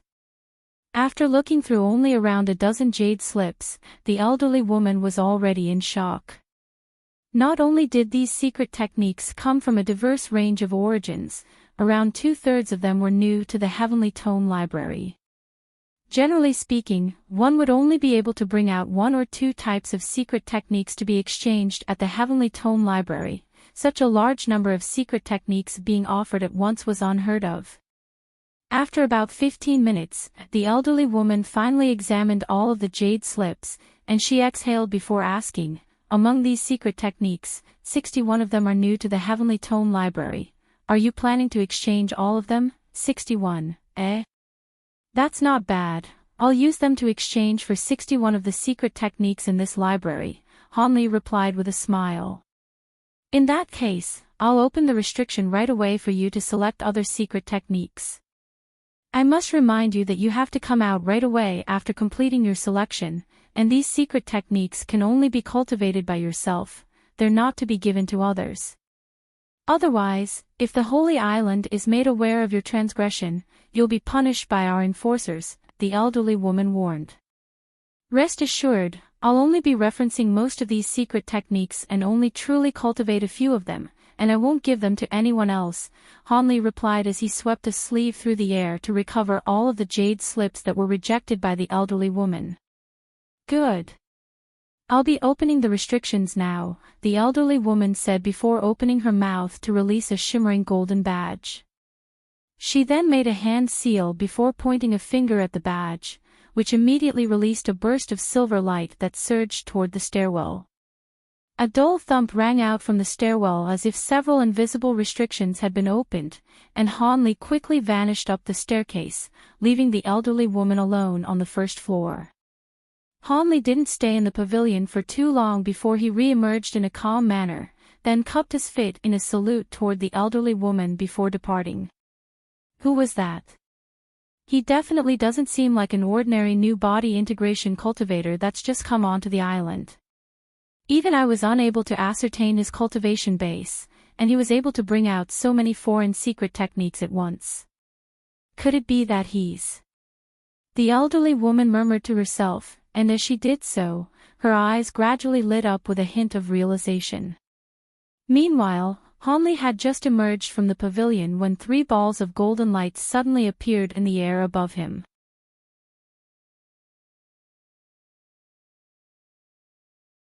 Chapter 22:14. Entering the Elder Devil Realm again. Hanli's expression remained unchanged upon seeing this, and he merely swept a sleeve upward, upon which the balls of golden light instantly disappeared down his sleeve. Hanli then flipped a hand over, and a fist-sized golden beetle appeared on his palm. This was none other than one of 3 faux beetle monarchs that he had sent after the Black Owl monarch. Hanli appraised the golden beetle momentarily before his brows furrowed slightly as he murmured to himself, so the Black Owl monarch managed to escape. Having said that, close to half of his body was devoured, and he was wounded far more than I anticipated, so this isn't a bad result. After that, Hanli stowed the beetle away before a jade slip appeared in his grasp amid a flash of green light. Hanli cast his gaze toward the jade slip, and a faint smile appeared on his face. Even though he had witnessed quite a few powerful techniques in the Heavenly Tome Library, his true objective was the second half of the lightning wheel technique. Back when he had obtained the lightning wheel technique from the demon monarchs of the Earth Abyss, it was an incomplete version. The divine Devilbane lightning that it could unleash was extremely powerful, but it took a very long time to set up and had no use in practical battles. After learning from Master Black Rain that the Holy Island had the second half of the lightning wheel technique, he had immediately made up his mind to get his hands on it. After finding the second half of the lightning wheel technique and discovering that it could match up with the first half, he was naturally ecstatic and immediately took a jade slip containing this technique. As for all of the other secret techniques he had taken with him, those were mere accessories. However, there were some of them that had caught his eye, and he planned to cultivate those when he got back. After quickly assessing the lightning wheel technique recorded in the jade slip to verify that there were no issues, Hanli stowed the jade slip away before making his way toward the teleportation formation not far away. Daoist Xia was still waiting for him there, and he gave Hanli a slight nod. "Sorry to keep you waiting, Brother Xia. Let's go and meet the elders of the Holy Island. I'm sure they're growing tired of waiting," Hanli said with an apologetic smile. Daoist Xia naturally had no objections to this, and thus, the two of them quickly departed using the teleportation formation. Several days later, a white jade ark emerged from the Holy Island before flying away into the distance. Hanli, Daoist Xia, and Silvermoon were all on the ark, and they were accompanied by the white-haired Holy Island elder with the Luo surname. Hanli was standing at the front of the ark with his brows slightly furrowed, seemingly contemplating something quite important. Fellow Daoist Luo, the Black Owl monarch has been severely wounded by me, and he won't be plotting against our two races for at least several centuries. As for the other races, I'm sure they wouldn't dare to do anything without Grand Ascension stage beings among their ranks. However, as a safety precaution, you have to ensure that news of my departure doesn't get leaked for at least the next century, Hanli instructed. Yes, Senior Han, I'll do everything in my power to keep your departure from the spirit realm a secret. Having said that, do you really have to leave so soon, Senior? You've only just reached the Grand Ascension stage.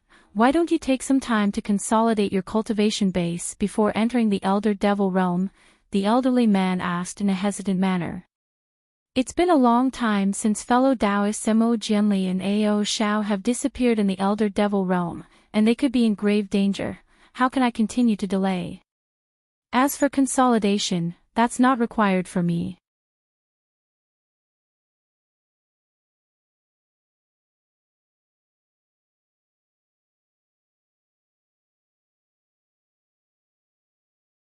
He suddenly turned to Daoist Xia, and asked, Brother Xia, do you see any difference between these insects and the other devilish insects of this realm?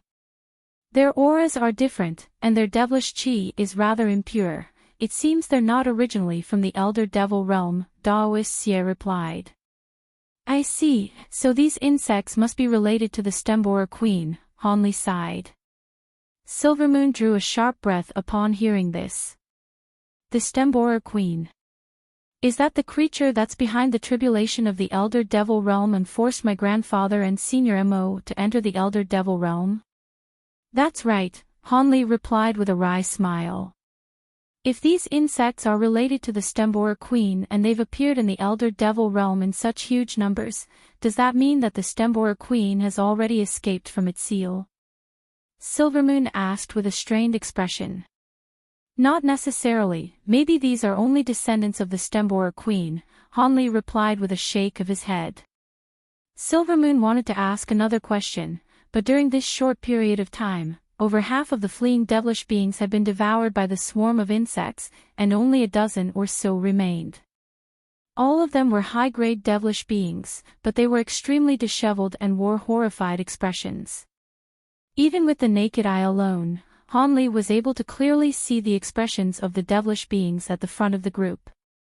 These devilish beings were quite taken aback to see Hanli's trio hovering in mid-air, seemingly completely disregarding the swarm of insects in the distance. A devilish woman who appeared to be in her 20s yelled in an urgent voice, "What are you standing there for? The Stemborers are here, hurry up and run for your lives." Immediately thereafter, she whizzed right past Hanli's trio and continued to flee into the distance.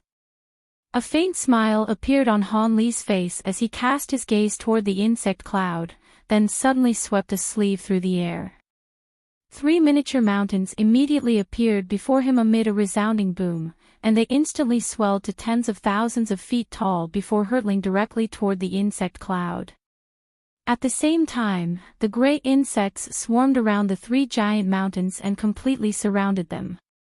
Hanli pointed a finger toward the distance, and the 3 mountains began to revolve on the spot.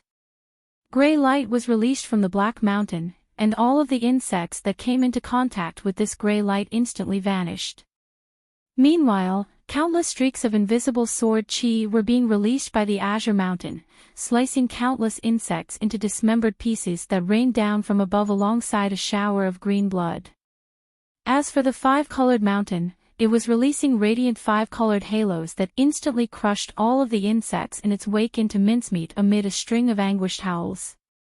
In the blink of an eye, 3 massive areas had been cleared out within the sea of insects.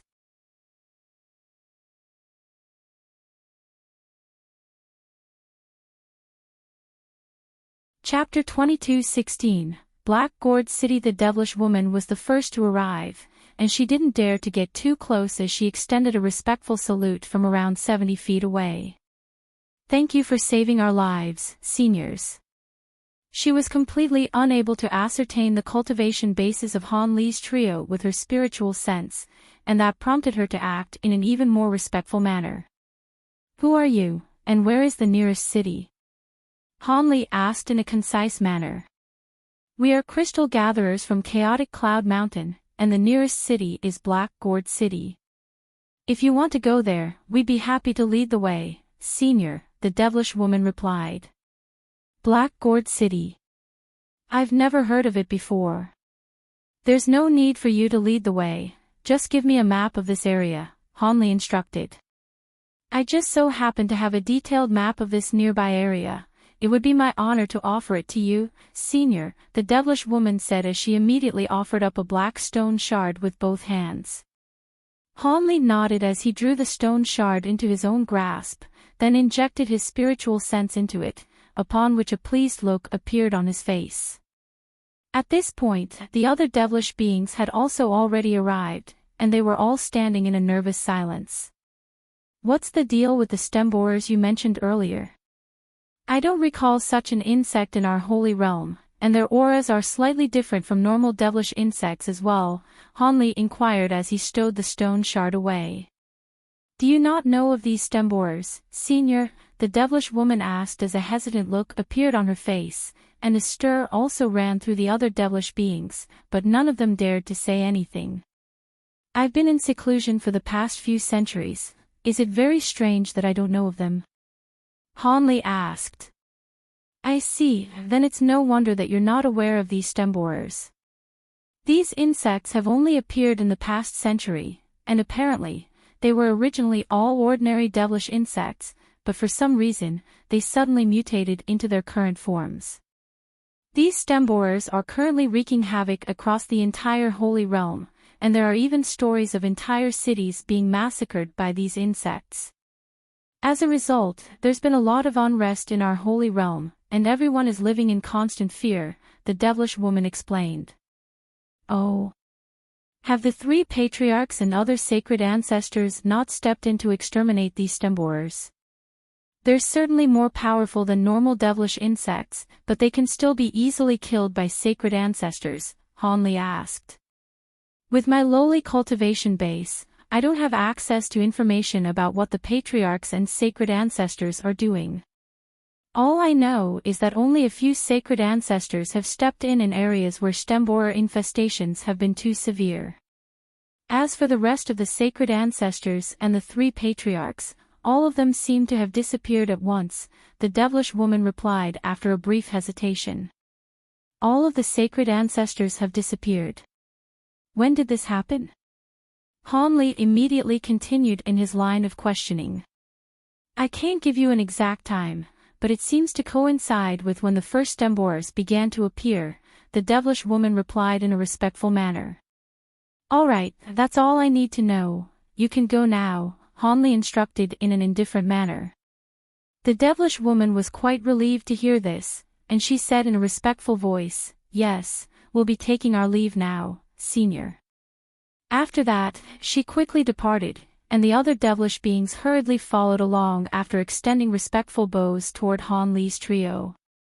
Following their departure, Silvermoon sighed, "It looks like all of the Grand Ascension stage beings really have encountered some trouble. Otherwise, the situation in the Elder Devil realm wouldn't be this bad."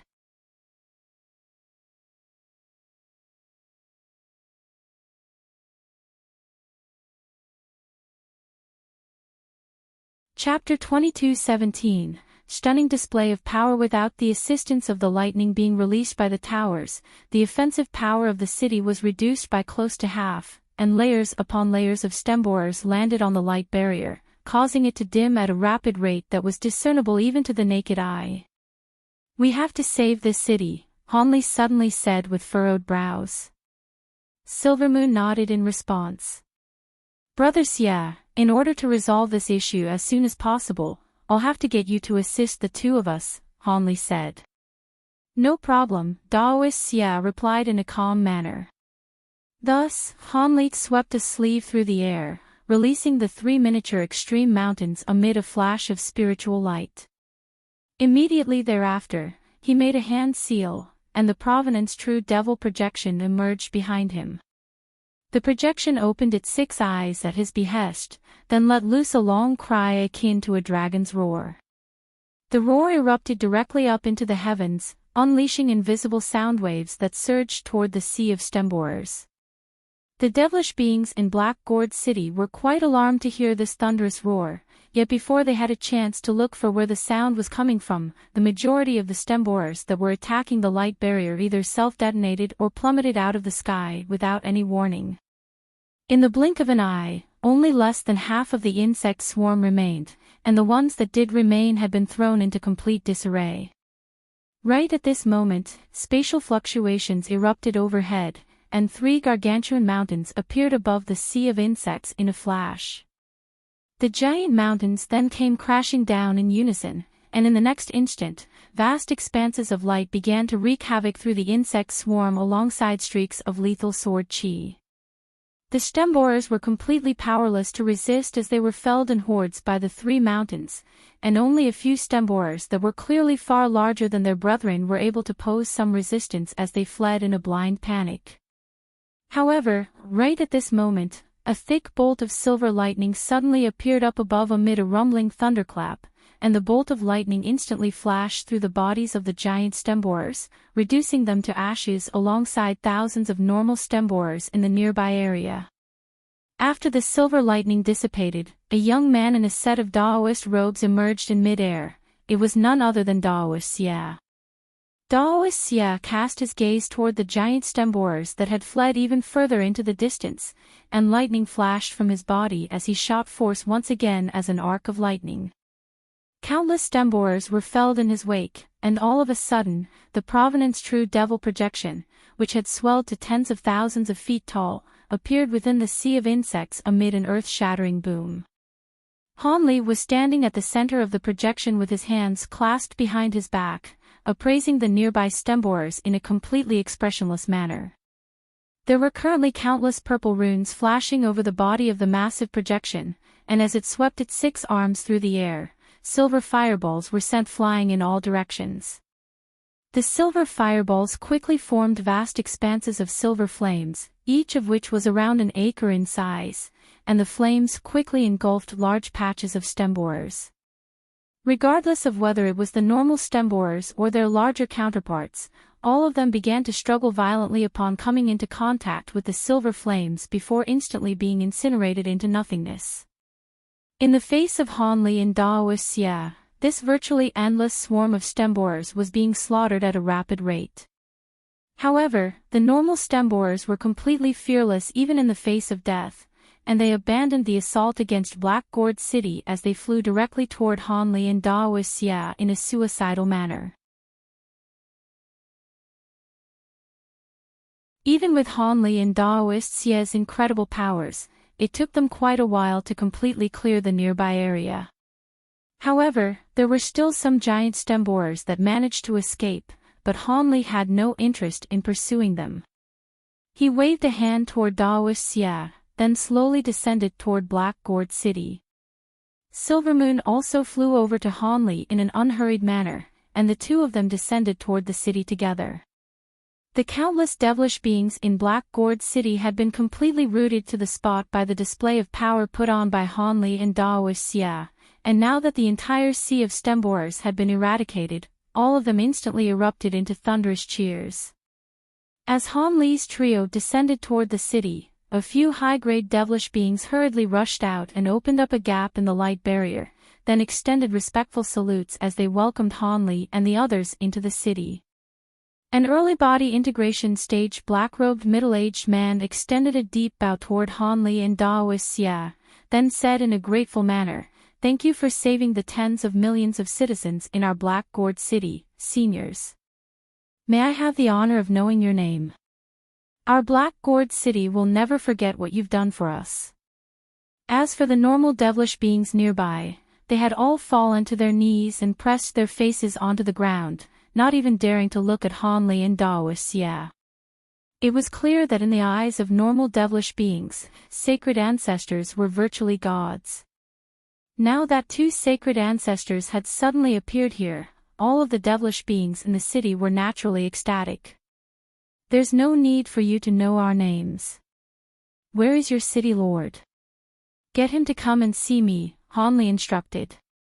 Our city lord has severely overexerted himself during the resistance against the Stemborers, and he's currently resting in his manor, but I've already sent people to notify him of your arrival, so he should be here soon, the middle-aged man replied in a careful manner. In that case, I'll wait for him here. As for everyone else, they can go and do whatever it is that they need to do, Han Li instructed in an indifferent manner. Yes, senior, I'll get them to leave right away, the middle-aged man hurriedly replied with a respectful bow, then issued an instruction to all of the devilish beings in the surrounding area. The normal devilish beings nearby hurriedly rose to their feet, then bowed 3 times toward Han Li's trio before departing. Thus, Han Li's trio and a few high-grade devilish beings were the only ones left in the area. After no more than 15 minutes had passed, a streak of black light rose up from a certain tall building in the city, then immediately sped toward Han Li's direction. The black light faded, and a thin elderly man in a set of brocade robes appeared just over 100 feet away from Han Li. The elderly man quickly swept his spiritual sense toward Han Li's trio before immediately extending a deep bow. Junior Hu Yan pays his respects to his seniors. Thank you for saving our city from what would have been certain destruction. You're the city lord? Han Li asked in an expressionless manner. The elderly man was at the mid-body integration stage, and he replied with a fawning smile, I've been the lord of Black Gourd City for over 1,000 years. If there's anything I can do for you, please feel free to tell me. Han Li nodded with a pleased expression at the sight of Hu Yan's respectful display, then turned to the other devilish lords as he said, You can all go now. I wish to speak to fellow Daoist Hu alone. The middle-aged man naturally didn't dare to go against Han Li's orders, and he immediately replied, We'll be taking our leave then, senior. Moments later, Hu Yan and Han Li's trio were the only ones left in the area. Hu Yan was naturally extremely nervous to be in the presence of 2 Grand Ascension stage beings, but he maintained an extremely respectful expression and stood with his hands by his sides. I'm sure such a massive swarm of Stemborers couldn't have gathered in a short time. When did they start attacking your Black Gourd City? Han Li asked. Those Stemborers only appeared in the area several years ago, and I've led many hunting parties to exterminate them, but was unable to kill all of them. Much to my surprise, they were able to organize a swarm of such terrifying proportions and attack our city only 2 days ago, Hu Yan replied. They only appeared 2 days ago. These Stemborers may not be very intelligent, but it seems that they do have some organizational abilities, Han Li said as he stroked his own chin in a contemplative manner. Indeed, senior. There are simply too many of these Stemborers for them to be completely exterminated, and the swarms are constantly merging together to bolster their numbers. Otherwise, there wouldn't be so many horrific instances of entire cities in our holy realm being massacred by Stemborer swarms, Hu Yan hurriedly explained. Setting that aside for now, there's something else I want to ask you, Han Li said after a brief pause. Please go ahead, senior, Hu Yan prompted. My fellow Taoists and I have only recently come out of a long period of seclusion, and the appearance of these Stemborers came as quite a surprise to us. What I want to ask you is where are the 3 patriarchs and other sacred ancestors? Why haven't they appeared to exterminate these Stemborers? I heard that they all disappeared under mysterious circumstances not long after these Stemborers appeared. Why is that? Han Li asked. Ah, so you've only recently come out of a lengthy seclusion. It's no wonder that I'm not familiar with the 2 of you. About the patriarchs and other sacred ancestors. A hesitant look appeared on Hu Yan's face. A faint smile appeared on Han Li's face upon seeing this, and he said, Let me guess, the patriarchs and sacred ancestors are currently dealing with the Stembora queen, and you were told not to tell anyone about this. Is that correct?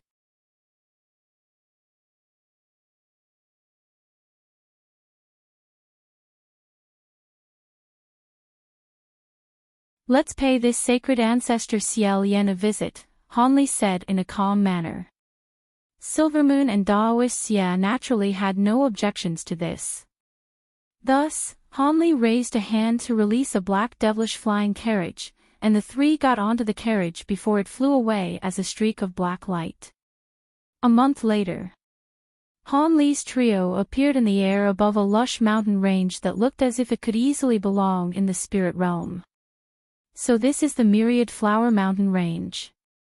I have to say, this sacred ancestor Ciel Yen has found a really nice and scenic location. Where is he residing on this mountain range? Silvermoon asked. The map indicates that this sacred ancestor Ciel Yen is living on a mountain known as Sky-Facing Peak, which is situated at the center of this mountain range, Hanli replied with a smile. In that case, it shouldn't be too hard to find him. However, our visit is quite abrupt, and we didn't get a chance to gather any information on what type of person this sacred ancestor is. I hope he's not too inhospitable, Silvermoon mused. Regardless of how hostile and inhospitable he may be, we have to make him tell us what's happened in the original sealed site. Only then can we devise a plan for how to proceed. Of course, it would be even better if we can directly find out the whereabouts of Senior Ao Xiao and Senior Mo Jianli, Hanli said in a confident manner. A hint of concern flashed through Silvermoon's eyes at the mention of her grandfather, and she nodded in response. Let's go. This mountain range isn't very large, so it won't take us much time to get to Sky-Facing Peak. Thus, Hanli set off as a streak of azure light, followed closely by Silvermoon and Daoist Xia. Several hours later, the mountain range parted, and a massive white mountain that extended all the way up into the clouds appeared up ahead. The mountain was hundreds of thousands of feet tall, and its top half was entirely covered in white ice and snow, while its bottom half was enshrouded within layers of black mist, within which fierce winds and ghastly howls could be heard. Hanli's trio stopped close to 10 kilometers away from the mountain, and Silvermoon was quite startled by the mountain's peculiar appearance. This sky-facing peak really is no ordinary mountain. This is just an illusion. It'll work on normal devilish beings, but it can't fool the likes of Brother Xia and myself, Hanli said with a faint smile as blue light flashed within his eyes. An illusion. Silvermoon's eyes widened as she carefully appraised the mountain in the distance, but couldn't find anything amiss. Hanli chuckled as he made a hand seal, and a third demonic eye instantly appeared on his glabella. He then let loose a low cry, and a translucent pillar of light that was around as thick a human thumb shot forth before vanishing into the distance. All of a sudden, a burst of powerful energy fluctuations erupted in the distance amid a resounding boom, and ripples surged through the air several kilometers away, following which the scene up ahead completely transformed. The massive mountain disappeared, and a huge basin with an area of around 100 kilometers took its place. At the center of the basin was a beautiful mountain that was tens of thousands of feet tall, and in contrast with the gargantuan foreboding mountain from before, this one was riddled with exotic plants and flowers and enshrouded within a layer of resplendent five-colored light. Hanli's gaze was immediately drawn to a palace on the mountain summit. The palace was around several acres in area and was entirely of an exuberant green color, looking as if it had been constructed from fresh wood. So this is the true sky-facing peak. Silvermoon murmured to herself. A faint smile appeared on Hanli's face, yet just as he was about to say something in response, when a female voice suddenly rang out from the scenic mountain. Who has paid my sky-facing peak a visit? Please forgive me for not coming out to greet you sooner, fellow Taoists. As soon as the voice trailed off, a streak of green light rose up into the air from the palace before flying directly toward Hanli. After just a few flashes, the streak of light faded close to 200 feet away, revealing a woman in a green palatial dress. Han Li's expression changed drastically as soon as he caught sight of the woman, and he exclaimed, "Bao Hua. Wait, you're not Bao Hua." The woman was extremely similar to Bao Hua in appearance, but upon closer inspection, one would discover that she carried herself in a manner that was completely different from Bao Hua. "The three of you must not be from our holy realm, right? Otherwise, there's no way you would have mistaken me for Bao Hua," the woman said as she carefully appraised Han Li's trio. At this point, Han Li had reverted back to his usual calm expression, and he said, "We came directly to see you, so we had no intention of concealing our origins in the first place. Having said that, you gave me quite a surprise. May I ask if you're related to Bao Hua in any way?" "Bao Hua and I are identical twins. All of the sacred ancestors of our holy realm are aware of this, so I knew you had to be from a foreign realm," the woman replied. "I see, no wonder you bear such a close resemblance to Bao Hua. I'm sure you already know why we're here, right, fellow Taoist Xie Lian?" Han Li asked with a hint of a smile on his face. "You're here to find information about what's happening in the original sealed site, right?" Xie Lian asked.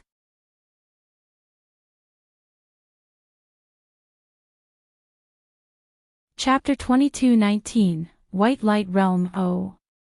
You don't seem surprised by our visit, fellow Taoist Xie Lian," Han Li said as his eyes narrowed slightly. "Are the three of you from the spirit realm or the black flame realm?" Sacred Ancestor Xie Lian asked in an expressionless manner. "How can you be so sure that we're from one of those two realms?" Han Li asked. "Among the realms that have sent out powerful beings to assist our holy realm, only the Black Flame Realm and Spirit Realm are still yet to contact us," Sacred Ancestor Xie Lian replied. "What do you mean by US?" Han Li asked as his expression changed slightly. "I'm referring to the sacred ancestors who have still yet to enter the original sealed site. Even though I've been residing in seclusion in this mountain range, I've kept in constant contact with the other fellow Taoists. For foreign beings like you who want to learn about the situation in the original sealed site, your best option is naturally to seek out one of us," Xie Lian replied. "I see. We are indeed from the spirit realm. Judging from what you just said, it seems you're very familiar with the situation in the original sealed site," Han Li said. "So you're from the spirit realm. You look rather familiar, fellow Taoist. Have you entered our holy realm before?" Xie Lian asked with a contemplative expression, seemingly completely unbothered by the fact that Han Li's trio had come from the spirit realm. Han Li faltered slightly upon seeing this before a smile appeared on his face. "I have indeed visited this realm once before. It looks like you've already identified me, so why ask a question you already know the answer to? So you really are the cultivator with the Han surname that Yuan Yan and Lu Ji had once placed on their wanted list. Back when you left our holy realm, you were still a body integration cultivator, yet you're already at the Grand Ascension stage now. I finally understand why those two held you in such high regard. In that case, this fellow Taoist must be fellow Taoist Xia from the devilish origin sea. I'm one of the very few sacred ancestors who have yet to travel to the devilish origin sea to see Brother Xia. It's a pleasure to meet you now," Xie Lian said, completely ignoring the early body integration stage Silver Moon. It was clear that she didn't regard anyone below the Grand Ascension stage as worthy of her attention. Taoist Xia's expression remained indifferent, and he displayed no intention of replying. However, Han Li raised an eyebrow as he said, "Seeing as you've identified Brother Xia, I won't have to make an introduction. You still haven't given me any information about what's happening in the original sealed site. I know a thing or two about the situation there, but this is a very important matter that we shouldn't be discussing here. Please come with me to my palace first, fellow Taoists," Xie Lian invited. Han Li cast his gaze toward the mountain down below, and his brows furrowed ever so slightly.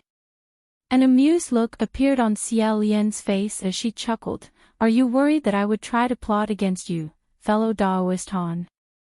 I'm sure someone of your lofty status wouldn't stoop to something like that, unless you're confident enough to think that you can take on two grand ascension stage beings at once, Han Li chuckled. Then please go ahead, Xie Lian said with a smile as she turned slightly to the side. Thus, Han Li swept a sleeve through the air, releasing a burst of golden light that encompassed both Daoist Xia and Silver Moon before flying toward the mountain in the distance, followed closely by sacred ancestor Xie Lian. The five-colored light enshrouding the mountain parted, and Han Li and the others flew into the restriction before landing in front of the entrance of the palace on the mountain peak. Right at this moment, a pair of burly men in a set of strange attire emerged from within the palace. These two men had very dark skin and were both wearing suits of silver armor. However, their arms were bared and etched with a series of crimson spirit patterns. Furthermore, their eyes were of a shimmering silver color and were devoid of pupils, presenting a very peculiar appearance. One of the two men was completely bald, while the other had a head of disheveled long hair. Both of them had thick golden bands around their arms and were very muscular in appearance. As soon as their eyes fell upon Han Li, a slight chill ran down Han Li's spine, and he murmured, "Those two are both Grand Ascension stage beings." Silver Moon immediately drew a sharp breath upon hearing this. Indeed, both of these burly men were also Grand Ascension stage beings, but their auras were completely different compared to those of devilish beings. Are these three also reinforcements from another foreign realm, fellow Daoist Xie Lian? Why is there a body integration stage being among them? The bald man asked in a gravelly voice. Fellow Daoist Han, these two are Brother Jin Chai and Brother Shi Ding from the White Light Realm. They arrived here around half a month earlier than the three of you. Brother Jin, this is fellow Daoist Han and this is fellow Daoist Xia. Both of them are from the Spirit Realm, Xie Lian introduced with a smile. The Spirit Realm? Isn't that the realm that was in conflict with your Elder Devil Realm not long ago? I thought they weren't even going to send anyone, the bald man said with a hint of disdain in his voice.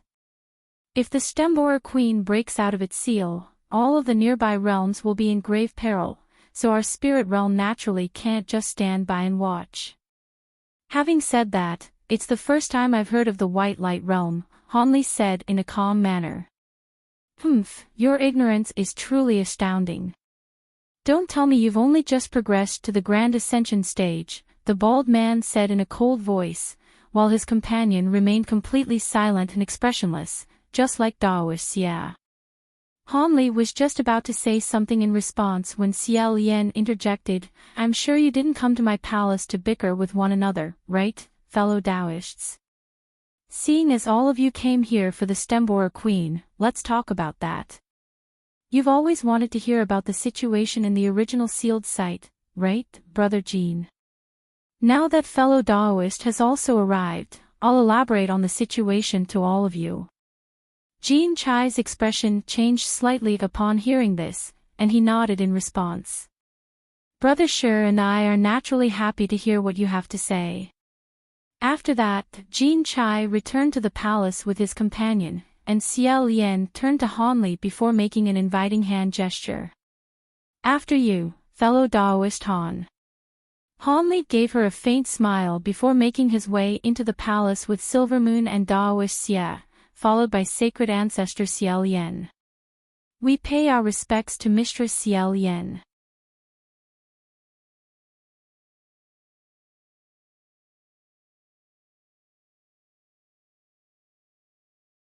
Chapter 22:20, The Truth. I agree with fellow Daoist Han there, Jin Chai chimed in agreement.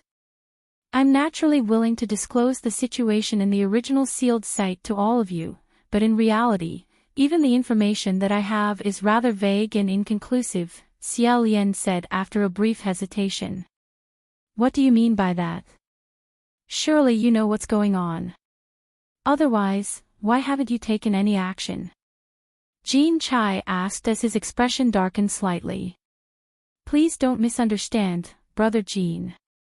While it's true that we haven't taken any action after we lost contact with the original sealed site, that's only because of a piece of information that we received from the site, Xiao Lian replied with a wry smile. A smile appeared on Jean Chai's face upon hearing this. I knew all of the Grand Ascension stage fellow Taoists in the original sealed site would be able to send some information to the outside world somehow. Don't celebrate too early, Brother Jean. This piece of information is very vague, and was sent out by fellow Daoist Yuan Yen in a rushed manner using a rare secret technique. The message states that due to a sudden turn of events, the Stemborer Queen was able to break through most of the restrictions in the ancient seal, and that it was somehow able to utilize a part of the seal's power to seal everyone in the original sealed site. However, the Stemborer Queen is still restricted by the seal and unable to leave the area. Furthermore, it's expended a significant amount of its power and had to fall into hibernation again. The Stemborers that have appeared in our holy realm were contaminated by the Stemborer Queen's aura, which it unintentionally released during its slumber, Xiao Lian revealed. So you're saying that all of our fellow Taoists have been trapped in the ancient seal? Just how fearsome is this ancient seal to be able to trap so many Grand Ascension stage fellow Taoists with just a part of its power? Jean Chai exclaimed with an astonished expression. I don't know about that. All I know is that this is the only piece of information that was sent out of the original sealed site before all contact was cut off. It seems that the Stemborer Queen must have done something to make even fellow Daoist Yuan Yan's secret technique ineffective before it went into hibernation, Xiao Lian replied. I feel like you're hiding something, fellow Daoist Xiao Lian. According to what you just said, wouldn't it have made more sense if sacred ancestors outside of the original sealed site like yourself had taken action right away? Why would you wait until a month from now to meet up? On top of that, this doesn't explain why we can't simultaneously reseal the Stemborer Queen while also rescuing our brethren, Hanli countered. Xiao Lian's expression darkened slightly upon hearing this. Do you know who was the first person to receive this information? Who was it?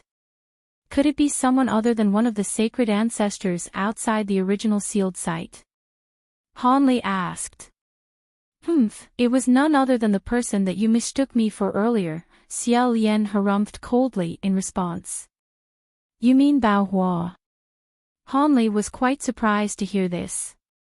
That's right, she was the one who received the information first, and it's most likely because Yuan Yan thinks only Bao Hua is capable of saving them, Xiao Lian said with a dark expression. So you're saying it was Bao Hua who convinced all of you to wait until now, and that it was impossible to simultaneously stop the Stemborer Queen while rescuing our brethren, Hanli mused as his brows furrowed slightly in a contemplative manner. Looks like you're quite familiar with that twin sister of mine, fellow Daoist Han.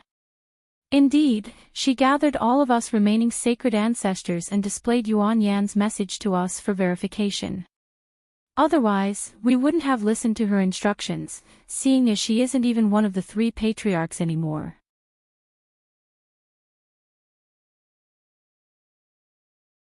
At the very most, there are only less than 2,000 of them in total. Jean Chai's eyes widened with shock upon hearing this. Could it be that these Stemborers possess Grand Ascension stage powers? Otherwise, how can they threaten you with such pitiful numbers? That's not the case. Judging from their auras alone, those Stemborers are only at the spatial tempering stage, and they only possess 2 abilities. However, 2 abilities almost killed the 2 fellow Taoists who had previously tried to venture into the original sealed site, and none of us dared to try again, Xiao Lian replied with a wry smile. Han Li's pupils contracted drastically upon hearing this. They almost killed 2 sacred ancestors with just 2 abilities. May I ask what those abilities are? It's very simple. One of them is instantaneous teleportation, while the other is self-detonation, Xiao Lian replied. A hint of enlightenment appeared in Han Li's eyes upon hearing this, but he continued, there must be additional conditions attached to those abilities, right? Otherwise, they still wouldn't be able to pose such a major threat to Grand Ascension stage beings. Indeed. The instantaneous teleportation of those stem borers is unavoidable. As soon as they catch sight of you, they'll immediately appear right beside you, and no treasures or abilities can keep them out. On top of that, once they self-detonate, no abilities or treasures can protect the target, so the force of the explosion can only be withstood using one's physical body.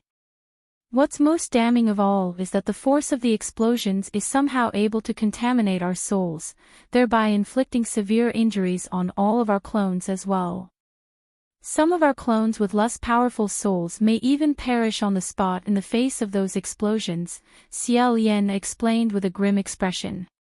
Even the souls of your clones were affected. Jean Chai was astonished to hear this, as was Han Li. I'm sure you know why these stem borers are so fearsome now. Even Bao Hua only managed to conduct a brief investigation before she was driven out by the swarms of stem borers, Xiao Lian chuckled coldly.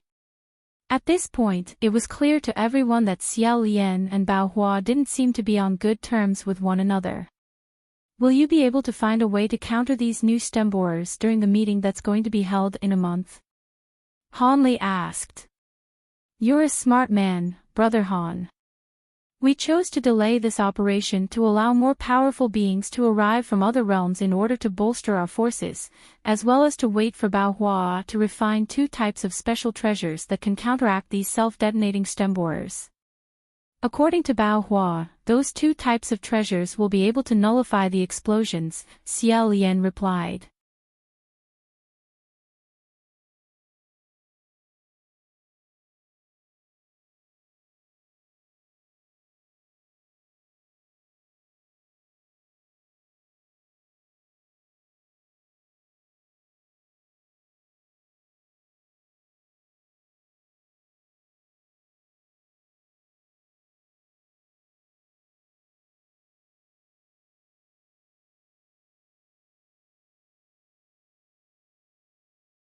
The other Grand Ascension stage beings didn't dare to interject, but most of them were also quite displeased.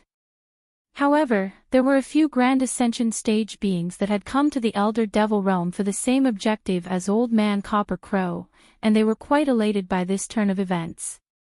With the vastly renowned Old Man Copper Crow leading the way, their plight to save their brethren would undoubtedly encounter far less resistance. Han Li was taking advantage of this opportunity to inspect Old Man Copper Crow. From the beginning, he had immediately sensed that this Old Man Copper Crow's spiritual sense was far more powerful than that of the average Grand Ascension stage being. He was perhaps even superior in this regard to the likes of the 3 devilish patriarchs. Of course, he still couldn't compare with Han Li, who had encountered many miraculous opportunities and cultivated multiple spiritual sense secret techniques, thereby elevating his spiritual sense to become several times as powerful as that of the average Grand Ascension stage being.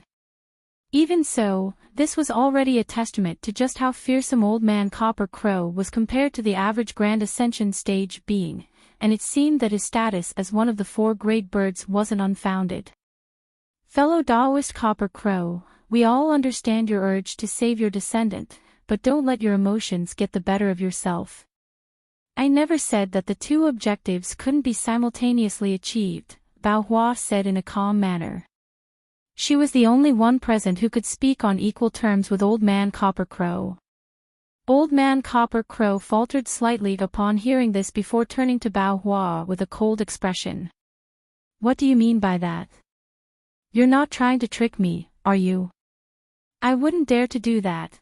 You think far too highly of me, fellow Taoist, Bao Hua chuckled. I wouldn't be so sure of that. Everyone knows that you were always the most wily and cunning of the 3 devilish patriarchs, Old Man Copper Crow chuckled coldly. Bao Hua's brows furrowed slightly upon hearing this, but a smile then suddenly appeared on her face as she began to communicate directly with Old Man Copper Crow through voice transmission. Initially, Old Man Copper Crow maintained his cold expression, but moments later, his pupils suddenly contracted drastically, and he asked, "Is that true? If you're lying to me, take a look at this and you'll be able to see whether I'm telling the truth." Bao Hua raised a hand as she spoke, releasing a streak of light that landed in Old Man Copper Crow's grasp in a flash. you're tuning in to the Journey of the Soul YouTube channel. Don't forget to subscribe and join us on this journey to catch the most captivating stories.